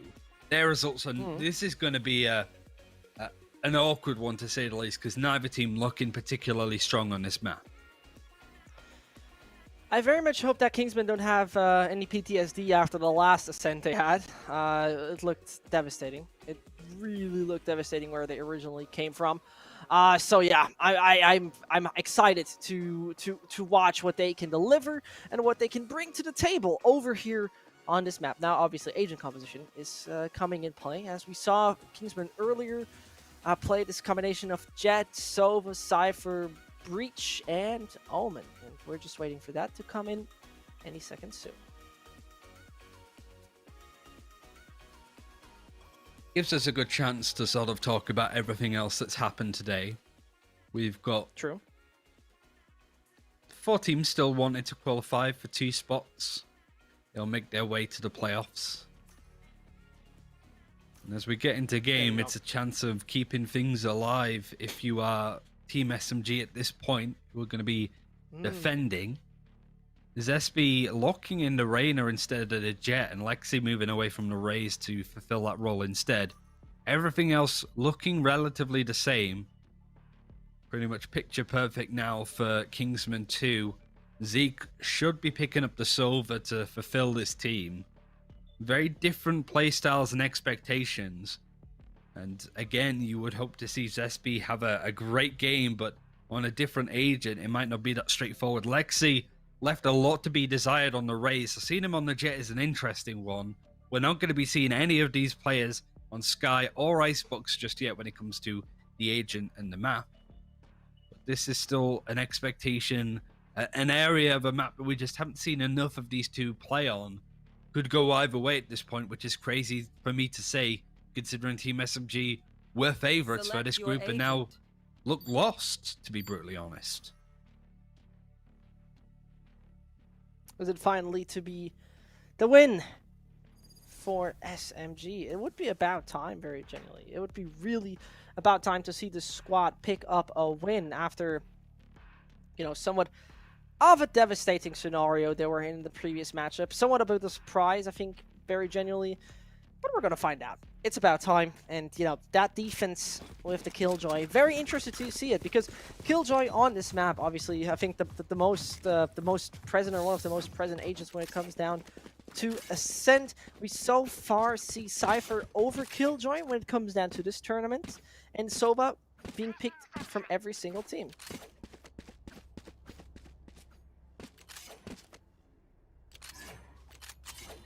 Kingsmen 0-2. Their chances of qualifying are in the dust at this point. But they could not only leave with a win if they could beat Team SMG here, but can leave with adding another nail in the coffin for the defending side. A win is going to come for one of these two teams. From previous results, you would expect SMG, but Kingsmen, yet again, going up against the odds, getting that first kill onto Lexi. Ivan's wanted to add more. Egoist can at least trade his teammate out in a 4 versus 4. Mid control now purely on Kingsmen, but they're watching a lot of these angles and keeping a safe eye out everywhere. And as for now, the aggression starts to become a bit more towards the A side. They've all moved for short. Val has already made his move over to the side, but they're stalled. They're waiting. They're waiting patiently, and just as like, wait a second, how do I get there? But at the same time, the defenders fall left, right, and center, and what a devastating loss this already is. It starts off bad. Faker, as well as his teammate, gotta make a move on it. The knife's gonna open the door, and the smoke is gonna help at least enter it somewhat. Found them. Recon Bolt gets enough information to work off of, but he has no idea where these other players are. Aldron is going to get quite a lot. I don't know if it catches JD Faker, but I know roughly where he is, considering that's where the Recon Bolt came from. They are clearing up House, though. Now know where the Silver is. He's doing his best to buy the time, and that's a nice shot from Cespedes to flick up, of all things. Very nicely played from Team SMG. And Kingsman, again, taking a great opportunity, the right direction to begin with, but they can't close out some of these rounds. A problem that we've seen throughout the day from them across their games with Alter Ego, their game against MiTH.Attitude. It would be a shame to see it come to fruition here again.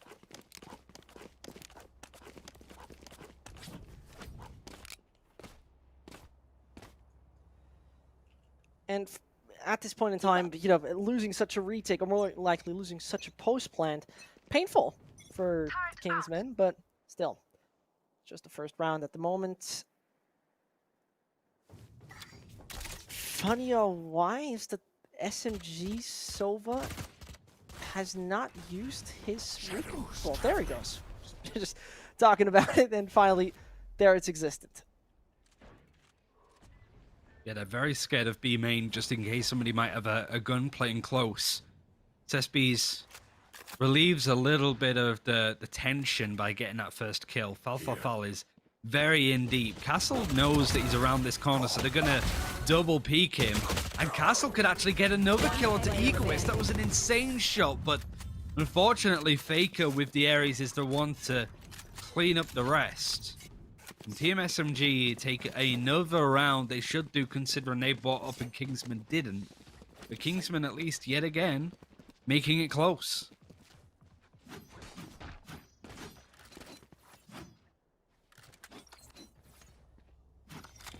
I have to say this as they make it close, you're absolutely right. SMG once more has SP leading the charge. 4 frags the man is right now having, and obviously he deserves his big assault rifle, as obviously he's also taken a bit of an aggressive stance. He knows that Cypher's coming around. I mean, taking an opening duel against this guy is pretty much never paying off. It's a lot of control that Team SMG are being able to get. Kingsmen have to try and make plays work around the rest of the map, but I think it's the Ares that actually confirms the kill onto Zeke. It's a 5 versus 3. Kingsmen are struggling to take any headway in various areas of the map. They're all completely split up, but starting to group up a little bit more towards mid. It is being watched rather loosely by Fal, who's just fountain hopping to see if he can see over the wall. He's going to be content with just smoking it off and holding, but Lexi maybe wanted to get a little bit more, would run right into the attacking Omen. And Castle's aim has been pretty on top so far and wins that engagement because Lexi wasn't expecting him to be stood on the off angle. An opening for Kingsman. 30 seconds Oh, left. right now, as that comes in, Fel can actually Player dodge standing. that. Flashbang. Brilliant second frag. He gets, sees a bit of the head of the final Omen standing there back as he tries to make the move on the spike. He knows how to take down his counterpart and a free rifle as well. Great start from SMG as they finally feel hopefully a bit more free than they did previously. Juster and Zeke unable to get off the board so far. Even if they just get a couple of kills, some of these rounds could have gone very differently, but Team SMG looking at least a lot more comfortable than what we saw previous.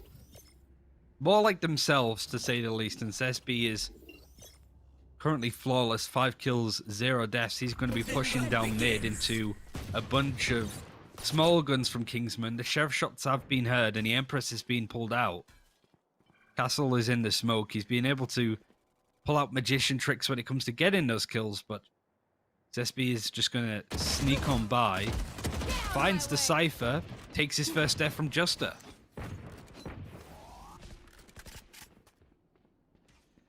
And as this comes in, it's the Kingsmen who once more have to give up a lot of room, as we see right there. Jet in a position where B main has been declared clear, Soba therefore can rotate around. And now it's about patience, because you just need to play it slow. You don't need to rush. You can be hesitant, at least a slight bit. But, I mean, Idris at least finding one is already a big one. Still, the spike goes down, and therefore, that wallbang comes in just as an addition. It's the worst to watch. Castle, they got them in pretty much a crossfire. Faker eliminates them, and also the ult now on his spells. It's the fourth and great defense mechanisms.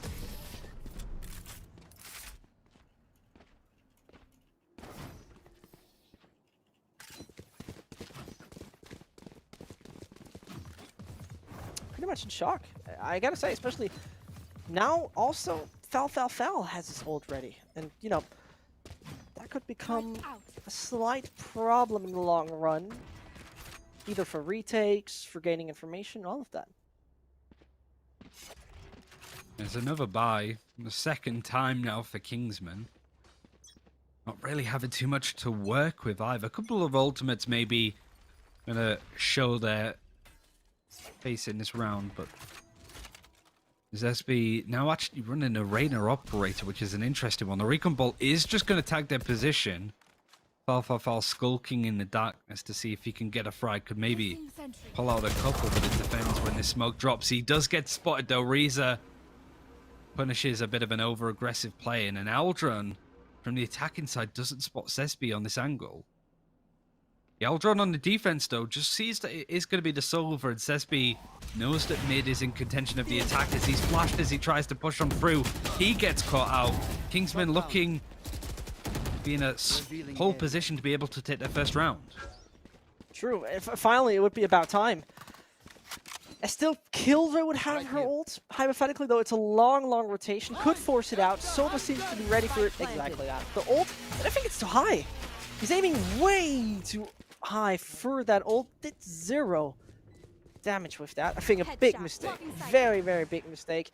As Faker gets eliminated. Can't really cope how this can happen, genuinely speaking. Lockdown's going to buy One down.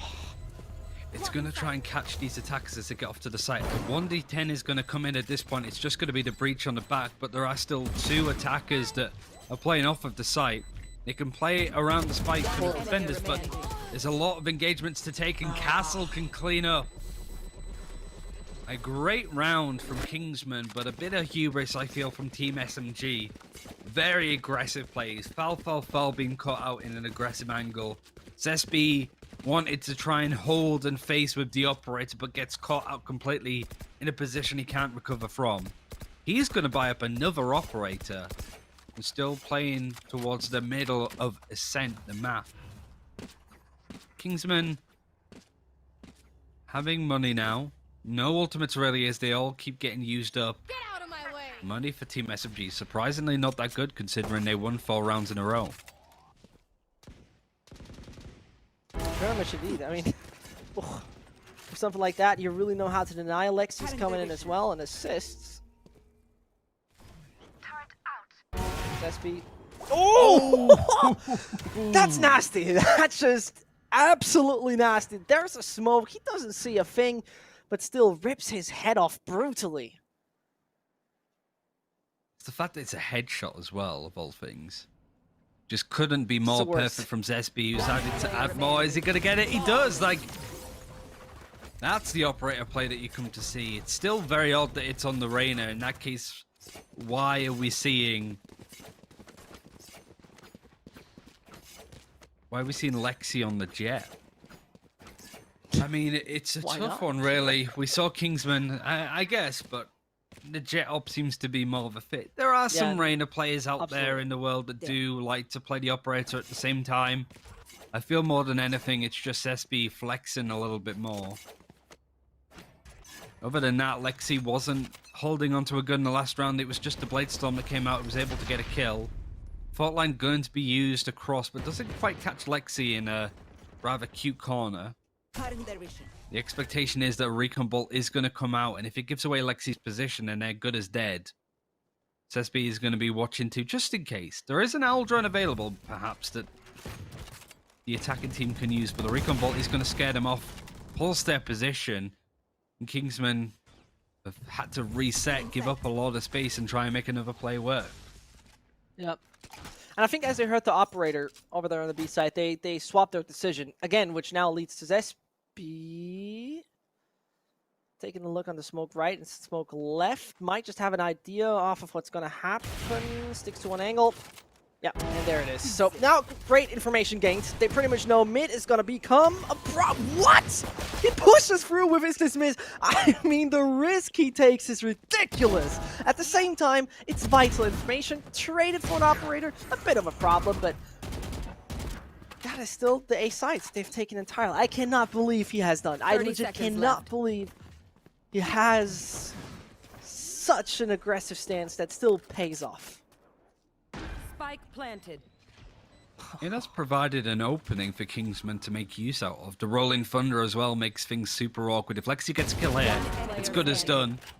Reza with the operator in hand. The sheriff shots have been nuts, but you don't know where this last player is. Ivan has to make it work. He gets one. He's going to look to push through the smoke and decides against it. Lexi is a nice angle just in case this smoke dissipates and gives up the position, and he has the right idea. Perfect placement. Perfect crosshair. And a round where Kingsman really shouldn't have brought it down to just one player on the side of Team SMG. It goes that way. But the scoreline doesn't show a similar trend. 6-1 to Team SMG. Dominant. Much better from them. Need a drop.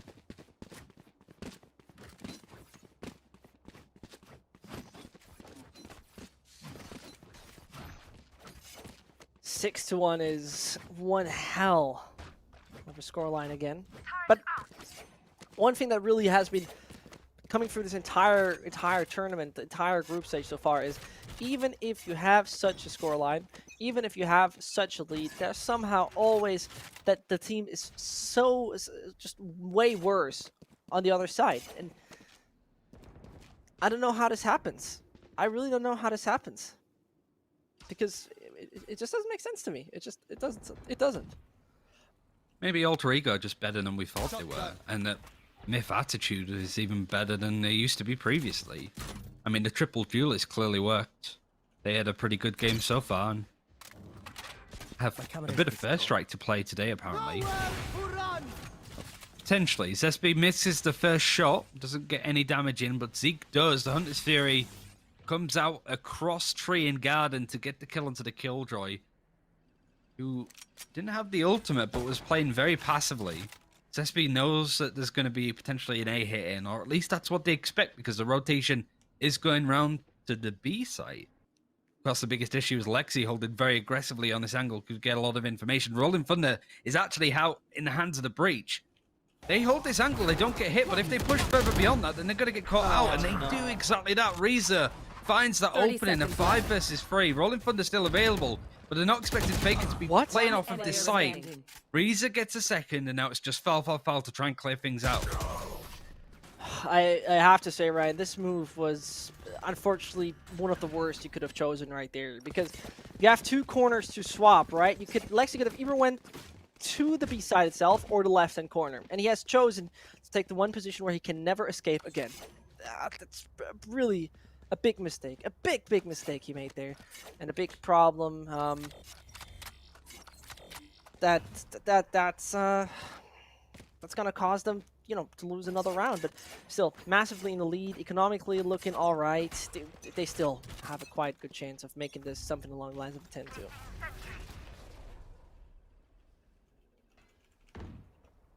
I like the little pixel angle that Zesby is able to get. Ivan now is taking things very carefully. He knows that there's still going to be an operator in play.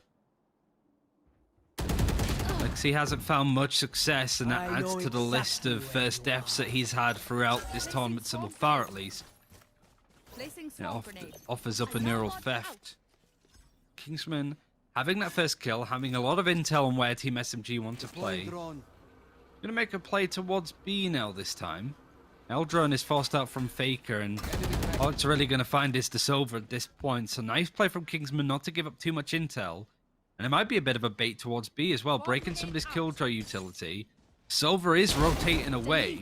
Really nice play from the attackers, and Egoist is going to spot out that there's not much here at all. Yeah, and you know, the B side has been pretty much left open. Zesby, one of those rare misses he's delivering, talking about it, immediately overheals and is in the right position to once more fight as hard as possible. Though Faker, uncomfortable spot. The players will very much try to lock down that B side as much as possible. They got all the angles, but now they know there's one to the right-hand side. That is Omen. Obviously, they find another frag, and Foul with a pivotal one indeed. Should just wait for his teammates as he's spreading up the smoke. They come in, Egoist falls, Castle joins that party, as still he whiffs something like that, which is unbelievable to see. 2 more to go, finds another, and the triple kill comes in. Zesby is proven how goddamn strong this guy is. Again, and again, and again. The fact that he had Empress and didn't use Dismiss shows how confident he is. He didn't use any utility at all. He just knew that he could pick off these players of Kingsman one by one. And it was a really nice round from Kingsman. You got to feel sorry for them with the way that they played around the map. They got that first kill onto Lexi. They managed to get the bait to work over on A, made their way onto B. Yeah. And Zesby changing up the operator to a rifle to win that clutch. Now having the operator in his hands again, he's having a terrific game. He's been like the MVP individual player that we've seen so far in this tournament, but doesn't always draw in those round wins. That time, no, it did. Here. And this Castle and Co are in a situation where even the previous round looked like it should be safe.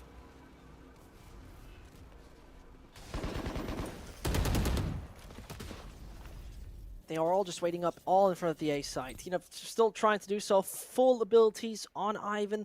The rest of the team probably in a very similar spot. But also, this is an early rotation coming in. This is the early rotation that most likely is only relying on Jet finding the kill. Lexi is about to see him, and now it has to be called off. The issue with playing a Raze operator is if you miss shots like that, you don't have a way out. But so long as you hit the second shots, it's good. Ivan, though, with some terrific individual play. In the blink of an eye, Kingsmen make a play out of absolutely nothing. seconds It's left. just It's going to ridiculous. be the Jet left. Lexi has it all to do. The spike is just going to get planted. The Blade Storm even dedicated.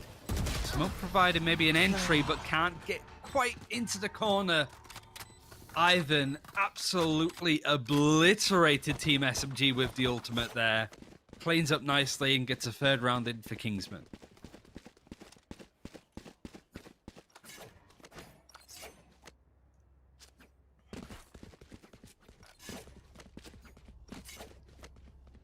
Well, 7-5. I think we would have hypothetically never had such a close half. To be very honest, I'd be fascinated by such a close half. I'd very much like true. to see that, but it would be about time. It would be just about time to see something like that. And as every piece of utility lands, left, right, and center, they pull through, they push through. Castle finds SP, and well, I think you can't find a more safe fourth round for yourself. Kingsmen should have this round in the bag, considering they have the guns and it's just sheriffs and the smaller ilk. Team SMG, and even then they're being picked apart one by one. Ego is trying to take a duel, and now it's just going to be up to Faker to try and take a fight. Flawless round for Kingsmen. Means that going into the last round, their money is going to be perfectly fine. Ultimates-wise, there isn't too much for the attackers to be using. Nothing that's going to come online anytime soon, other than the From the Shadows the Castle already has. The Team SMG, though, that lockdown could be big from Egoist, who has had a fairly quiet game. As SB can only really afford the Vandal and half arm, so no operator play for him. Ivan, though, on the attack, finding some clutch factor at least. Lexi might just hop over here just to see if he can get some intel, but he needs to be careful he doesn't get caught up by the op.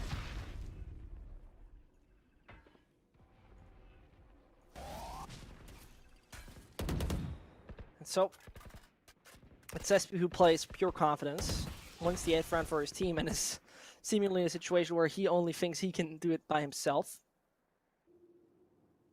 He holds the angle. Ah, there he goes. Big mistake, second one from Lexi. And basically the B side pretty much opened up, which though leaves the interesting aspect of the Killjoy still in the game.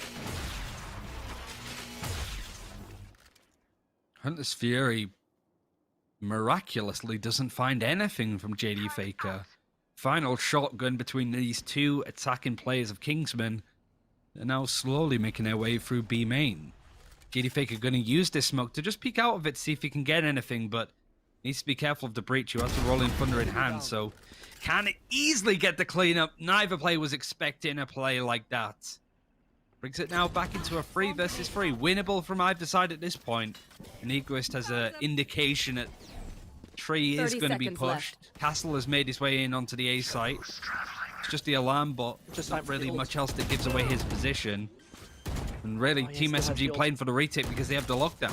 Spike planted. Still has the ult! What in God's name is happening? Finally! Really could have been just pushed there instead of just waiting that one out. Big problems I would have seen with that happening, but they gotta exit. They have to exit, and I mean, Foul is not having too much of that. Now going in for the defuse any second soon. The smoke is also there. I think that should be done and dusted. That should be it, as though he still finds US half defused and 8-4 coming their way. Smart play from Team SMG there at the end. They knew that the Omen was going to be in A lobby Switching because sides. of where the Killjoy lockdown was placed.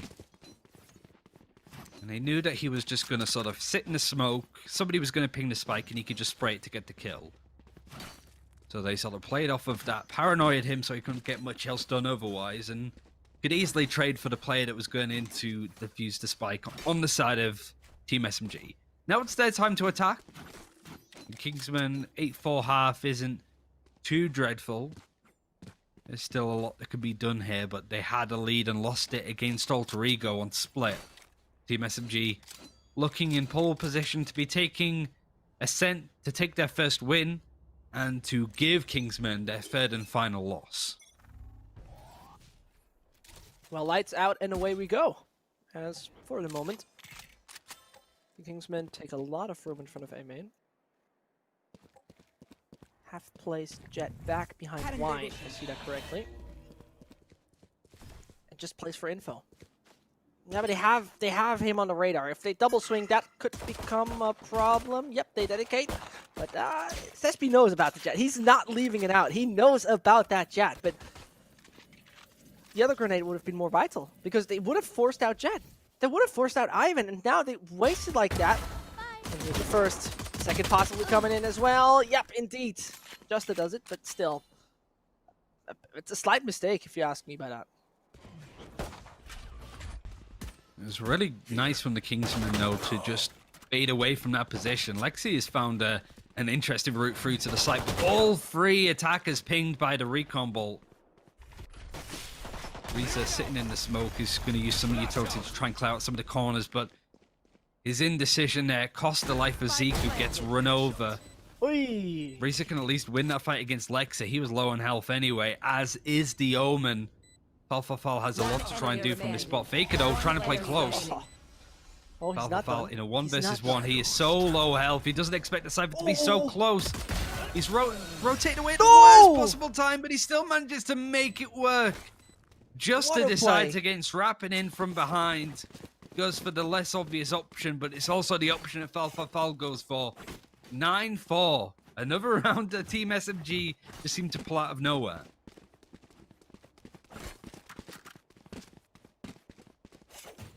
I'm in shock how this round has been lost. It was all in their hands to that degree that they even made it man equalized and just had to lock down the site. One more player was arriving, and then they gave individual duels. The worst of the worst. The really painful scenario we ended up in.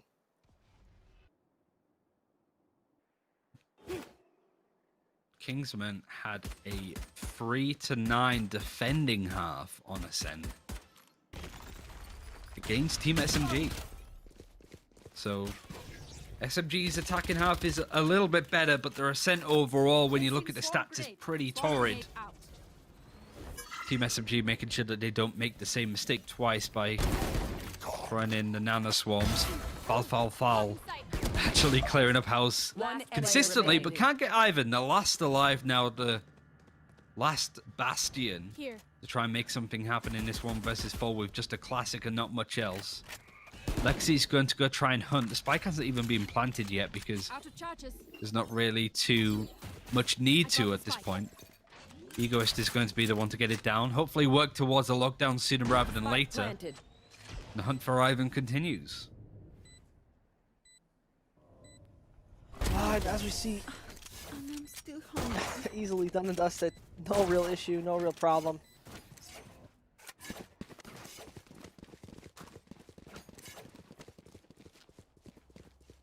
And as it's 10-4 afterwards with just one more game to watch. Quickly though mentioning, Zespi is not that powerful as the previous game, which doesn't make him any less valuable. 16-8, he's rocking. Funny wise, it's Lexi who gets the Vandal. Only player down, so yeah, I respect it, I understand. Either way, let's see if they keep up the streak, because now the big guns are out. Not much else otherwise. Still in sight.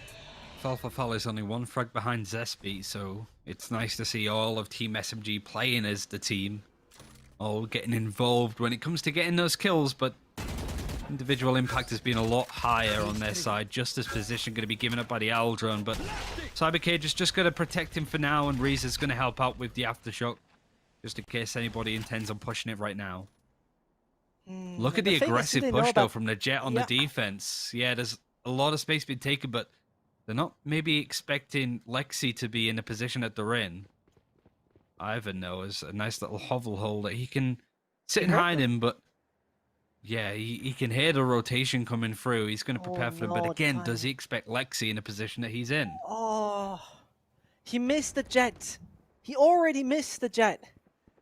And both can enter. He has no clue. He has legit no clue what's happening. The only thing I see right now, he has to take out Faker. 30 seconds He left. has to take out Faker. It doesn't do so, but I mean, Zek in the meantime One enemy is at least making the rest work. For a second, I was in shock. Here comes one, and finally, Ivan has his moments. He took a lot of time, but at the other hand, he got some valuable information throughout the course.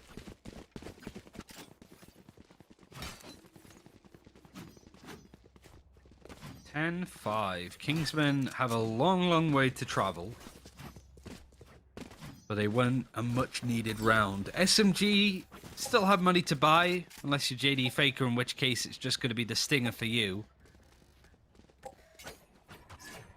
From the shadows, Fafal is available again. He seems to be always the first to grab his ultimate up. Gonna be holding on to the spike. He could be the one that makes a play, baits a site with his ultimate and goes somewhere else, perhaps. Options available for Team SMG, but be execute looking likely. There are two players sat there on the defense, one of which is playing a bit more of an aggressive angle. Castle keeping watch and expecting a play, but really not been too much of note happening for Team SMG. Defaulted across the map. Aldron scouts out that the breach is going to be playing from Garden. But they're quite happy to sort of just throttle down the clock, just wait a little bit, see if they can get any information out more so than anything, or an aggressive push. But right now, they're pretty comfortable, sitting pretty. Very much indeed. I mean, information has been gained.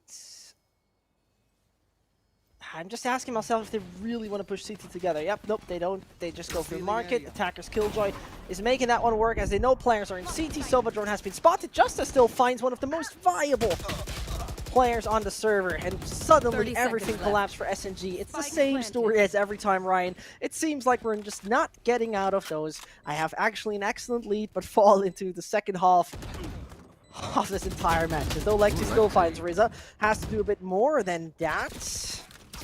The CT players start to storm, the CT players start to hunt, and the CT players start to find frags.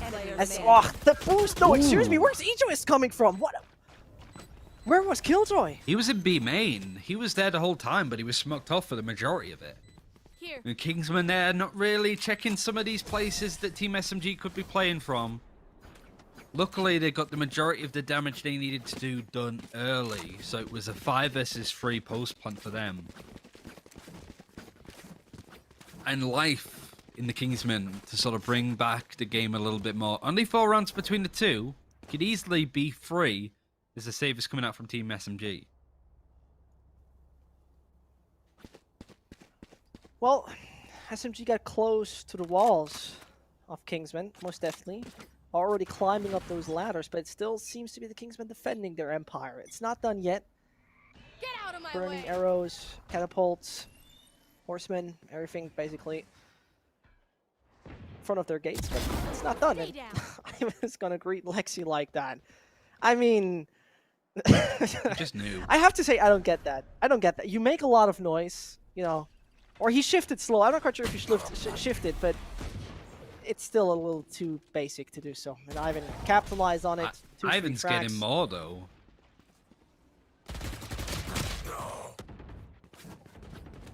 It's a bit of disaster. It's a bit of a disaster getting there again.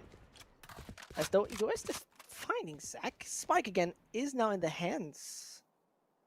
Or no, they're not in the hands of the attackers. And only one man stands. Only a Killjoy tries her best. Egoist, let's see if he's gonna be an Egoist and tries to take the round all by himself and for himself. But I don't really see it happening. Ivan holds the angle. Okay. Taking it back.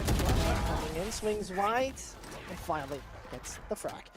10-7, and it's getting close. 3 kills though for Team SMG on an eco.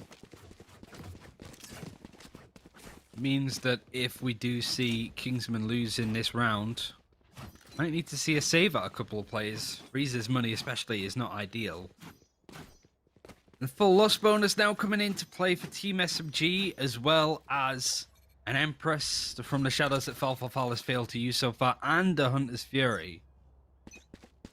4 ultimates available on the defense though. They're comfortable with what they have to work with. They're stacking multiple people pushing B main at this point. The Cypher, the Killjoy, sorry, is just going to play off the turret to see if they can get a frag, but needs to be careful that they don't get caught out here.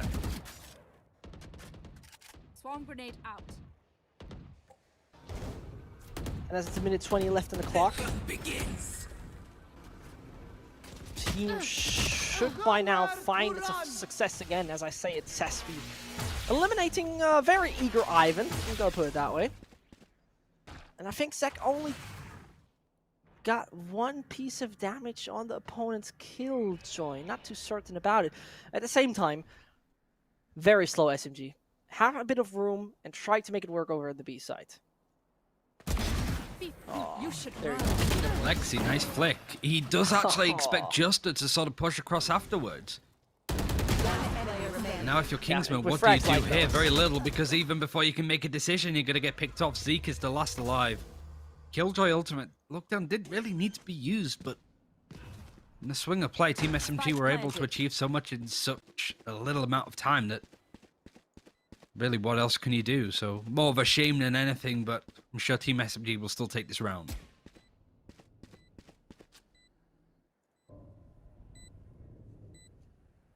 And as you see,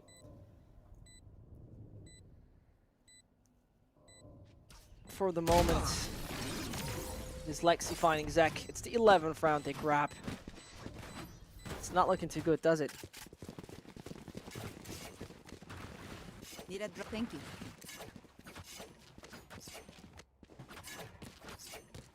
11-7.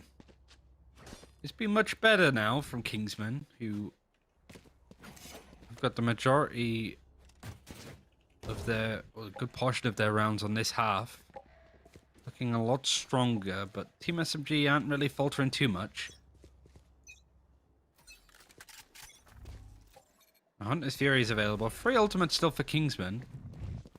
Buy's going to be fine for now at least, but a loss here would put Team SMG on match point and make their money pretty awkward to say the least. Aldrone is going to break up a quick tripwire. The camera is set up in a very aggressive spot, but did they expect Zespi to be here already?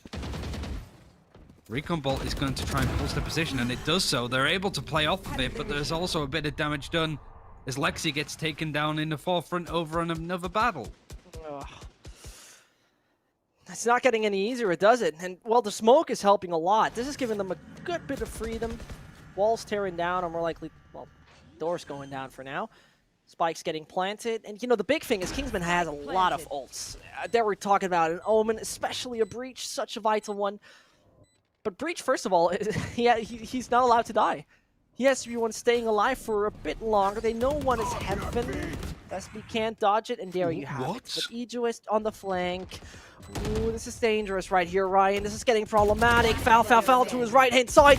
He's not checking anyone. No, it is foul. The job. Match point. Clutched it out for his team, but his team were there to try and help.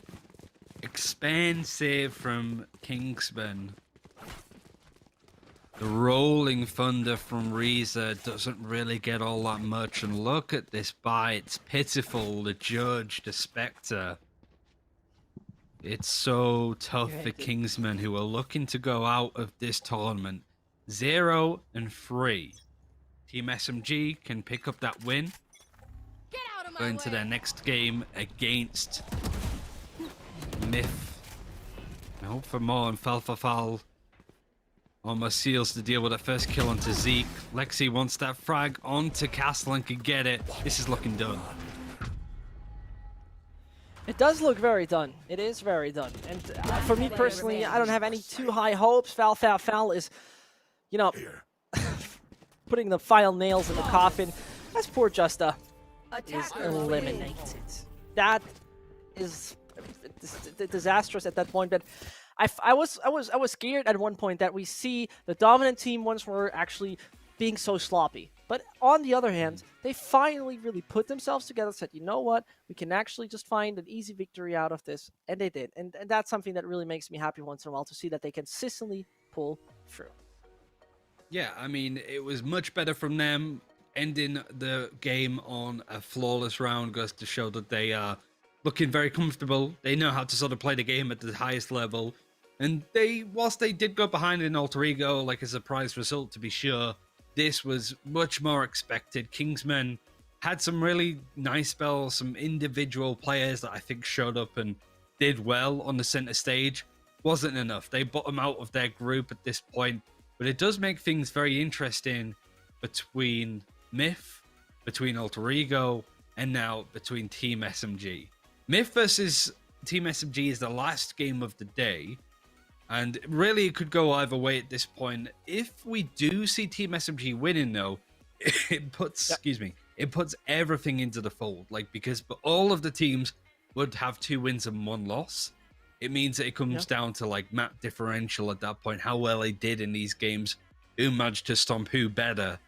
And that would be a real shame to see a team like Alter Ego struggle out and maybe even not qualify based on the games going that way. But of course, it all comes down to this game between MiTH.Attitude and Team SMG. We're going to take a look at the post-game for the moment, as we saw an Ascent actually going more dominant than maybe expected, 13-7, as the man Ivan was once more leading the chart. Again, an MVP actually being from the opponent team. You hate to see it. You really hate to see it. At the same time, though, Zespi didn't have to carry the entire load, as we saw from the previous matchup, which is all right. And I think, considering the Kingsmen were out anyway, which sounds harsh, but is the truth, they still delivered a quite decent fight. Yeah, they did well. Zespi is going to be topping out when it comes to First Blood, so whilst he didn't necessarily get the MVP award, he still had brilliant impact when necessary. Val had a much better game than we saw against Alter Ego. Seemed to come to life much more often. And even Lexi had a much better showing overall. Like I mentioned, Ivan, Castle, RZA, maybe not so much in this game for RZA, but all players that I was very much impressed by, had a lot of impact in the right amounts. But a much more expected result from SMG, who finished the half 8-4 up and pretty much cleared out from then on out. A couple of moments where they lost a few rounds in a row, but nothing to too much be concerned about. And they should be feeling happy going into this final game. Maybe not as confident as they were hoping, because they wanted to win both their games prior to this. But at least they go in with a chance of still qualifying for the playoffs in a couple of weeks. Yeah, and there you have it again. The MVP, actually from Kingsman, Ivan, delivering some amazing plays and some solid plays as well with his Jet. Very enjoyable to watch that, very enjoyable to see the reasonable Jet players. But obviously, entry fragger, it's Zespi, as expected, with 5 entries overall. Very valid, very valuable, player over the side of SMG. Proved it in the previous game, did it once more, consistently finding a high combat score rating, obviously making him one of the most skill-wise best players seemingly in that scene. A final look we can have right there on the group standings, because those group standings obviously show us how good things stand. Alter Ego right now in the 2-1 spot, and MiTH obviously in the 2-0, a little bit better due to the fact that their difference is looking more fine. The Kingsmen are officially out as much as possible, and so it's only SMG who have one more fight ahead of them. How that one is going to actually fold, we're going to find that out a little later, so you shouldn't go anywhere. The AOC Masters are taking a little break, but we'll be right back.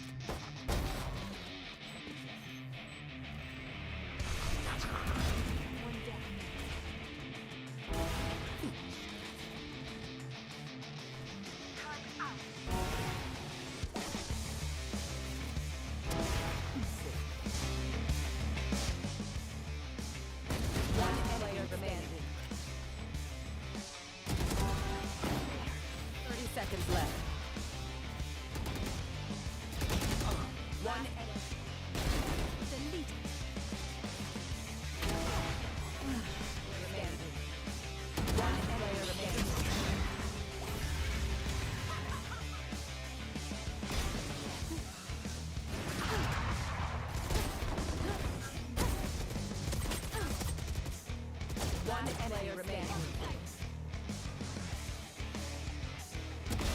Enemy down.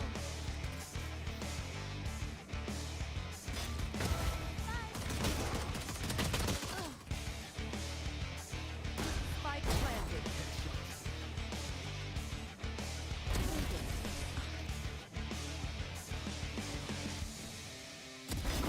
Stay down. One player remaining.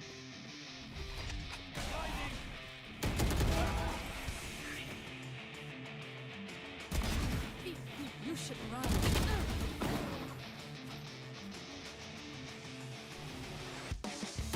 One player remaining.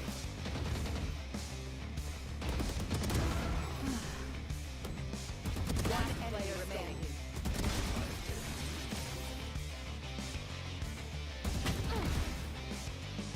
Flawless. Attacker.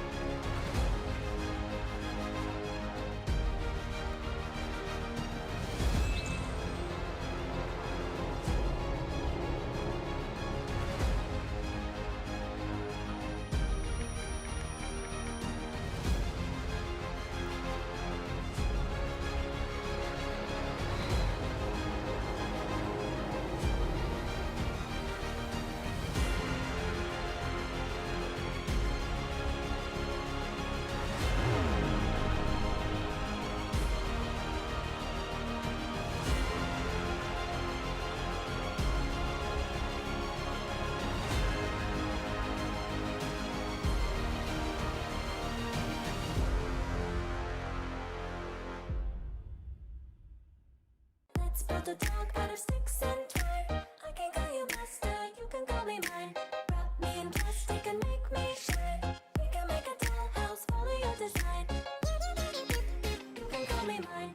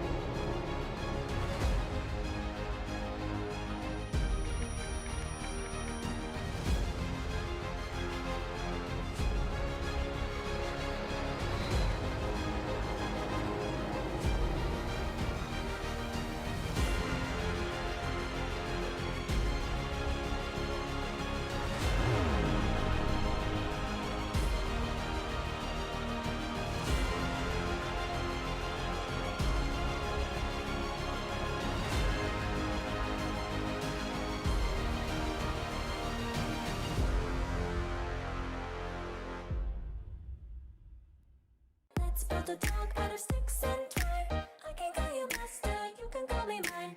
Wrap me in plastic and make me shine. We can make a dollhouse, follow your design. You can call me mine.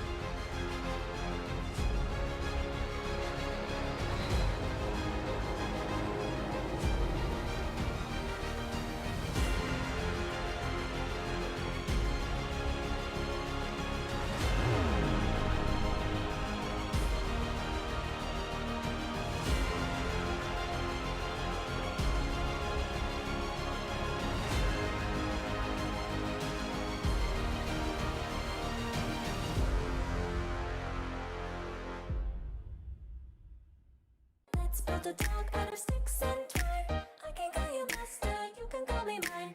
Wrap me in plastic and make me shine. We can make a dollhouse, follow your design. You can call me mine.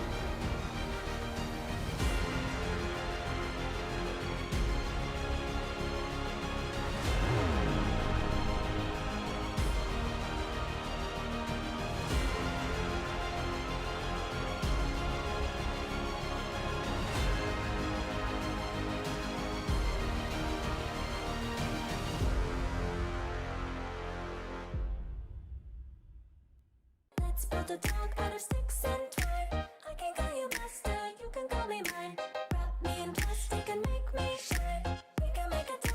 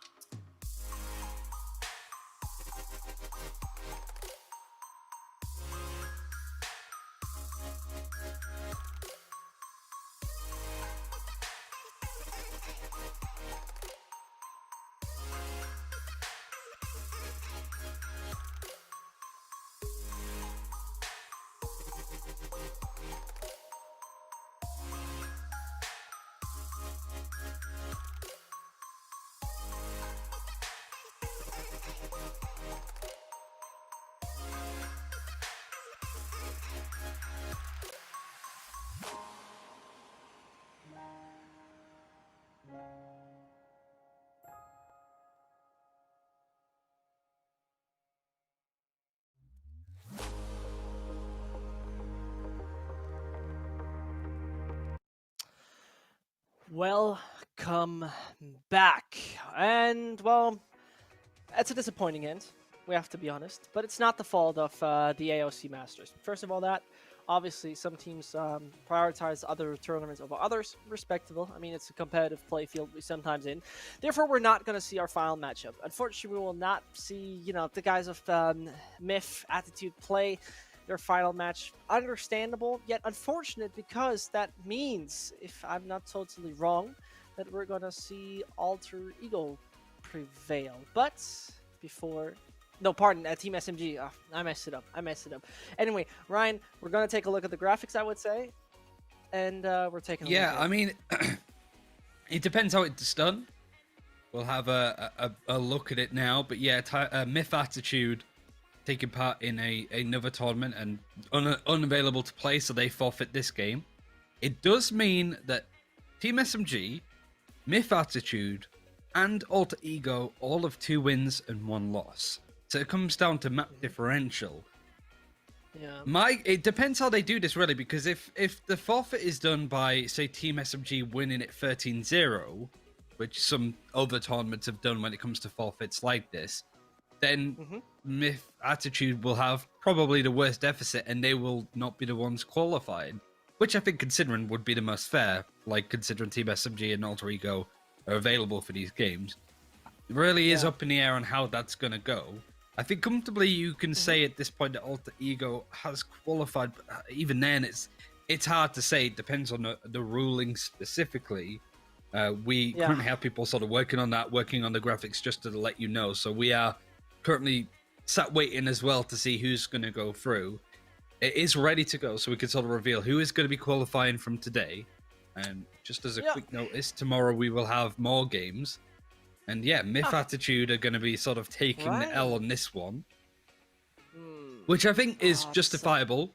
Team SMG, so it counts as a 13-0 win for Team SMG and a 13-0 loss for MiTH.Attitude. So, I think that's understandable, like a respectable thing. So Team SMG and Alter Ego are going to be qualifying, which is a pretty big surprise considering, MiTH.Attitude look good. You could even put them in a position where they would, even if they lost against Team SMG, if it was a close game, they'd still qualify. But in this specific case, they will not be going through, which is understandable. But congratulations to Team SMG and Alter Ego for qualifying, especially Alter Ego, that were lost that first game against MiTH.Attitude, beat Kingsmen, and then went on to beat Team SMG. Surprising result, to be sure, but they deserve to be here, and they will be continuing on into the playoffs. Fully agreed. I mean, the matter of fact, right? The other thing could have been that that there's not going to be a difference in MiTH.Attitude, and that would have been really not messed up, but it would have been unfortunate for the competitive sake that all those teams played. MiTH.Attitude can't right now. It's understandable, and I think it's a valid choice. I think it's a fair choice, and I think Group C had delivered us some amazing fights, some outstanding teams really fighting for those finals, which will conclude with a massive prize pool overall. I mean, the first place is getting $5,000 and a brand new AOC monitor. Let's quickly, before we head off, and we'll head off very soon, quickly dive into Group D, because the only real team that has made a major name for itself is Attack All Around, and the other 3 are somewhere, up in the air. Yeah, I mean, Todak I know of previously, the Malaysian squad has had some pretty decent results in tournaments. Managed to just sort of surprise as much as possible. Then again, I believe it was a different team potentially. No, these are the guys that I remember, like Subby, Senna. Senna especially had some really good games, played a lot of Sage way back when, especially on Hayden, which we didn't get to see at all today. Team 600 and Frostwolf, I haven't seen all that much of those individually, but Attack All Around with players like Ginny, Garrett, Ace Tix, are a team that not only do well, like we sort of mentioned Team SMG before, with the Attack All Around, the firm favorites for that group. Like, a lot can change. It's best of ones. It is a map randomizer, but you would expect they came first place in the 4 gamers 1 match. They came second even in the ePulse Royal SCA Cup, as well as second in the Cyber Games Arena, losing out to AHQ Esports, who have qualified. So this is a team that constantly makes their way to not only top 4 but top 2 in a lot of cases. So we'll get to have a bit more of a solid look at them going forward. But Yeah. today has been great, and I'm actually really excited to see more of this region tomorrow and to watch teams that we didn't really get to see. For me today, Kingsmen Yeah. was that. It was unfortunate for them to go 0-3, but we got a glimpse of what they could do, and it looked pretty promising to say the least. Kingsman had a little bit of heart fight for the entire process. Really, they were really trying to get themselves in the right state. At the end of the day, you know, it was a fair competition. It was a very solid competition. We saw really everybody getting close, getting really fired up in those matches. We didn't have a 13-0, a 13-3. None of that really happened, and I think this really proves how close the competitive level is. But tomorrow we're gonna be with you at the same time. If you are obviously resident of the European kind of circus, it will be at 11 EM Central European Time or 10 GMT, where you can find us first and foremost. And other than that, we will obviously come back to you with more action. On my side was the wonderful Ryan Central. My name is Sesh, and we're going to see you guys and welcome you tomorrow once more.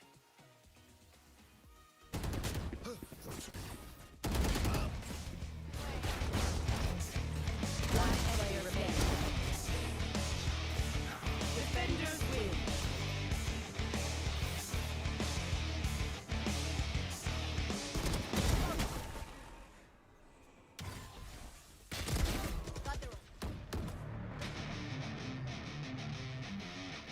Right here.